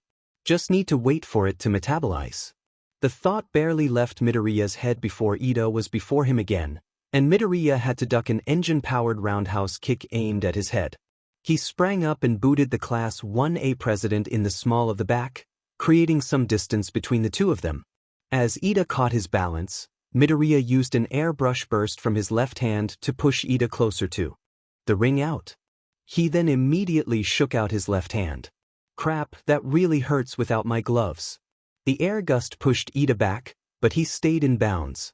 His eyes lit ablaze. Recipro turb dash. The Midoriya blinked as the blue-haired boy suddenly collapsed face-first on the pavement. He looked over at Midnight, who also looked confused. Even a baffled murmur rose over the entire stadium. He walked over and nudged Ida with his foot. Ida didn't move. Midoriya rubbed the back of his neck as he turned to Midnight. I shot him with a tranquilizer dart. I think all the running made it kick in faster.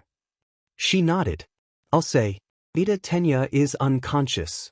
Midoriya Izuku is the winner. Wow, let's get an instant replay on that tranquilizer in slow motion. Present Mike announced as they replayed Midoriya's opening move on the jumbo screen. Talk about sneaky, having a drawing on his arm to begin with. A logical strategy, Aizawa conceded. Ida was so focused on the fight he must not have noticed. Midoriya sighed and left the stadium as the crowd cheered. He was relieved. I'll have to thank Momo for the idea later. Once in the hallway he saw Yanagi, waiting for her own announcement. Unlike her first match, she looked determined. Very imaginative work, Izuku, she replied, not taking her eyes off the field. Not that I would expect anything less from you. Thanks, he said, giving her a small smile. You okay? Just trying to stay in the zone, as some say, Reiko nodded. I've formed a strategy, but I'm quite frankly unsure. Izuku grabbed her shoulder. If you thought it up, I'm sure it will be great. I'll stay here and watch if you want. A pink tinge brushed her cheeks. I would. Very much like that. For our next match, this ghostly girl can rearrange your furniture and your face. Welcome back Yanagi Reiko of Class 1B. Both Midoriya and Yanagi snickered. He's not very good at this, Midoriya said. Yanagi nodded and turned to walk out into the pitch. She kept her stoic expression as cheers greeted her, but Izuku could see just a slight wobble in her knees. And her opponent hopes to take her down with his Song of Ice and Fire. Todoroki Shuto of Class 1A is bringing the heat. From the opposite end of the stadium, Todoroki walked out and took to the stage, not looking at all impressed with Yanagi.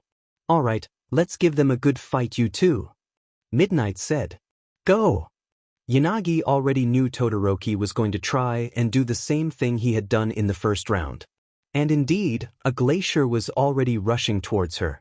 With just one chance, she used her quirk to rip up a chunk of concrete from the battlefield that was roughly the same size as her. She spun it around herself as quickly as she could, smashing the ice before it could reach her. Todoroki's eyes widened. He hadn't expected that. Still, he stomped his foot down again, shooting another wave of ice towards the ghostly girl. Yanagi took the offensive, smashing the concrete chunk down against the cement as she charged forward. All of Todoroki's ice was crushed up from her assault as she drew near. As she got closer, she flung the chunk of cement at Todoroki. Using an ice slide, he hastily slid himself out of the way. Got you! She seethed. Todoroki felt himself lift up off the ground slightly. Crap, I got in her range. Turning himself in the air, he slapped his left hand against the ground and sent waves of jagged ice pillars towards the girl. Cursing, Yanagi released her hold on Todoroki and instead focused her quirk on the ice spikes. She ripped them off the ground before they reached her and flung them back towards Todoroki. The teen responded as he hit the ground on all fours by creating an ice wall separating himself and Yanagi, with ice slowly pooling out, freezing the entire floor of the arena. Curses, he must have deduced I can't use my quirk on him if I can't see him, Yanagi cringed. She reached her hand to the left and retook control of the concrete chunk once more, straining as that mass was the upper limit of what she could lift at once. She threw it as hard as she could at the ice wall, aiming for where Todoroki had been. He hadn't stayed still, but he wasn't expecting a boulder to come crashing through his barrier either. It landed just next to him, knocking him to the ground. Yanagi was relentless, reaching both arms out and taking control of the chunk once more, straining to lift it again. She barely noticed the trickle of blood that leaked from her nose as she was straining herself. She swung the rock to the side, hitting Todoroki in the ribs and sending him rolling back to the middle of the ring. She charged forward.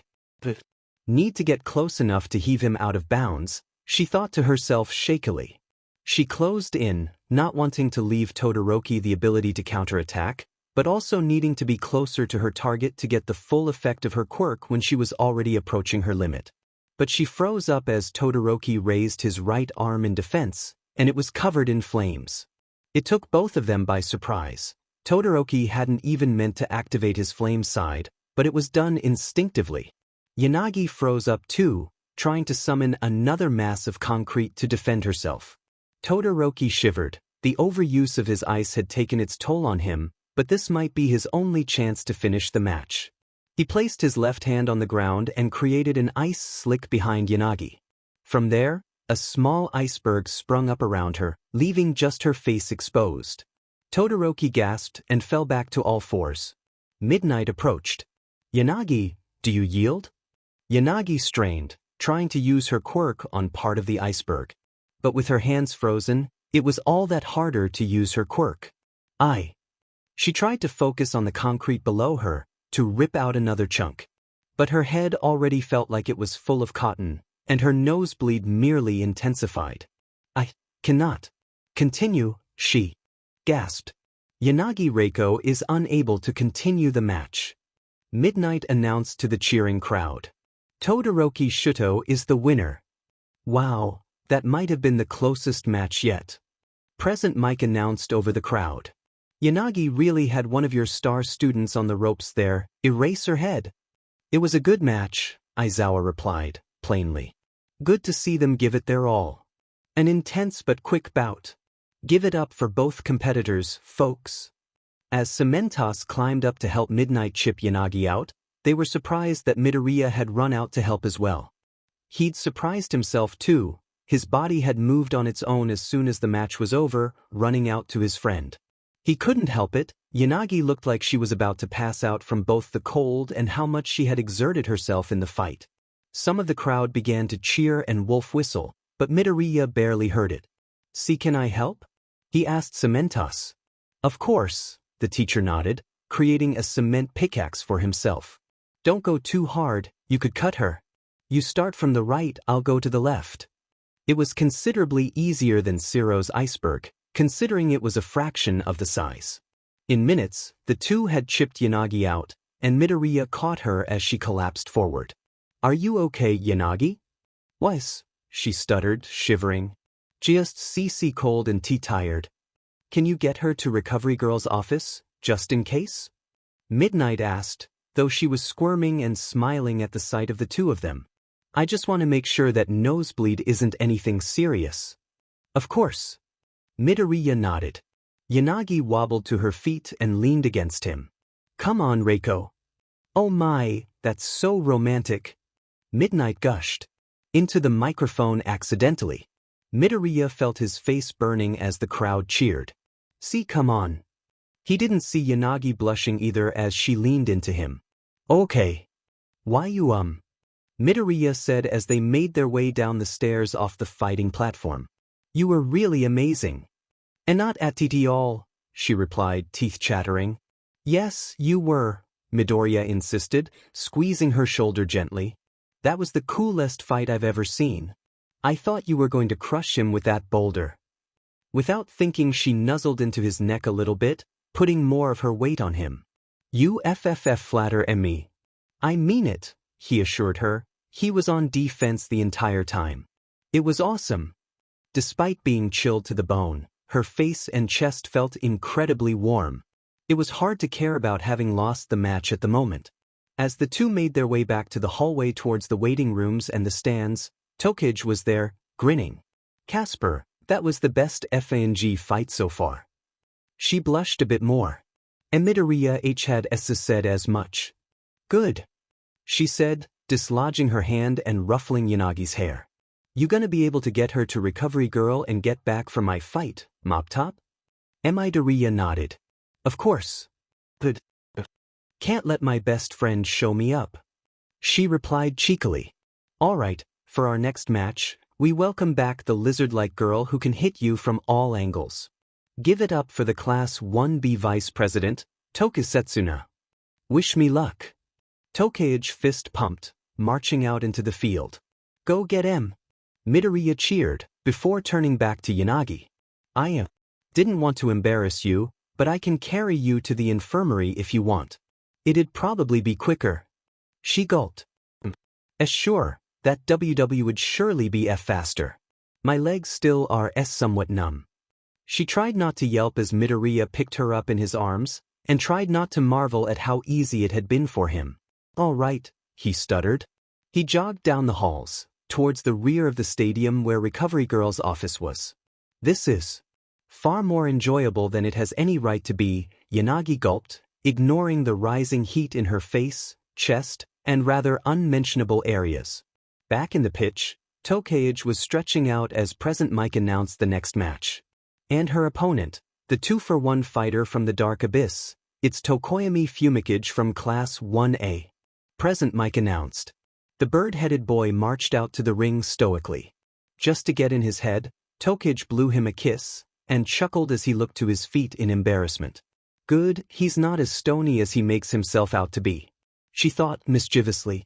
"All right, kiddos, wow us." Midnight encouraged. "Fight. Dark Shadow come." "Yoink," Tokage said, splitting up into her torso, arms, feet, and head apart and scattering them. "He's lucky I can't really split my legs and upper body up too much.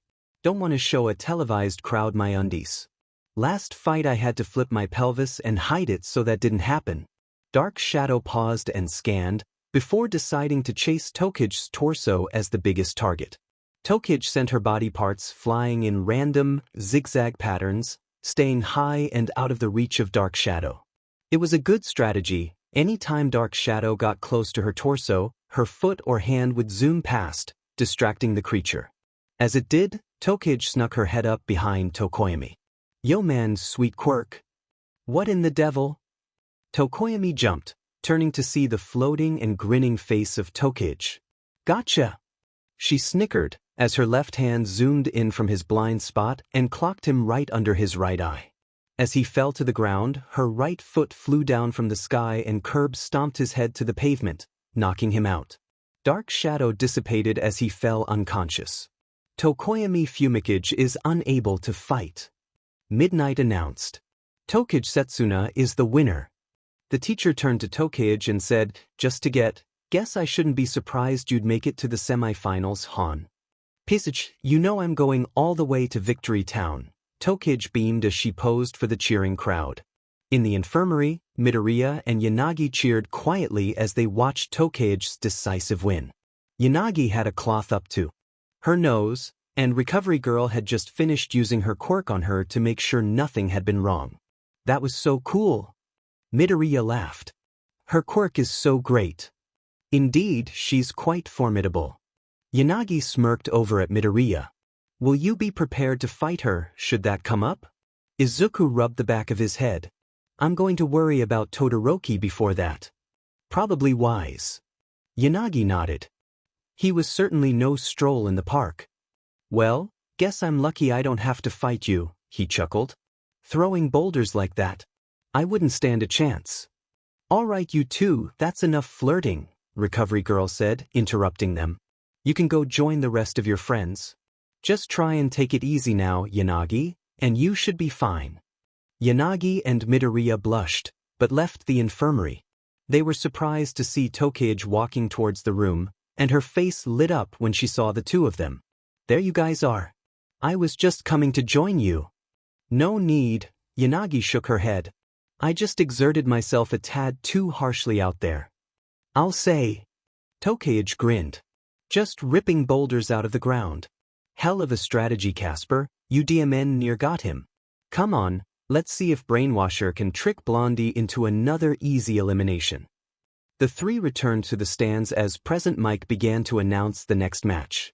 For our last quarter-final bout, we have the return of the explosive Bakugo Katsuki of Class 1A. The crowd mixed with cheers and boos as Tokage, Yanagi, and Midoriya took their seats. As they did, Pony leaned over in her seat and asked Shishida, "Do you think Midoriya and Yanagi are to making the F-dash?" Shishida blinked and reeled away from her. Miss Tsunatori, please, refrain from such accusations. Aways nodded to Pony. They are to making the F for sure. Kendo nudged him in the ribs. Knock it off. And his opponent is the mysterious boy from the General Studies course, the compelling Shinsu Hitoshi. Modest cheers rose from the crowd as the two boys took opposing stances. Bakugo was twitching, and Midnight could tell he was raring to go. All right, you two. Let's have a nice, friendly competition. The teacher said, a bit more pointedly at Bakugo. Fight. And who are you supposed to be? Shinso sneered. To his, and everyone else's, surprise, Bakugo said nothing, just grinned wickedly. Repeating his last strategy, he zoomed towards the purple-hairy teen. Shinso barely had time to widen his eyes before Katsuki's palm slapped onto his face and released a point-blank blast, knocking the General Studies student clear out of the ring. Shinsu Hitoshi is out of the ring. Midnight called, Bakugo Katsuki is the winner.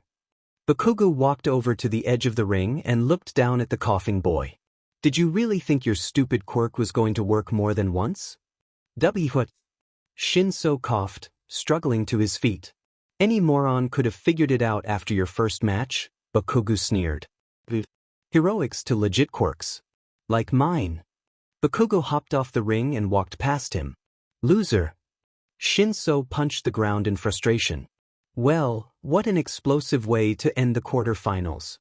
Present Mike announced. After a short break, we'll be back with our semi-finals. Midoriya Izuku vs Todoroki Shudo, and Tokage Setsuna vs Bakugo Katsuki. Midoriya and Tokage exchanged looks. I better see you in the finals, Broccoli. Tokage beamed at him. He grinned back. You too. He took his Sharpie out of his pocket and began scribbling on his left arm. Because I have a great idea to deal with Todoroki. Midoriya hopped back and forth from foot to foot. He wasn't a huge fan of going first each round, if only because he spent each intermission getting in his own head. But he was ready this time. He looked at his left arm one more time. Provided this works, this is a great idea. All right, hero fans, who's ready for some more slobberknocker fights? The crowd erupted into cheers. That's what I like to hear. This first match will show two powerhouses going at it. Our first competitor has wowed you us all with his quick-on-the-draw thinking and creative skills, Midoriya Izuku. Midoriya was flattered at the thunderous ovation he appeared as the sunlight hit his face. He grinned as he walked up to the platform. And his opponent is no walk in the park either, leaving his last two opponents in a deep freeze, Todoroki Shudo.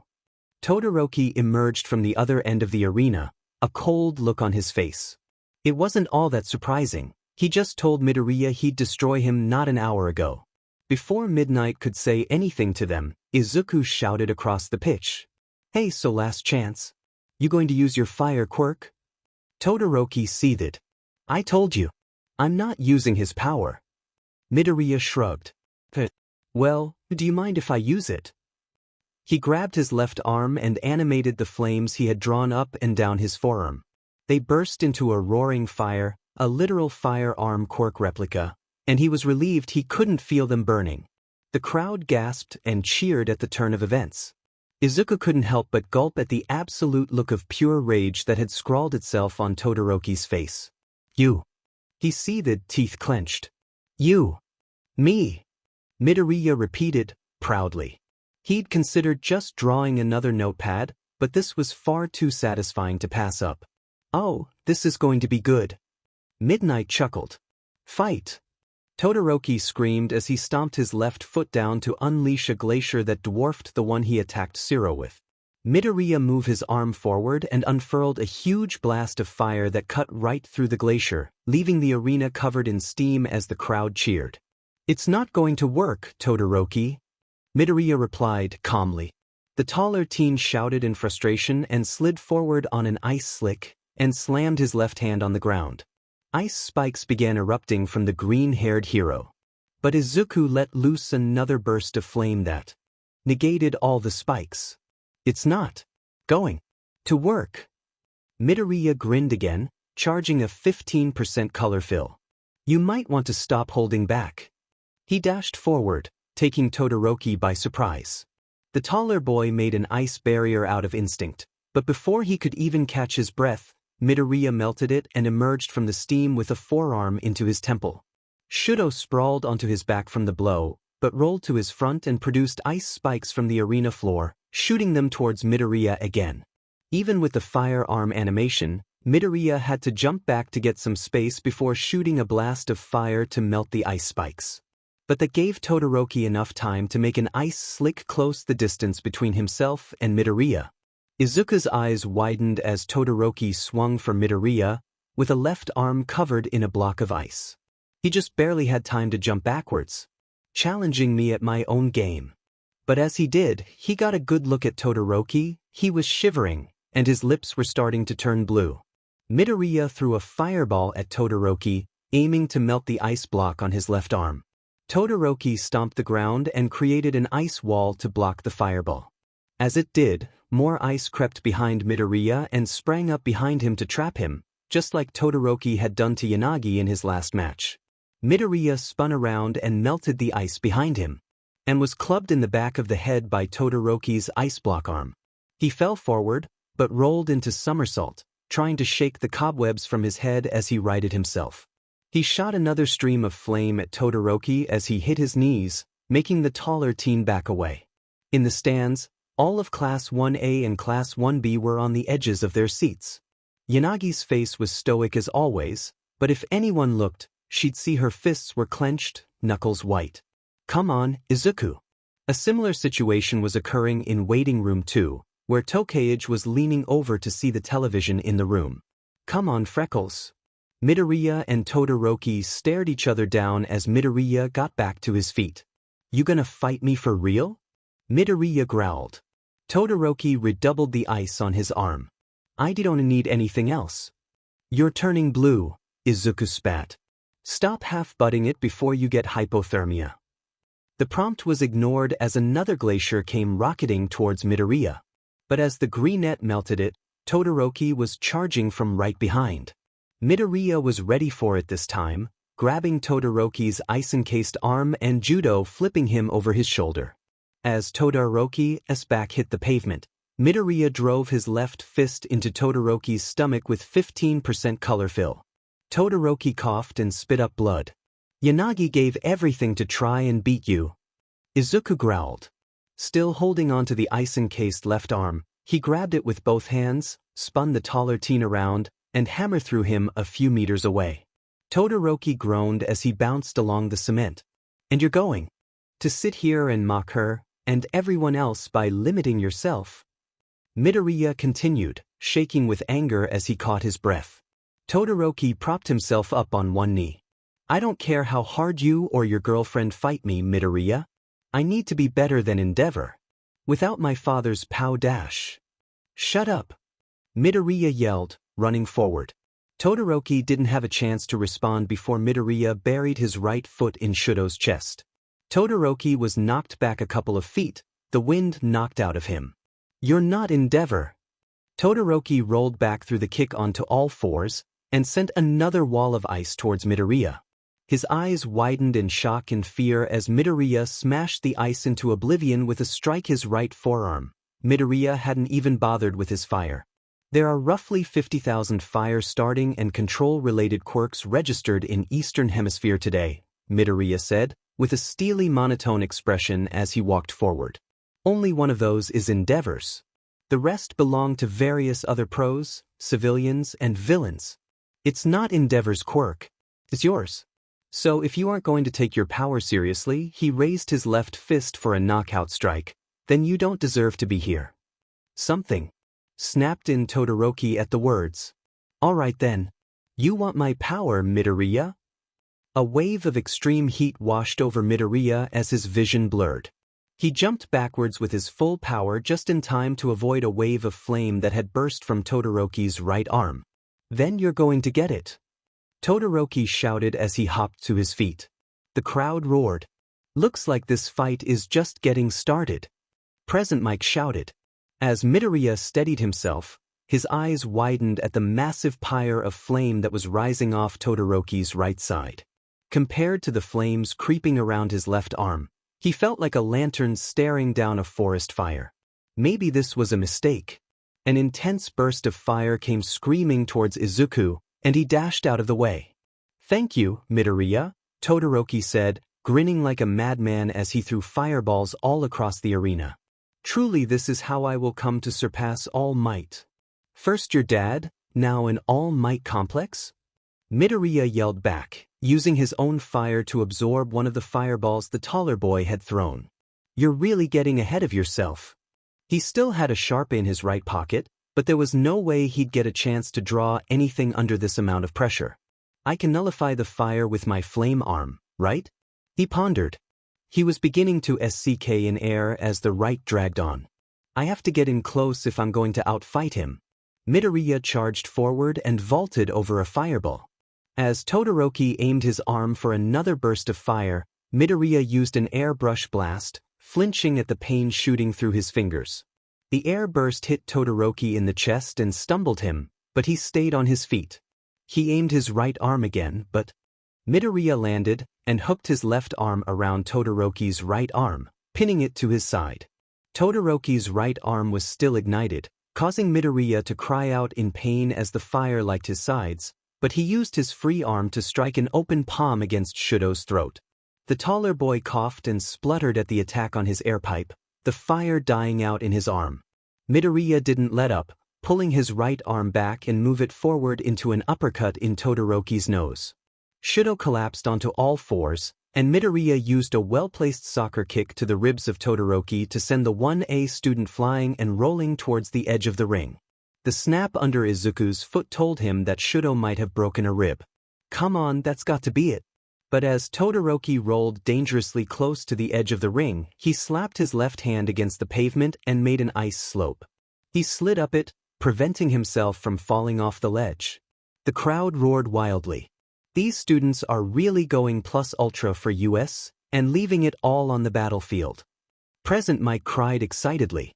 Midoriya's eyes widened and unleashed a burst of fire, hoping to finish off Todoroki, but the taller boy stood up shakily and raised a swirling vortex of fire around himself. Crap, now I can't see him.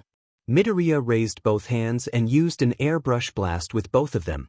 The gust blasted through the fire vortex, But apparently Todoroki was ready for it. He had created an ice slick and was zooming straight for Midoriya, who was still reeling from using both of his hands to make the air blasts.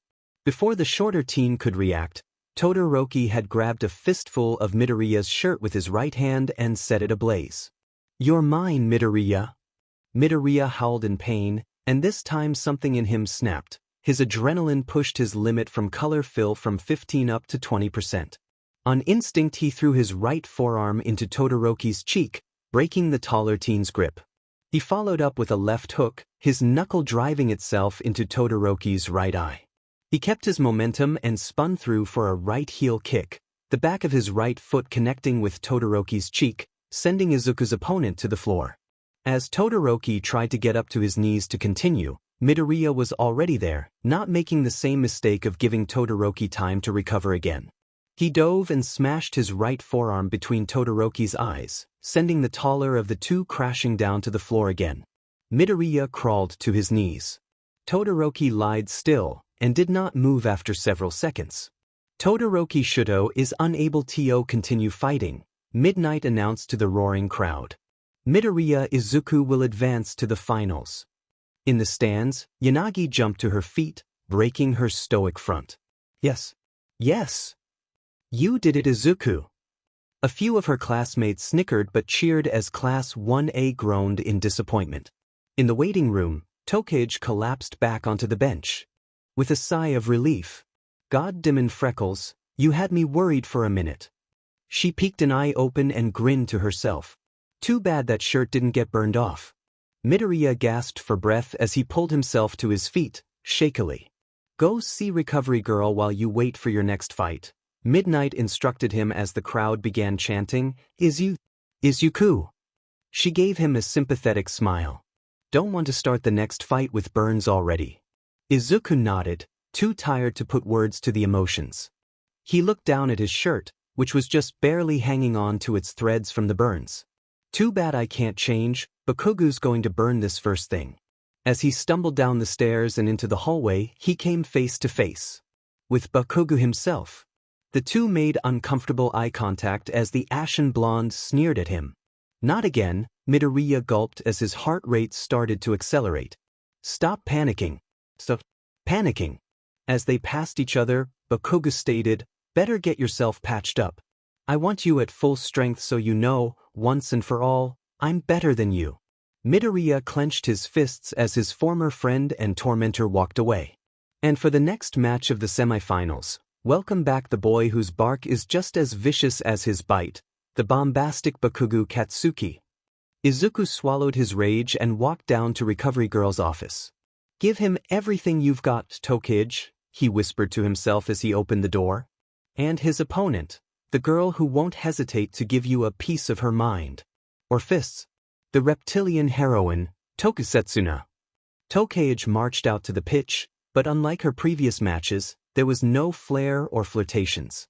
In fact, as Yanagi watched from the stands, still on the edge of her seat from the last match, the ghostly girl couldn't remember the last time she had seen Tokage look so furious. "I've been looking forward to this all day." Bakugu grinned, cracking his knuckles. "Yeah," Tokage replied, punching a fist into an open palm. "Me too." Midnight looked at her niece in alarm. It was rare for her to be so serious about.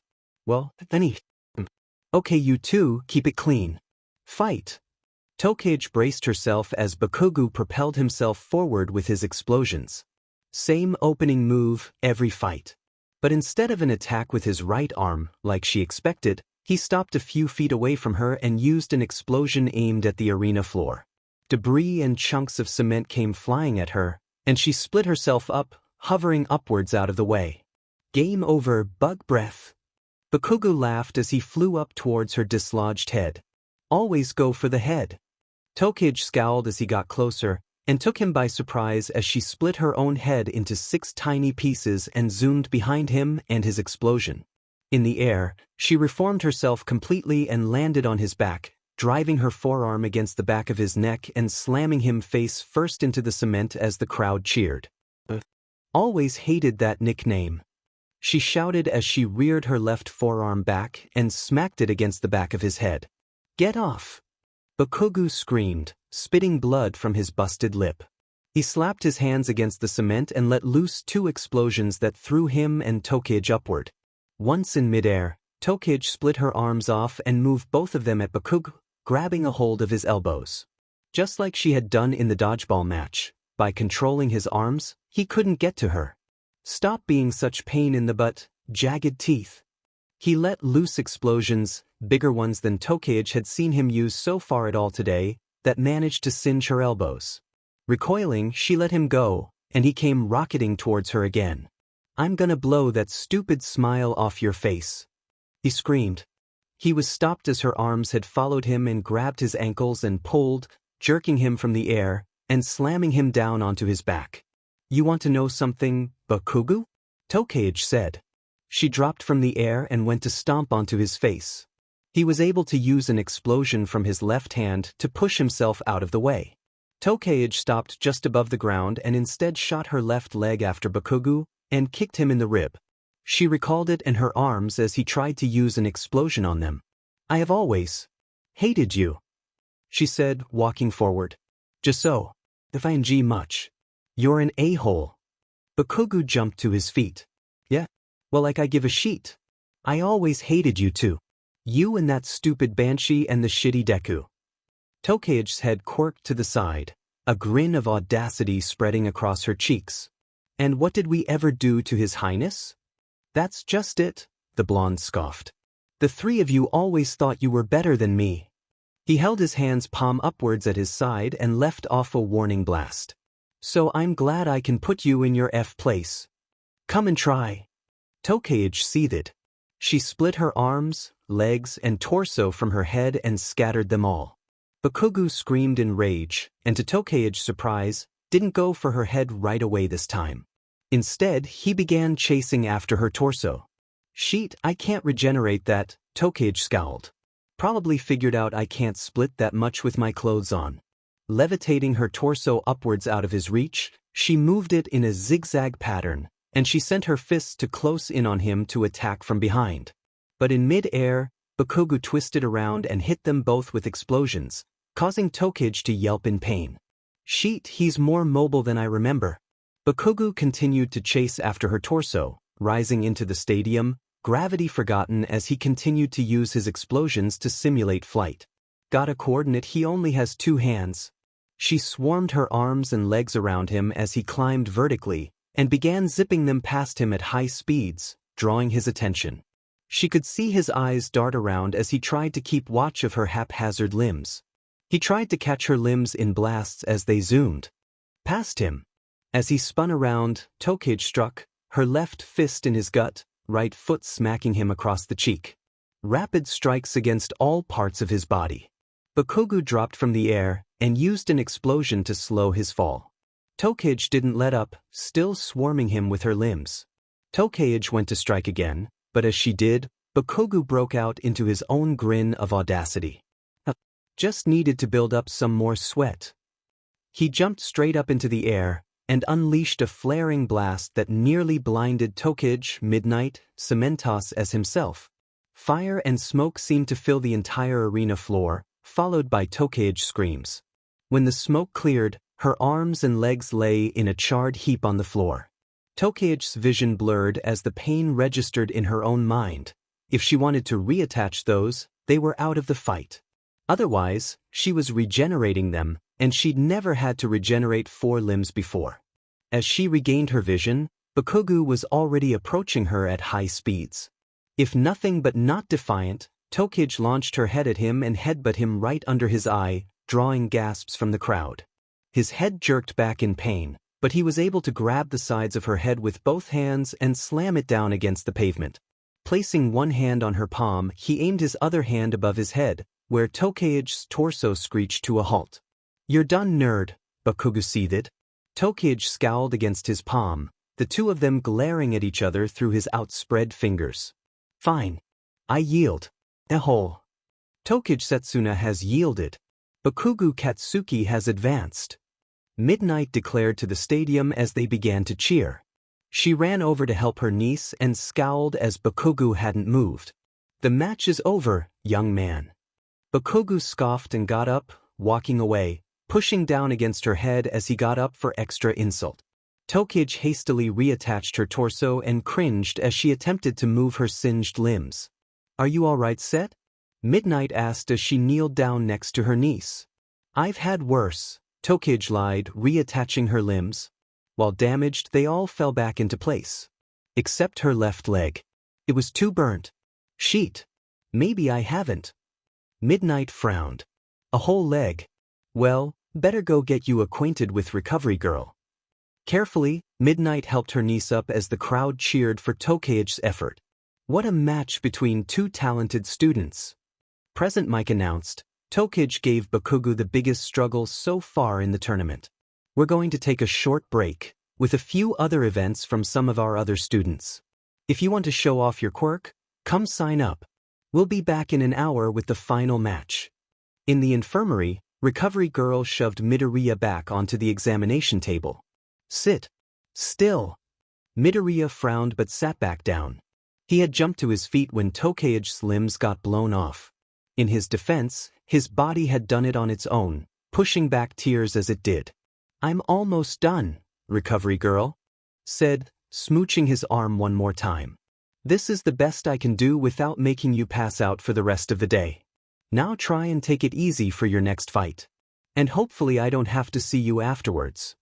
Midoriya nodded, looking past the senior citizen. He walked out into the hallway and immediately broke into a run, meeting Midnight and Tokage in the hallway. "Setsuna." He was surprised to see Tokage give him a pained smile. "Come down, Freckles. You look like you're chopping onions." Embarrassed, he wiped his eyes. Sorry. I was just worried." I'm made of tougher stuff than that. My ancestors were T-Rexes," she declared with a weak laugh. "She can't prove that," Midnight added dryly. "Can you give us a hand, Midoriya?" Midoriya took to the other side of his friend and helped the teacher get Tokage to the infirmary. Recovery Girl groaned as the door swung open again. "Another one of Bakugo's? I wish they would cancel this stupid tournament. I'm too old for this." "Thank you, Midoriya," Midnight sighed. "I've got it from here." Midoriya nodded and went to leave, but Tokage yelped, "Hey, wait," and he paused. He turned and looked, not used to seeing such a harsh look of regret on her usually playful face. The lizard-like girl bit her lip and looked to her feet. "I dunno. I'm sorry, Freckles." His eyes widened and he quirked his eyebrows in surprise. "Sore, why are you apologizing?" "Well," she sighed, "that guy's been treating us. And you, especially, like dirt since we were little. I kinda wanted to get him back for us." Midoriya looked to his feet, embarrassed. "You were really cool out there, Tokage. You don't need to apologize. Besides, he wasn't that bad after you guys left." The waver of his voice wasn't very convincing, and Tokage instantly recognized it as a lie. But she didn't want to grill him. Not in front of her aunt, and not while she was in pain. "Still, you're my friend, and I care about you. Which is why I wanted to kick your butt in the finals." The two laughed. "Maybe next year?" Midoriya suggested, wistfully. She nodded. "It's a promise." All right, Recovery Girl interrupted, standing between the two. "In case you two hadn't noticed, this one has an entire leg to regrow, so I've got a night's work ahead of me. Give her some privacy, Romeo." Midoriya's face turned scarlet and he nodded. "Why, yes, ma'am." He looked up. "I'll come back after my match to see you." "You better," Tokage grinned as he walked out of the door. As he did, her eyes traveled over to Midnight, who was practically swooning from the conversation. "Not a goddamn word, Aunt Nemuri. But it's so romantic." As soon as the door shut, Midoriya's eyes dropped, losing their glint. He took the Sharpie out of his pocket and marched over to the bathroom. Rolling up his sleeves, he uncapped the marker. "This ends today, Bakugo." He seethed into the mirror. "Your strategy was admirable," Yanagi said as she sat at Tokage's bedside. "Truly I thought you had the most hateful foe vanquished." Tokage smiled weakly at her silver-haired friend. "Go back to snarking at me, Casper. Nice you is weird." Yanagi laughed. "Once your leg is grown back all the way." Tokage yawned.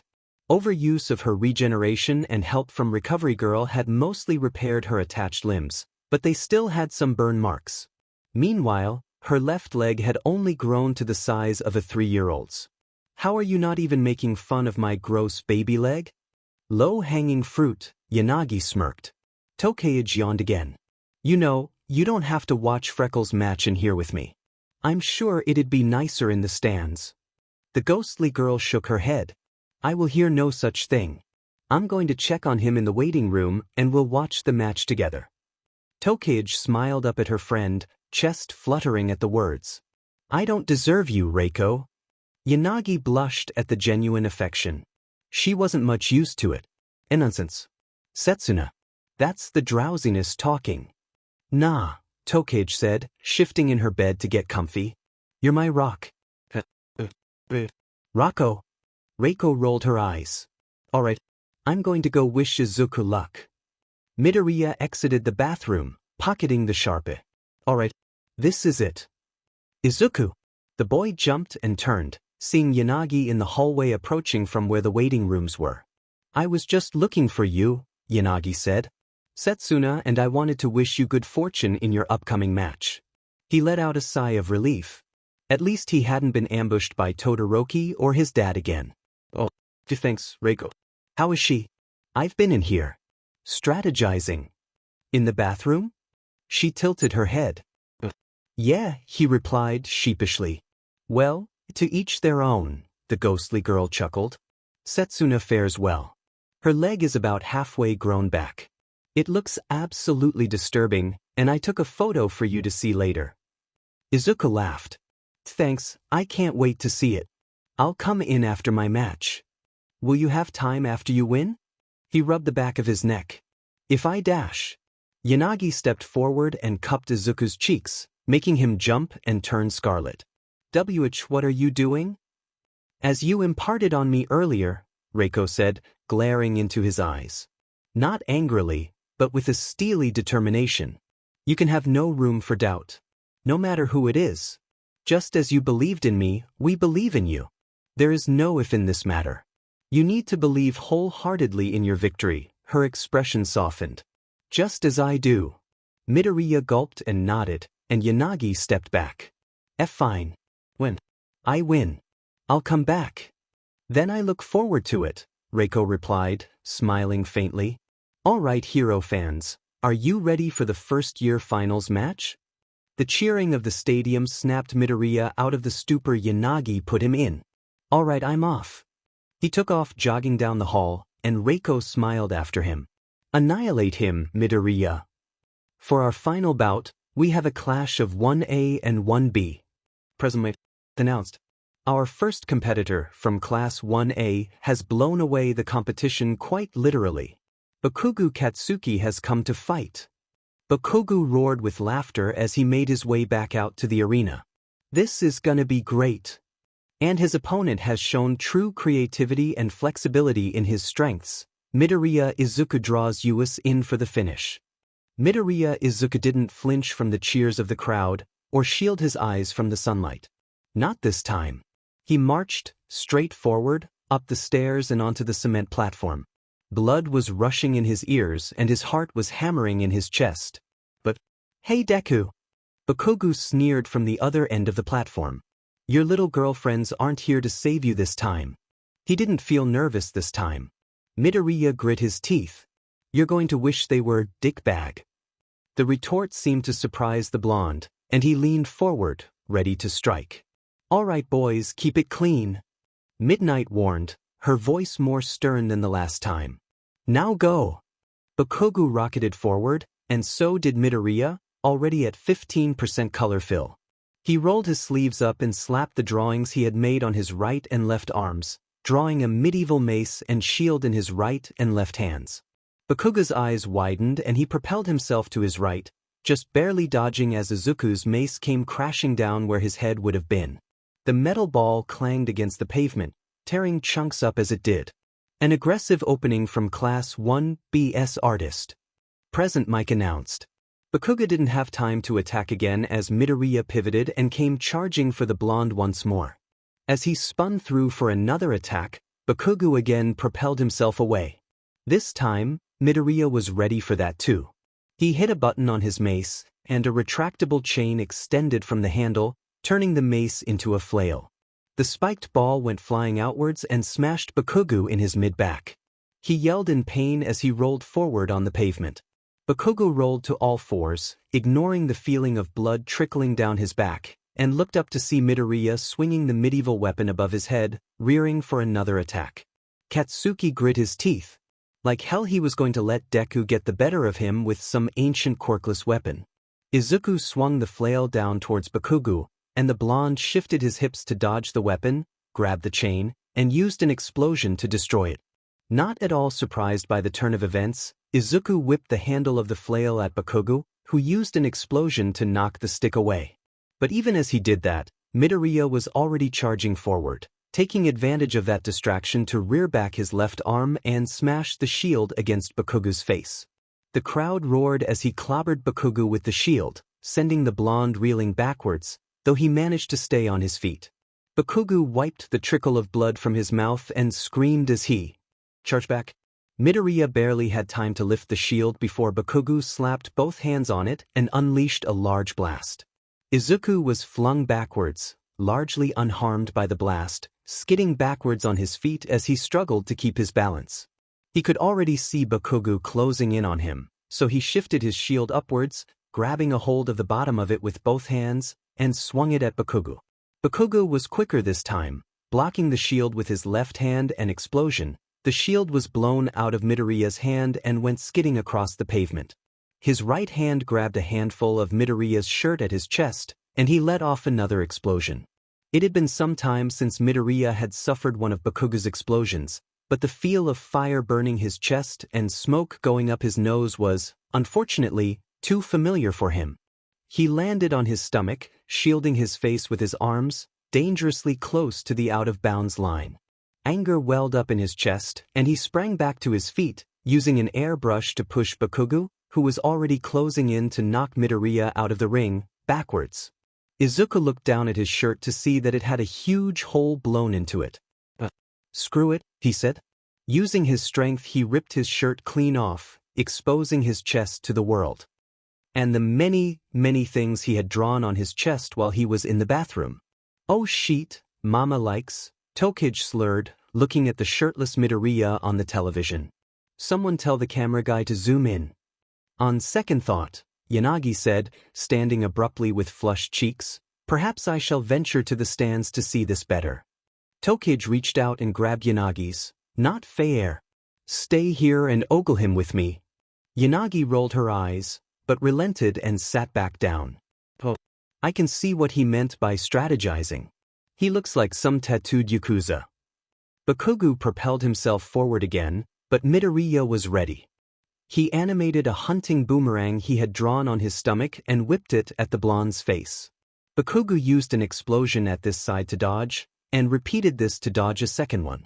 But he wasn't expecting Midoriya to pull a third boomerang from his back, fake a throw to get Bakugo to dodge again, and then throw it. The wooden weapon smashed right between Katsuki's eyes, blurring his vision and sending him onto his back.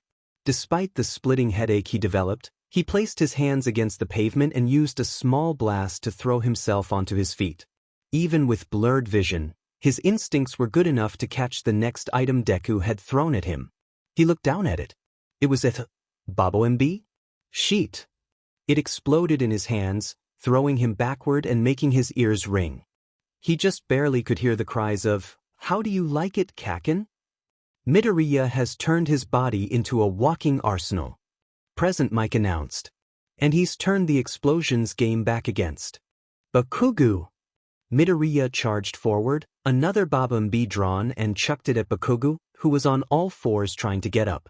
As it blew up, the explosion threw Bakugo towards the out-of-bounds line for the match. Midoriya watched hesitantly, hoping that would be enough. But in mid-air, Bakugo used explosions of his own to fly back right into the ring, making a beeline for Midoriya. Gritting his teeth, Midoriya animated his last BGMI and threw it at Bakugo, but the blonde caught in mid-air, and with a spin, threw it back. But this left Midoriya enough time to animate the baseball bat he had drawn at his side and smack the BGMI back at Bakugo, who ducked back down to the ground. The explosive sailed over his head and exploded in the air. The two boys charged each other, Midoriya pulling the bat over his shoulders to swing for the fences. But Bakugo grinned wickedly as he stopped a few feet in front of Midoriya, put his hands together, and unleashed a massive explosion that had far greater range than Izuku could have anticipated. The bat splintered and burned into ash as Midoriya was thrown back again. The longer this goes on, the more it's to his advantage. He grimaced as his back hit the pavement, scraping up his skin. He'll just sweat more and be able to use his quirk even better. It was an advantage Midoriya had realized about Bakugo when they were younger. Most people were victim to exhaustion from using their quirk and extended fighting and exercise. And while Bakugo could be tired out, it didn't slow down his quirk, it just made it stronger. The more he sweat, the more range and power he could draw on. It was why in middle school he learned to stop running away. And why he drew some ranged items.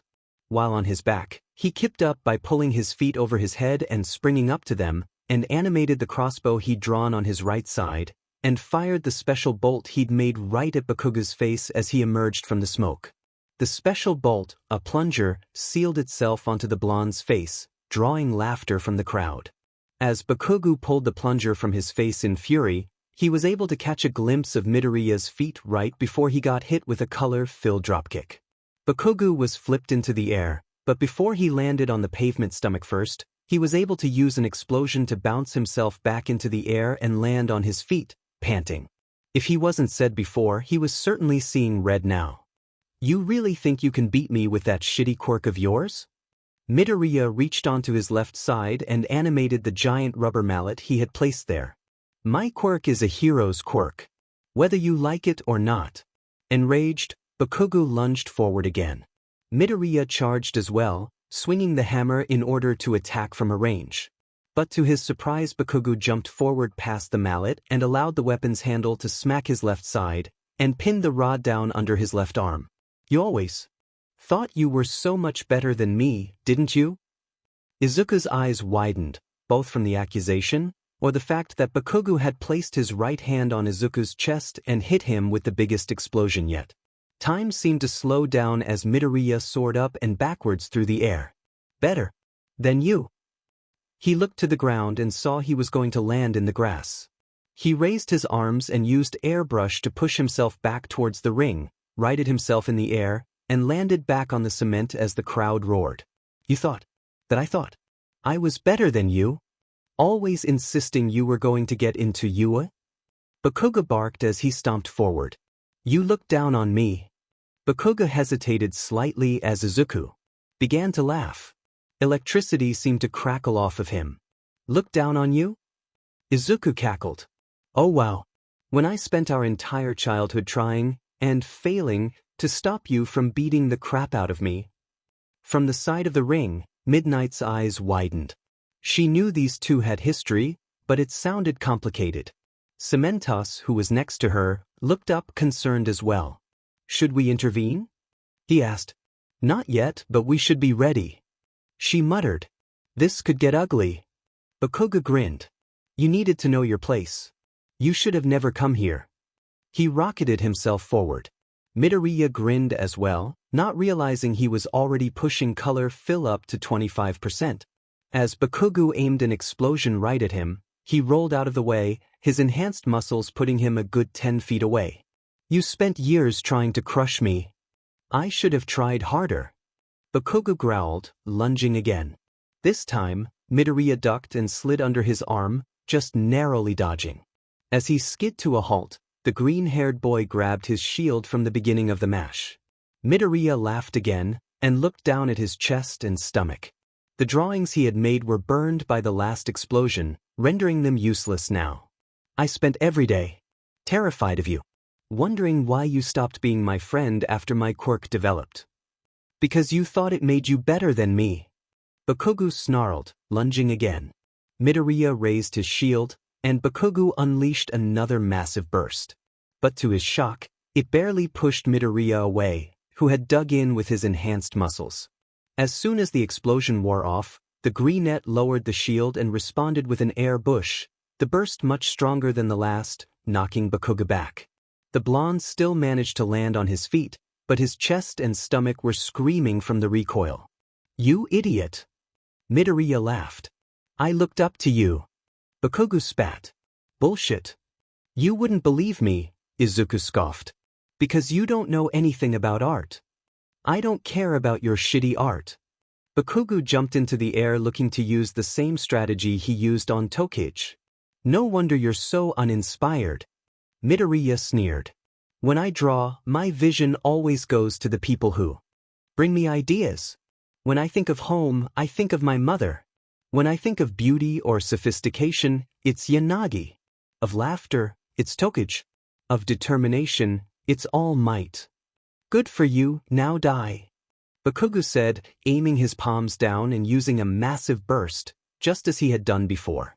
Midoriya knelt under the shield, straining as fire pushed around and liked at this arms and side. His knees nearly buckled under him as the force of the blast pushed him downwards.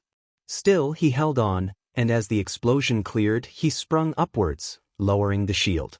Bakugo's eyes widened in surprise that Midoriya had lived, and nearly burst from his skull as the greenette jumped up buried his right fist into Bakugo's stomach. "But when I envisioned strength, of power, of victory, I always saw you, Bakugo. My goddamn unstoppable tormentor." As Midoriya landed, he laughed again. "That's why I have to defeat you now. Then I can be my own vision of strength." Bakugo landed on his knees, incensed by the accusation.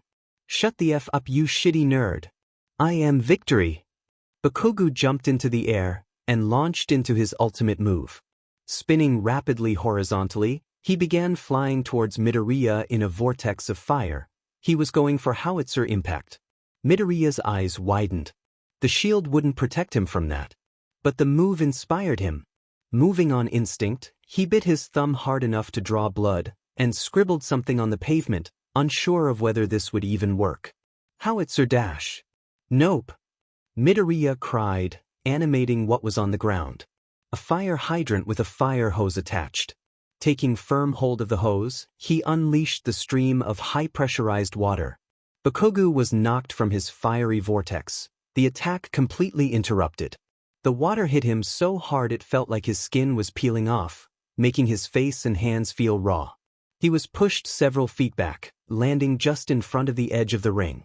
Still, he sprung up in his humiliation and went to propel himself forward.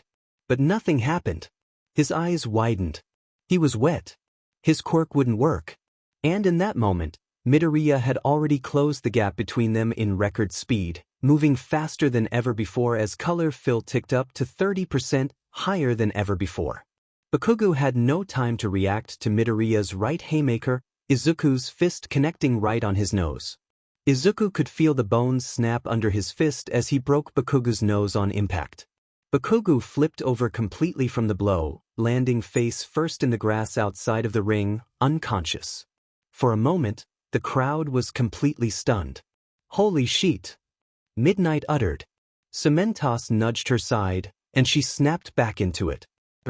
Bakugo Katsuki has been knocked from the ring. The winner of the sports festival is Midoriya Izuku. Midoriya collapsed to his knees as the deafening roars of the crowd hit his ears. He became vaguely aware of the stinging pain in his right hand. Nothing seemed broken, but he'd definitely put too much into that punch. He'd done it. He stood once more, and for the first time since he'd entered that bathroom to strategize. He smiled. Midnight raised his left hand for the crowd, who cheered louder. The next few minutes seemed to happen in a surreal blur, as he was led to Recovery Girl's office once more in a haze to treat his burns. The stupid grin etched on his face only grew wider as Yanagi ambushed him with a hug, a rarity for her, and Tokage hooped from her bed as she saw him. Hastily, Recovery Girl had thrown a hospital gown for him to cover up, which he slid on. She reluctantly congratulated him as he sat down on the examination table, using her quirk to heal his burns and the sprains he had put in his arm from all the punching he'd done. Cementos had carried in Bakugo to be treated for a broken nose, But considering how nasty their fight had been, Recovery Girl ordered him into the spare room next door. Izuku finally snapped out his stupor when Recovery Girl gave Tokage a bit of bad news. Well dear, I don't think your leg will be back to normal size until tomorrow morning at the earliest. You'll have to accept a bronze medal with a crutch. Tokage looked down. Oh man, I gotta show the world my weird but toddler leg. Yanagi and Midoriya snickered. Well, the uniform for your pants should be baggy enough to hide it, Recovery Girl frowned. I'm sorry, dearie.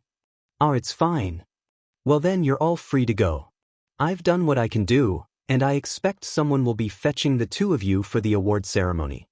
The elderly woman sighed. Which means I need to go fix up the blonde one. Midoriya hopped off the bed, and Tokage grabbed the crutch the smaller woman handed her. You know, she sighed, I could just split apart and levitate. Don't you dare, Recovery Girl sniped. You don't regenerate until you're in one piece, so you just keep that head on your shoulders. Hello, recovering students, came the all-too-familiar voice of All Might as he opened the door with a dramatic slam. I am Dash. Leaving. Recovery Girl hissed. That's what you are. She comically shoved All Might out of the infirmary, Izuku, Reiko, and Setsuna following after her. In the hallway, Midnight was waiting for them as well. Here. All Might finished as Recovery Girl grumbled and stomped her way over to the room Bakugo was in.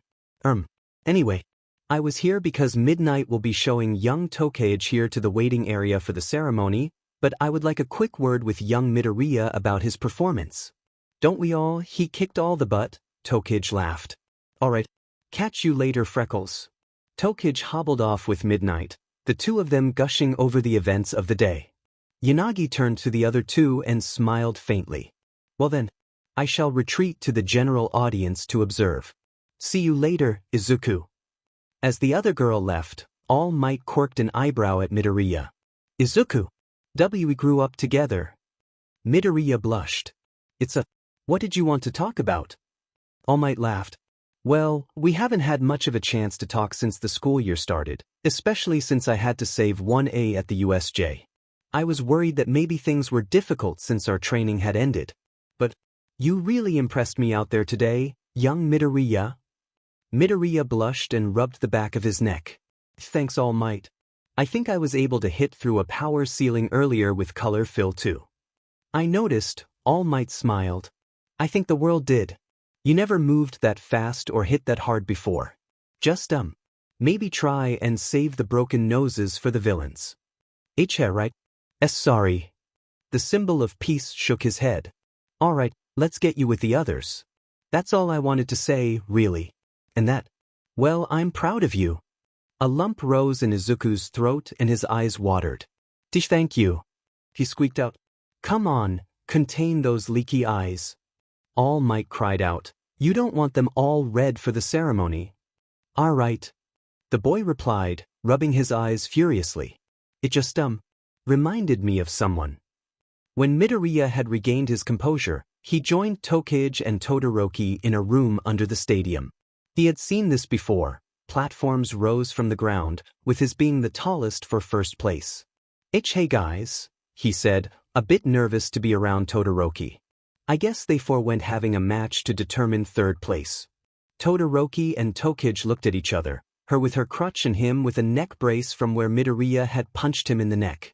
Yeah, I think they just figured they'd call it a tie, Tokage snickered. Todoroki stepped forward, and Midoriya could almost feel the tension in the air thicken. Right up until the taller boy extended a hand. Midoriya. I just wanted to apologize for calling you out earlier today. Midoriya didn't hesitate to return the handshake, a wave of relief washing over him. Oh, it's nothing. I should apologize too. It was kind of underhanded to use fire on you. Not at all, Todoroki shook his head. If anything, it showed me I've been sort of pig-headed about it. I shouldn't hold back, especially in the real world. Well, I'm glad. Izuku smiled. Your quirks are both really cool. Friends? The question seemed to take Todoroki by surprise. Oh, sure. Friends. He smiled just slightly. Well, glad you two are getting along. Tokage said, leaning against Midoriya abruptly. Think they'll have to muzzle Bakugo? Todoroki shrugged. I don't interact much with my class, but I overhear them complain about his attitude a lot. I wouldn't be shocked. The three chatted when, after a few more minutes, Midnight returned with Bakugo in tow. Contrary to Tokage's speculation, he was completely sullen. He made no eye contact with anyone, and merely marched over to the spot for the silver medal. All right, places you for? Midnight beamed. It's showtime. Yanagi Reiko had to admit, at least, to herself, the awards ceremony for the sports festival was far more impressive to watch in person than on television. She usually just tuned out after the final match, but she was utterly captivated at the spectacle of it when it was right in front of her. Seeing her two best friends get awards certainly helped as well, standing on their podiums. She mostly sat in silence as she watched, overhearing Kendo talk to Shishida about how excited she was for Tokage and Midoriya, or Kamakiri telling anyone who would listen that he was going to fight Midoriya in the next bout of hero training. She smiled to herself as she watched their differing personalities. Tokage was striking every pose she could manage with a crutch, while Midoriya seemed frozen stiff with stage fright. When the cheering and confetti finally subsided, she decided to wait for her friends outside of the hallways to the pitch. She smiled to herself as she saw Tokage and Midoriya making their way over to her slowly. Midoriya looked up and saw her, smiling. She couldn't remember the last time she'd seen him smiling so much. It filled her chest with a warmth and sent her stomach flipping. Hey Reiko! He beamed. Setsuna nudged him immediately. Tell her. Tell me what? Reiko asked, a hint of curiosity in her usually monotone voice. I just got a call from my mom after the ceremony, the green-haired boy admitted, sheepishly. Wanted to know if you guys wanted to watch the second year's sports festival at our apartment tomorrow. She said she'd order lots of food. Make a party out of it. I know that's kind of... since it'd just be us and my mom. Not at all, Reiko shook her head. That sounds enthralling. I believe Tokage and I were just going to watch it at my abode, but I would love to take you up on your offer. That's what I said. Tokage beamed. I was like, Freckles. Freckles. That's awesome. It's the most unlame thing ever. I knew you'd see it my way, Casper. Midoriya blushed. All right, I'll let her know to expect you guys tomorrow. As the three walked out of the arena to head for the trains, they saw Bakugo not too much further ahead of them. All of them were surprised when he threw his second-place medal into a garbage can without slowing down. Geez. Tokage shook her head. Talk about a sore loser. So, the man surrounded by purple mist said to his young ward, You want the green-haired one, Master Shigaraki? Shigaraki, a blue-haired teen covered in disembodied hands that were almost as disgusting as the hair he never washed, nodded. Yes, Kurogyari. Did you see all that anger and hatred he had in that last fight? The maniacal laughter? He's one bad day from a villainous playthrough in this game called life. It's just a shame he wasn't at the USJ when we attacked. Kurogyari nodded. Well then, I'll look into recruiting the right talent to acquiesce him. After our meeting with Stain. Can't I skip that cutscene? No. Hey, Mom, what are these?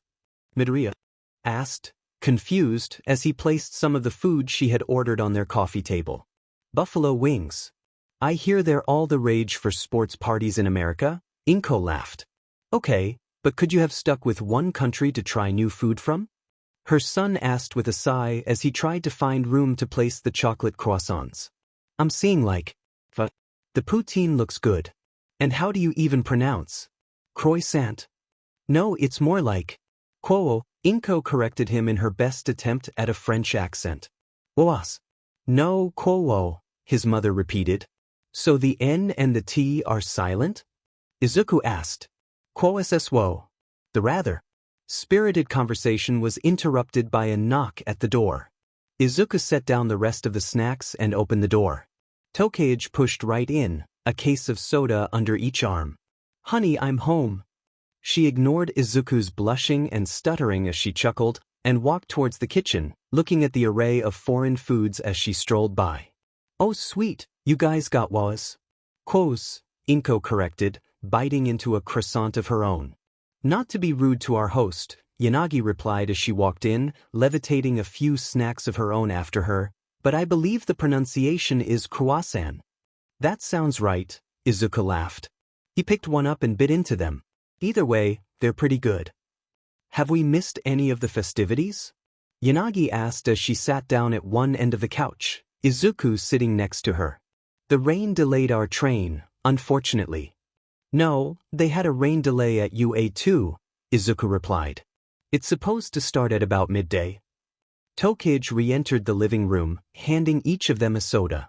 DMN. Glad that didn't happen to us yesterday. Tokoyami's quirk would have been way stronger if I faced him later in the day. Izuku's attention, now that he was finally sitting, was drawn to what the girls had been wearing. He'd gotten so used to seeing them in their school uniforms and hero uniforms, which were both attractive and made it hard to focus at times already, he'd forgotten that casual clothes could be an entirely different monster. Tokage's shirt wasn't so bad. It was a black shirt with the Jurassic Park logo on it, but the rather tiny shorts she was wearing paired with the Triceratops knee socks brought a lot of attention to her legs. Izuku scolded himself and forced himself to look away from her thighs. He cracked open the soda, which was good since his throat had run so dry. His eyes shifted over to Yanagi. She had dressed more modestly, but the cut of her gray t-shirt displayed just enough cleavage when she leaned forward to draw his eye. Her black leggings clung to her lower body as well. Oh God, don't stare, he chastised himself. He almost felt rather slovenly in his plain t-shirt that read, t-shirt, on it, and his red gym shorts. Of course, the girls didn't feel that way too. He hadn't noticed, but they had both already taken note of how his arm muscles peeked out from his sleeves and how toned his leg muscles were. The uniform really hides it, but he's a FING beefcake, Tokage thought, glancing over as she took a bite of a chicken wing. Midoriya certainly took time to hone his body as well as his drawing skills, Yanagi thought as she levitated a sushi roll over to herself. I can't say it isn't pleasant to look at. I can't believe I regrew a whole leg, and you didn't even say, Lieutenant Dan, you got new legs. Tokage said, turning to Izuku out of nowhere and lightly hitting his shoulder. He snickered. I noticed they seem to be the same size. And very attractive. Setsuna scoffed. I work my body overtime for you, and you don't notice. She held a leg up and enjoyed how much he squirmed. They look great now. He blushed. Sorry? Don't be, Yanagi added dryly. She pulled the same nonsense on me. Thankfully for the 3 raging bundles of hormones, Inko walked in to provide a distraction as she sat down in her recliner next to the couch. Can you levitate me some of those wings, Yanagi dear? I don't want to reach over anyone. Of course, Ms. Midoriya. Breaking news alert, the television cut to a news anchor. It's been confirmed that last night, the infamous hero killer stain struck again. A hush fell over the room. Of course, the students had been following this at school. After the League of Villains that had attacked, the hero killer was the biggest villain currently at large and active. Inko had been following the news too. She was worried for not only her son, but his friends as well for whatever challenges they could face upon graduation. Pro-hero Ingenium was found last night outside of Hosu, and was rushed to the nearest medical facility in critical condition. While he is expected to pull through, medical staff has so far refused to comment on if he's expected to be able to return to the field. Oh dang, Setsuna said, a mouthful of chips and salsa.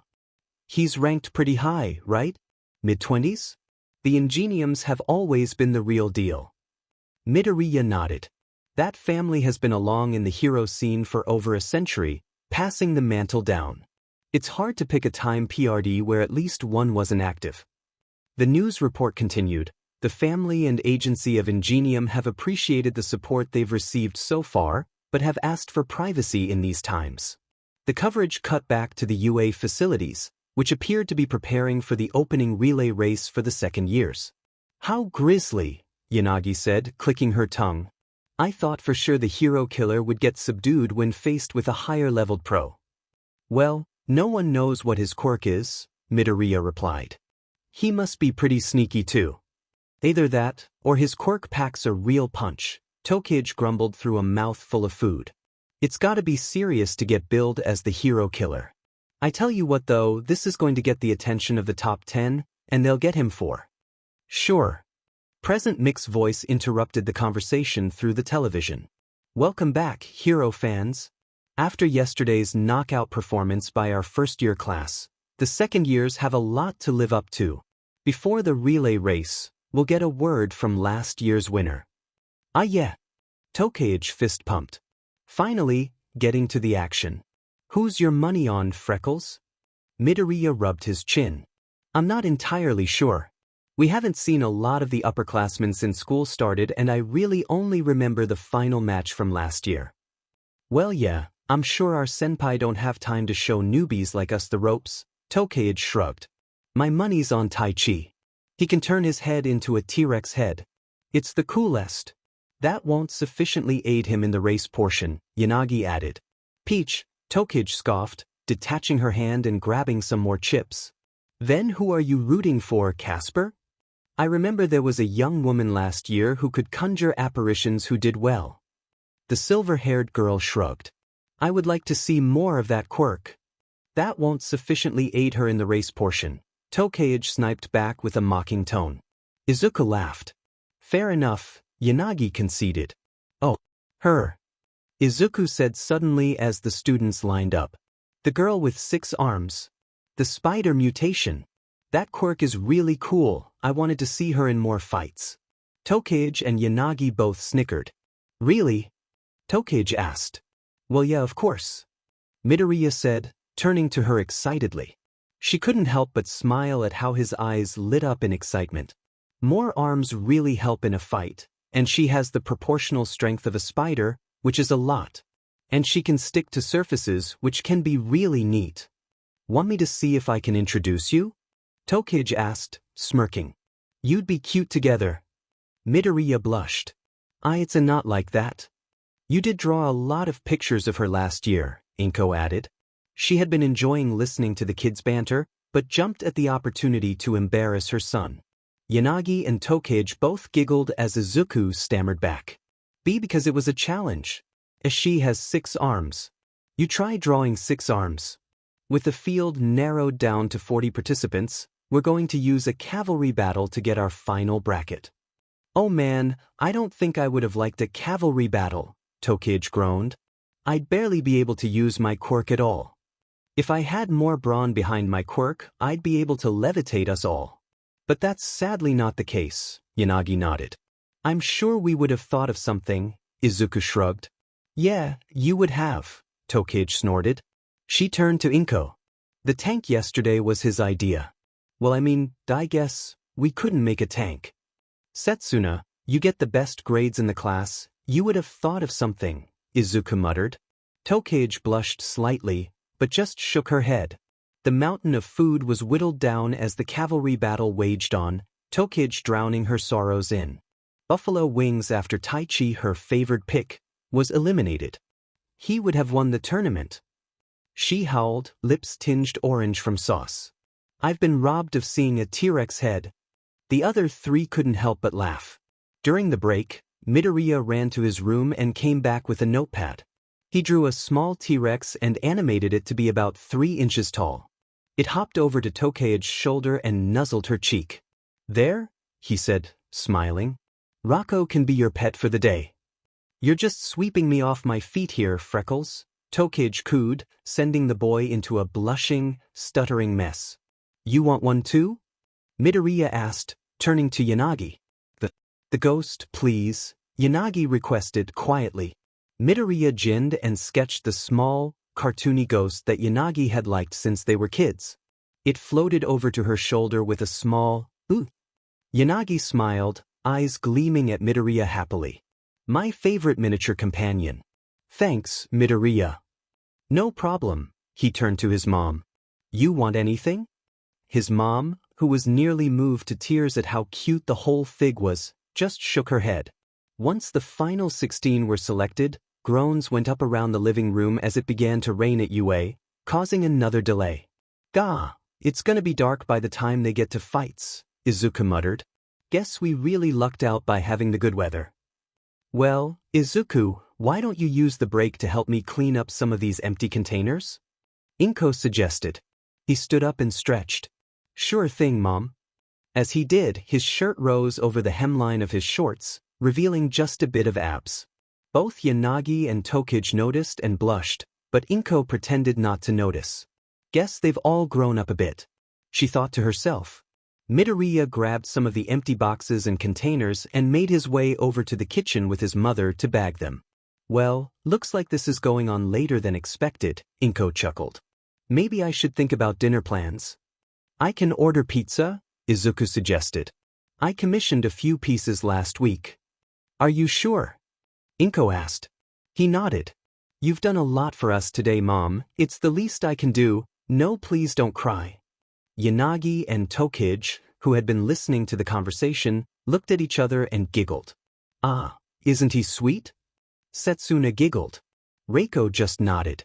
As Izuku came back, they both turned and gave him rather smug grins. Not a word, you guys, he grumbled, taking his seat between them. He took out his phone. What am I getting? He immediately felt his throat dry as both girls leaned onto his shoulder to look at his phone as he opened the pizza store app. You know me, Freckles, I'm a carnivore, Setsuna said, making him squirm as he felt her breath on his ear. We should get a meat lovers. I'd prefer mushrooms, Reiko said. Izuku shuddered as he felt her hair brush against his cheek. I'll just order 2 pizzas, he muttered, accommodating both their suggestions. Good. Please don't notice my irked. Can we get cheese bread too? Setsuna whispered into his ear breathily. Why was that stuck? He thought, throat dry. Sure. The green-haired girl was rather pleased with herself at seeing how red he had turned, and how much she was making him squirm. Yanagi had noticed too, although she wasn't sure which one of them she was more jealous of at the moment. And Ikari Sora eliminates Yagami Arete in an impressive display of control over her phantoms. Izuku sighed. Yanagi's pick had just eliminated his pick, the Spider Girl, by overwhelming her with apparitions. Fine, Reiko. You win. The last slice of pizza is mine, Reiko said, pleased, as she levitated the last slice of mushroom pizza to her face. Victory was assured from the beginning. But I will say, Arete fought admirably. Tough break, Mop Top, Setsuna yawned. But we can wallow in being wrong together. She held up a soda can. Cheers. Cheers, he responded, dejectedly, clinking a fresh can against hers. The next match in the semifinals is against last year's champion. Uzumaki Satoshi will take on a real rising star, Hinata Mikoto. Oh, that's going to be good, Izuku said, leaning forward excitedly. Uzumaki-senpai's cloning quirk might be just the thing to overcome Hinata's luck quirk. Luck is such a weird quirk, Tokage laughed. Last year she got knocked out right away because she tripped over her own shoelaces right out of the gate and bonked her head. I can see why she's in the support course. I can't believe how far she's gotten. Right. It would be frightful to be a hero, and then on a random swing of bad luck, plummeting to your death because your quirk decided to be uncooperative. Yanagi shuddered. That, and you can't learn to control it, Izuku added. I wonder how it affects her support items. As the 2 competitors took to the field, Inko watched, amused, how all 3 teenagers leaned forward and seemed to scooch forward to watch the match. Even Reiko, who was more subdued than the other 2, groaned and gasped, winced in sympathy, and held her breath in sync with Izuku and Setsuna as they watched the match. It was by and far the longest match of the evening, and longer than any of the matches that had gone on the day before. By the time Satoshi finally eliminated and exhausted Mikoto, the 3 teens slumped back into the couch with a sigh. Ikari-senpai will really have a tribulation ahead of her to take on Satoshi-senpai, Yanagi said. I have faith that she'll pull through. Nah, Tokage shook her head. He's just too tough. All those clones? He won't even go near her. Her quirk is emitter type. Mikoto only lasted so long because the clones kept attacking each other. But that means the clones are susceptible to quirks too, Izuku replied. So if she can haunt the clones faster than he can make them and get him in range, Ikari-senpai can get the win. Freckles, don't go making me think on our day off, Setsuna sniped. If you didn't have such good grades, I'd think you never thought at all, Reiko added dryly. Mama Midori, Tokage cried out in a sing-song voice, Reiko is bullying me. Izuku snickered as Inko shook her head. Settle down you three, Inko chuckled.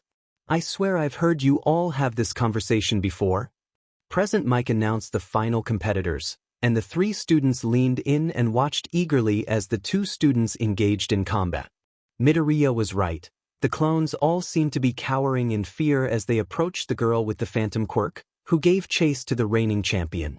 Before long, the three were actively cheering at the television, and Inko couldn't help but laugh at how excited they were.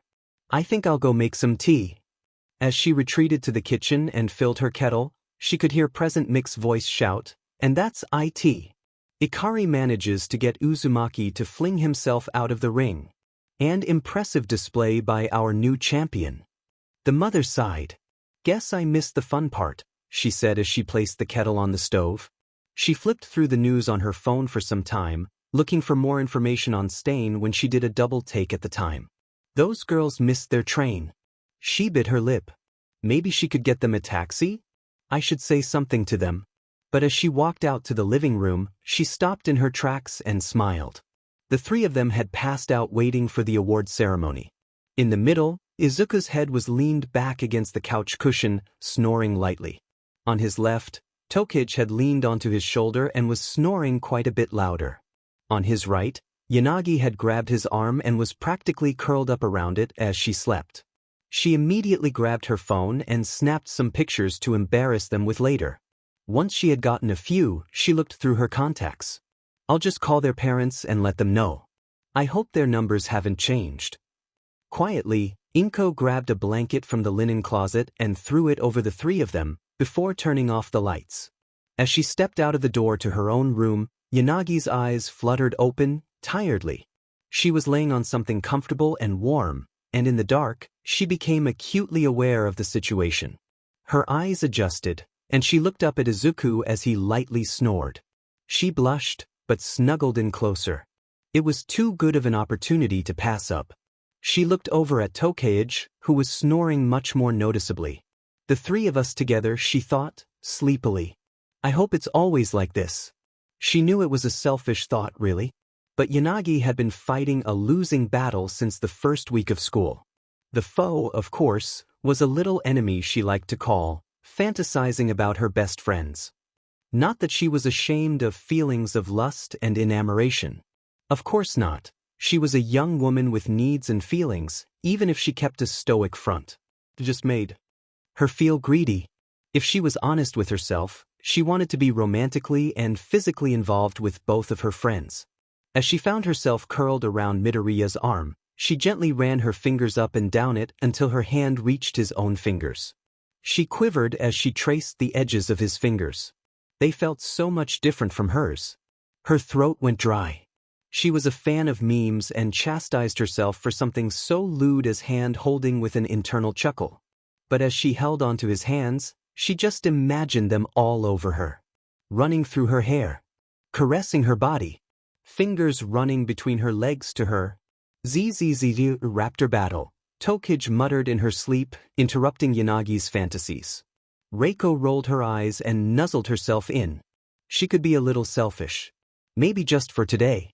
Internships, Vlad King began, are a matter to take seriously. I know that probably goes without saying, but your behavior out in the world with pro heroes is a direct reflection on your education and of UA in general. Class 1B listened with bated breath as the pro continued. You will shadow a pro hero for 1 week, if you were chosen of course, to learn the ropes of your everyday hero work. Usually this just entails patrols, but sometimes there is real danger. Students have gotten hurt. This is why your parents sign waivers at the beginning of the year about this sort of thing. Bet Mom loved that, Midoriya grimaced. This is also where we'll usually see some students panic and transfer out to general studies, business, or something else. And I want to stress that it's fine. Vlad King held up his hands. Sometimes you don't know heroics isn't for you until you're out there and realize it isn't all. Going on talk shows and shouting, I am here. No disrespect to All Might, of course, but those are usually perks for being number one. The class giggled slightly at Vlad's terrible All Might impression. That being said, there is usually a gap in offers. Based on the sports festival. On the electronic whiteboard, their names were displayed, and then a number with a bar graph appeared. Midoriya's eyes bulged, his offers were over 9,000. Behind him, Tokage had received over 2,000. Kendo and Yanagi each received close to 1,000 offers, with Kendo receiving just a few more. The rest of the class trailed, but everyone had at least one. Specifically, Fukudashi only had 2. His speech bubble read, F- in very small letters. You've got some time before your next lesson, so maybe go through so you'll know who to pick for next week, Vlad King explained. I don't need a decision today, as I know some of you have a lot to go through, but I need it Friday at the latest. One by one, each student grabbed their offers and returned to their seat. Midoriya himself needed 3 trips to grab each of the folders, the class snickering at him each time he made another trip. Where do I even start with all these? Midoriya whispered to Tokage, distraught. I'm kind of feeling the same, Tokage shrugged. I'll probably ask Aunt Nemuri to help me after school. Izuku nodded, realizing he had a mentor he could consult too. Good call. Oh, maybe get some help too. Good heavens, young Midoriya, this is a lot of offers. The symbol of peace bellowed in the teacher's lounge before coughing and going back to his skeletal form. Izuku had backed up in time to avoid getting any blood on him. Yeah, I know, the boy sighed. It's too many to go through. I'm not sure how to even begin. He rubbed the back of his neck. Can I just intern with Gran Torino? All Might chuckled. I called him after your performance. His words were, and I quote, I'm tired of beating up the little green bean, send him elsewhere. That tracks.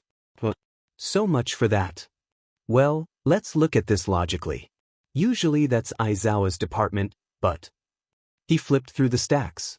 Vlad was kind enough to put these in order of hero rank. Wow, you got an offer from Endeavor? I did. Midoriya said, eyes widening. Why would he offer? Maybe because you got his son to use his fire? All Might shrugged. Point being, anyone below rank 100 is trying to use you for publicity. He pushed the second 2 folders aside. A drawback of the sports festival is sometimes struggling pros want to use the higher-up students for their own gain. I'd avoid that, honestly. Well, that narrows it down, Izuku sighed in relief. So now?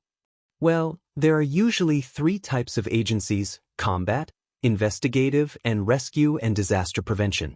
Some, of course, will specialize in 2 or 3. Endeavor usually bills himself as combat and investigative. Granted, most of his investigation involves punching people until someone talks. The 2 chuckled. To be honest, Midoriya, you're pretty good in combat. So you might excel there, but would you learn more? All Might asked. Midoriya rubbed his chin. So you think I should go for investigation or rescue? It might be a good way to challenge yourself, All Might shrugged. About half of these are investigative or rescue agencies, so go through them and we can talk more if any sound interesting. The next day. And time is up, Vlad King said to the team of Midoriya and Tokage in their investigation mission exercise the next day. Unless you can tell me the identity of the killer, we need to move on. Midoriya and Tokage looked at each other and shrugged. Was it Tsunatori? Tokage asked as Pony, who had been posing as a murder victim on the floor, giggled. Vlad sighed. No. It was Stanley, the watermelon. He gestured at the watermelon that had been sitting on his desk for unspecified purposes for the whole exercise. Better luck next time, you two. Izuku and Setsuna groaned and left the locked room they had been charged to investigate. Of course, Setsuna sighed. It was so obvious. In hindsight, investigation stuff is hard, Midoriya sighed as he sat next to her on the bench. Maybe I should focus on that for my internship. You think so? Tokage asked. I was going to look over some of my prospects today. You want to come over and join? Misery loves company. He snickered. Sure. After their heroics lesson, and finding out none of their classmates guessed Stanley the watermelon was the murderer, the class broke for lunch. Sitting with his entire class, he listened as everyone else discussed their prospects. I'm really lucky to get in with fourth kind, Tetsu sighed. I think one of the 1A guys will be in there with me. I think I'm doing mine with someone from 1A too, Kendo said. Might be nice, you know. Not being the only student there and all. I'm stuck with Tortoise Guy. Fukudashi's speech bubble read in squiggly, depressed text. Who wants to hang out with the world's oldest hero? What about you, Midoriya? Juzo asked. You probably still need to dig yourself out of all those offers. The table snickered as the Grionet scratched his cheek. Yeah, I am. Whittled it down a bit. Tokage and I were going to go over them after class. Leave room for Jesus, Shiozaki said abruptly. The table exploded into a fit of laughter. It's not like that, Izuku said, turning crimson. Tokage just winked at him from across the table, and he stared down at his food nervously. She laughed. You want to pick out your internship with us, Yanagi? The silver-haired teen shook her head. No, not tonight. My dad will be home from work and we're going out for the evening. Oh, nice. Tokage beamed. Maybe my folks will be home tonight too. After a quick call to his mom, Midoriya was on the train with Yanagi and Tokage on the way back. Is it okay that I'm coming over? Midoriya asked. I haven't seen your parents since I was like 7. Oh, for sure. We're just doing some school stuff, and when I told them you were in my class they were excited to see you again. As they all got off the train, Yanagi went the other way from Tokage and Midoriya. As she did, it dawned on him that he wasn't really alone with either of them often. It felt different. Not in a bad way or anything, but he definitely felt nerves wash over him. So did you go through your list at all? Midoriya asked as he followed her down another block. I know you said you'd ask your aunt. Nope. She laughed. I dropped it off at home, went to Yanagi's apartment, and lost track of time when she put on some foreign horror movie. Was it that scary? Nah, I fell asleep. He laughed. Oh, that will do it. Look, you know I love naps, Tokage snickered. It's the lizard in me. Yeah, that tracks. He stopped abruptly as Tokage turned towards a house. He had noticed this was a bit of a swankier neighborhood, but he hadn't expected Tokage to live in an absolutely massive-looking 3-story house. She always talked about going to Yanagi's apartment. But looking at the impressive abode, he wondered why they wouldn't come here instead. Tokage clicked her tongue as she looked at the driveway. What's the matter? Izuku asked. She sighed. Mom and Dad aren't back. Which means it will just be us and Sakura. Oh, I keep forgetting you have a sister, he replied sheepishly. Trust me, wish I could too. She snarked. Setsuna led him inside and Midoriya marveled at the size of the living room. It was practically the size of his entire apartment. He was fairly certain the couch was softer than his bed, and the television looked bigger than one of the walls of his bedroom. Is that you, Pops? Called a voice from up a set of stairs. No, Setsuna called back, wincing. It's you. The voice called back, full of disdain. Thanks, sis, Setsuna said, dryly. Come on, let's grab a snack and go to my room. Hopefully she decides to leave me alone. Midoriya just nodded and followed after Setsuna, thinking in a house as big as this it would be easy not to have to run into someone if you didn't want to. They walked into the kitchen and Setsuna grabbed a box of dinosaur crackers. She shook it once and scowled. Jerry, she hissed under her breath, it's effing empty, and she put it back here. Out of nowhere, a disembodied pair of arms flew into the kitchen, put Setsuna in a headlock and gave her a noogie. Well yeah, it's the best bait to catch a shrimp like you, snickered Tokage Sakura, who walked into the room laughing. Midoriya could see why the older sibling referred to Tokage as a shrimp. Sakura stood a good head taller than himself, and he was a bit taller than Setsuna. Sakura immediately eyed Midoriya and snickered to her sister. Wow, you found a guy to hang out with even when you aren't doing the gyro sheet? Shut up. Tokage hissed, shoving Sakura's arms off of her head finally. Wait, Sakura laughed, leaning in, making Izuku back up. You're the little geek who used to draw all the time. You're the one Shrimp and her little friend keep talking about. Yes. Izuku replied nervously. Hi. Sakura cackled. Well, you certainly filled out. You sure you want to hang around with this disappointing twat? Setsuna grabbed a different box of dinosaur crackers from the cupboard and brushed past her sister, grabbing Izuku's hand. Come on, Freckles, let's go figure out where we're interning. Don't FING go getting PRGNT and letting down Mom and Dad even more. Sakura shouted to them. Setsuna began pulling Izuku a bit faster up the stairs, to her room on the 3rd floor. As she led him to her room, she slammed the door behind her, frustrated. As they stood there, hands still locked as Setsuna breathed heavily, Izuku looked around at his friend's room. He'd be more nervous about being alone in a girl's room if he hadn't already been uncomfortable from the interaction he'd witnessed between the two sisters. The first thing he noticed is that her bedroom was bigger than his mom's bedroom in her apartment. A queen-sized bed was back in a corner, covered under a mounting of various dinosaur plushies. Posters of various dinosaur-themed pro-heroes were all over her wall, and a desk by her bed was covered in plastic dinosaur figures. On the other side of the bed were 2 large beanbag chairs, and a bookshelf that reached from floor to ceiling. And on the opposite wall, a large television was mounted to the wall, with a few video game consoles under it on an entertainment stand. It was the coolest room Izuku had ever seen. Once that wore off, he realized that he was still holding Setsuna's hand, and she was still staring off into space with an angry look on her face. Through her arm, he was surprised to feel that she was shaking. Maybe trembling was even a better word for it.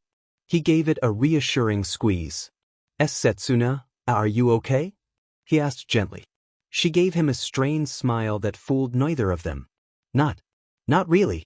I kind of can't even stand it when Sakura's here. I wish she still lived on campus. Where does she go? Izuku asked. The Support Holistic Institute of Technology. Setsuna practically spat. Ah yes, the SHIT, Izuku nodded. That's one of the best support universities in the country. Yup, Setsuna sighed, popping the P at the end of the word. Just like Mom and Dad. As she likes to remind me of. He hesitated, unsure if he should bring it up. He swallowed the fear down. They were friends and Hero Corps students. Of course he should try to help. What was that all about? Setsuna let out another, longer sigh. Likes to bring up that my parents wanted me to study support so that Sakura and I could take over at their branch of the firm they work at. Izuku looked at his feet and gave her hand a reassuring squeeze. I didn't know that. Yeah, well, it started after the move. Before they were at work all the time, they used to try and get both Sakura and I into building stuff. Sakura really loved it. I didn't.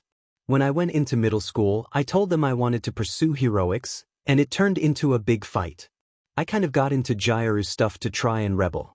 Did a lot of shit that I shouldn't. For the first year of middle school, my grades got really bad. And it was about that time my parents started working late, never coming home. To be honest, I think Sakura maybe still blames me for it.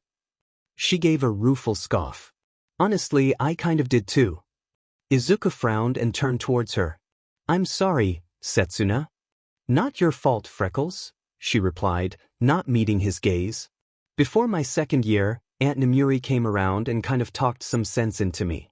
Told me I couldn't get anywhere near a hero course with bad grades. So I put more effort into school, but kept doing the Gyru stuff and generally just being an a-hole to my parents and Sakura because they kept trying to discourage me from being a pro. My friend group changed a lot. I hung out with some JRKS. The only person who really stuck with me was Casper. She'll tell you how bad it was for a while if you asked. The two were quiet for a while. I won't ask if you don't want me to, Izuku said. Please don't, Setsuna whispered. Thank you. So, anyway, we were fighting a lot. But then the exam comes and goes. And I get in. And my parents. Well, they said they were really proud of me. They stopped pushing and all. But yeah, they're still hardly ever home. Sakura likes to make me feel like they're still really disappointed. Do you think they are? Izuku asked, shuffling his feet. No, I don't think so, Setsuna replied. They've been really supportive since finding out. I'm not sure if Aunt Nemuri changed their mind or if just, I dunno, me actually getting in made them see I was serious. But for a while I thought they really were, so Sakura being in but about it still gets on my nerves. And the fact that they're never around makes it easy to doubt everything. I can understand that, Midoriya said, giving her hand another squeeze. He was a little embarrassed about the whole hand-holding thing, but he wanted her to know he was there. I'll always be here. It'd hurt me too. I know I didn't see you for a long time, but I'm really proud of you too. Yeah? She asked, voice smaller than Izuku had heard in maybe the whole time she'd known her. Of course, he replied earnestly. You're one of the smartest and strongest people I know. You're going to make a great hero. Without warning, she turned and wrapped her arms around his neck. This was a far softer hug than the kind she had greeted him with on the first day of school. Crimson-faced, Midoriya wrapped his arms around her waist and reveled in how warm she made him feel. Thanks, Izuku, she said, softly into his neck. You're welcome. As she pulled away from him, she stared him in the eyes for a few moments, making him squirm. He was bad at holding eye contact, especially with someone so close. Why yeah? She didn't answer right away, mostly because she wasn't even sure what she was thinking. She knew that she found him attractive, but she felt differently right now. Like she didn't want to let go of him. Like it would all be okay as long as they stuck together. She fought back an urge to kiss him that popped in her head from nowhere. She smiled and shook her head. Nothing. Come on. Let's figure out who we're interning with. Midoriya scanned the two prospects in his hands. The first was a rescue-based agency headed by the number 15 pro hero, Stasis. Stasis had the ability to freeze things in place for up to 10 minutes, which was good for getting people out of rough situations. The second was an investigation-based agency headed by the 47th ranked hero, Fox Noir. Truthfully, part of why Izuku was intrigued by this offer was because they had similar quirks. Fox's art could be animated, but it stayed on whatever surface it was drawn on. This meant she had even less combat potential than Midoriya, but in only a few years was already ranked in double digits. What do you think, Setsuna? Midoriya asked, laying on her large bed. She was seated at the desk, going through her much larger pile. Well, I would go for the higher rank, to be honest. But that's just more for publicity. And we're only in our first year, so I know, correct, answer would be to go with who you think you'd learn more from. They're both pretty cool offers. I know, he sighed. How about you? I'm thinking of the Wild Wild Pussycats. Midoriya bolted upright. Wild? Setsuna, you never said you had an offer from them. She chuckled. A lady likes to keep a little mystery, Mop Top. But yeah, they're my highest ranked offer, and I mean, they kind of do a little bit of everything, you know? A team like that? Yeah, he said, pulling his legs into a crisscross position. I mean, they're one of those all-in-one agencies. Hard to go wrong with them. I didn't even get an offer from them. Yeah, I wonder what they saw in me? Tokage chuckled. What do you think? You think I'm up for it? I would jump all over that. Izuku said, beaming. What do you mean, up for it? You'll knock them dead, I'm sure of it. To his surprise, Setsuna turned away, blushing. Thanks, Freckles. A knock at the door made them both jump, and Setsuna's dad, Tokage Akihiko, opened the door. Set, you in here? The green-haired girl beamed and practically bolted from the desk. Dad, you're back. Her father chuckled and hugged her. Yeah, figured I might as well visit the place I pay the mortgage on. He looked up and gave Midoriya a concerned look. And you are? Dad, come on, you remember Midoriya Izuku, right? Tokage asked, stepping back. Remember, he came over when we were kids? Oh, you're the kid who drew the dinosaur that ate the coffee table? The older man asked. Izuku rubbed the back of his neck. Yeah, my mom put a ban on dinosaurs after that. Akihiko laughed. Well, that's a relief. You've certainly grown. His face turned a bit sterner. I hope everything up here has been appropriate. Izuku's face turned red before Setsuna pushed her dad's shoulder lightly. Dad, come on, don't embarrass me. We're picking our internships. Well, that makes sense. Your school sent an email about those, the man said, stifling a yawn. I think your mom was picking something up for dinner. Should I let her know we'll have company? No, I think I should be heading back, Midoriya said, shaking his head. I told my mom I'd still be back for dinner. Setsuna pouted. Maybe next time? Sure. Fian. Well, let me walk you to the station at least. As Midoriya packed things up, he bowed to the older man. It was nice seeing you again, sir. Tokage Akihiko laughed. You too, Midoriya. Tell your mother I said hello. As the two walked to the station, Tokage asked, so did you pick between those two? I think I'll intern with Fox Noir. I'm just too intrigued with her quirk and how she uses it to investigate. Midoriya replied, smiling. I bet we'll both have some good stories after the week is done. Are you kidding? We'll be the talk of the class. I wonder who Ghosty will be picking. The next Monday morning, Midoriya got off a different train, having to get up far earlier than usual to get to Shibuya.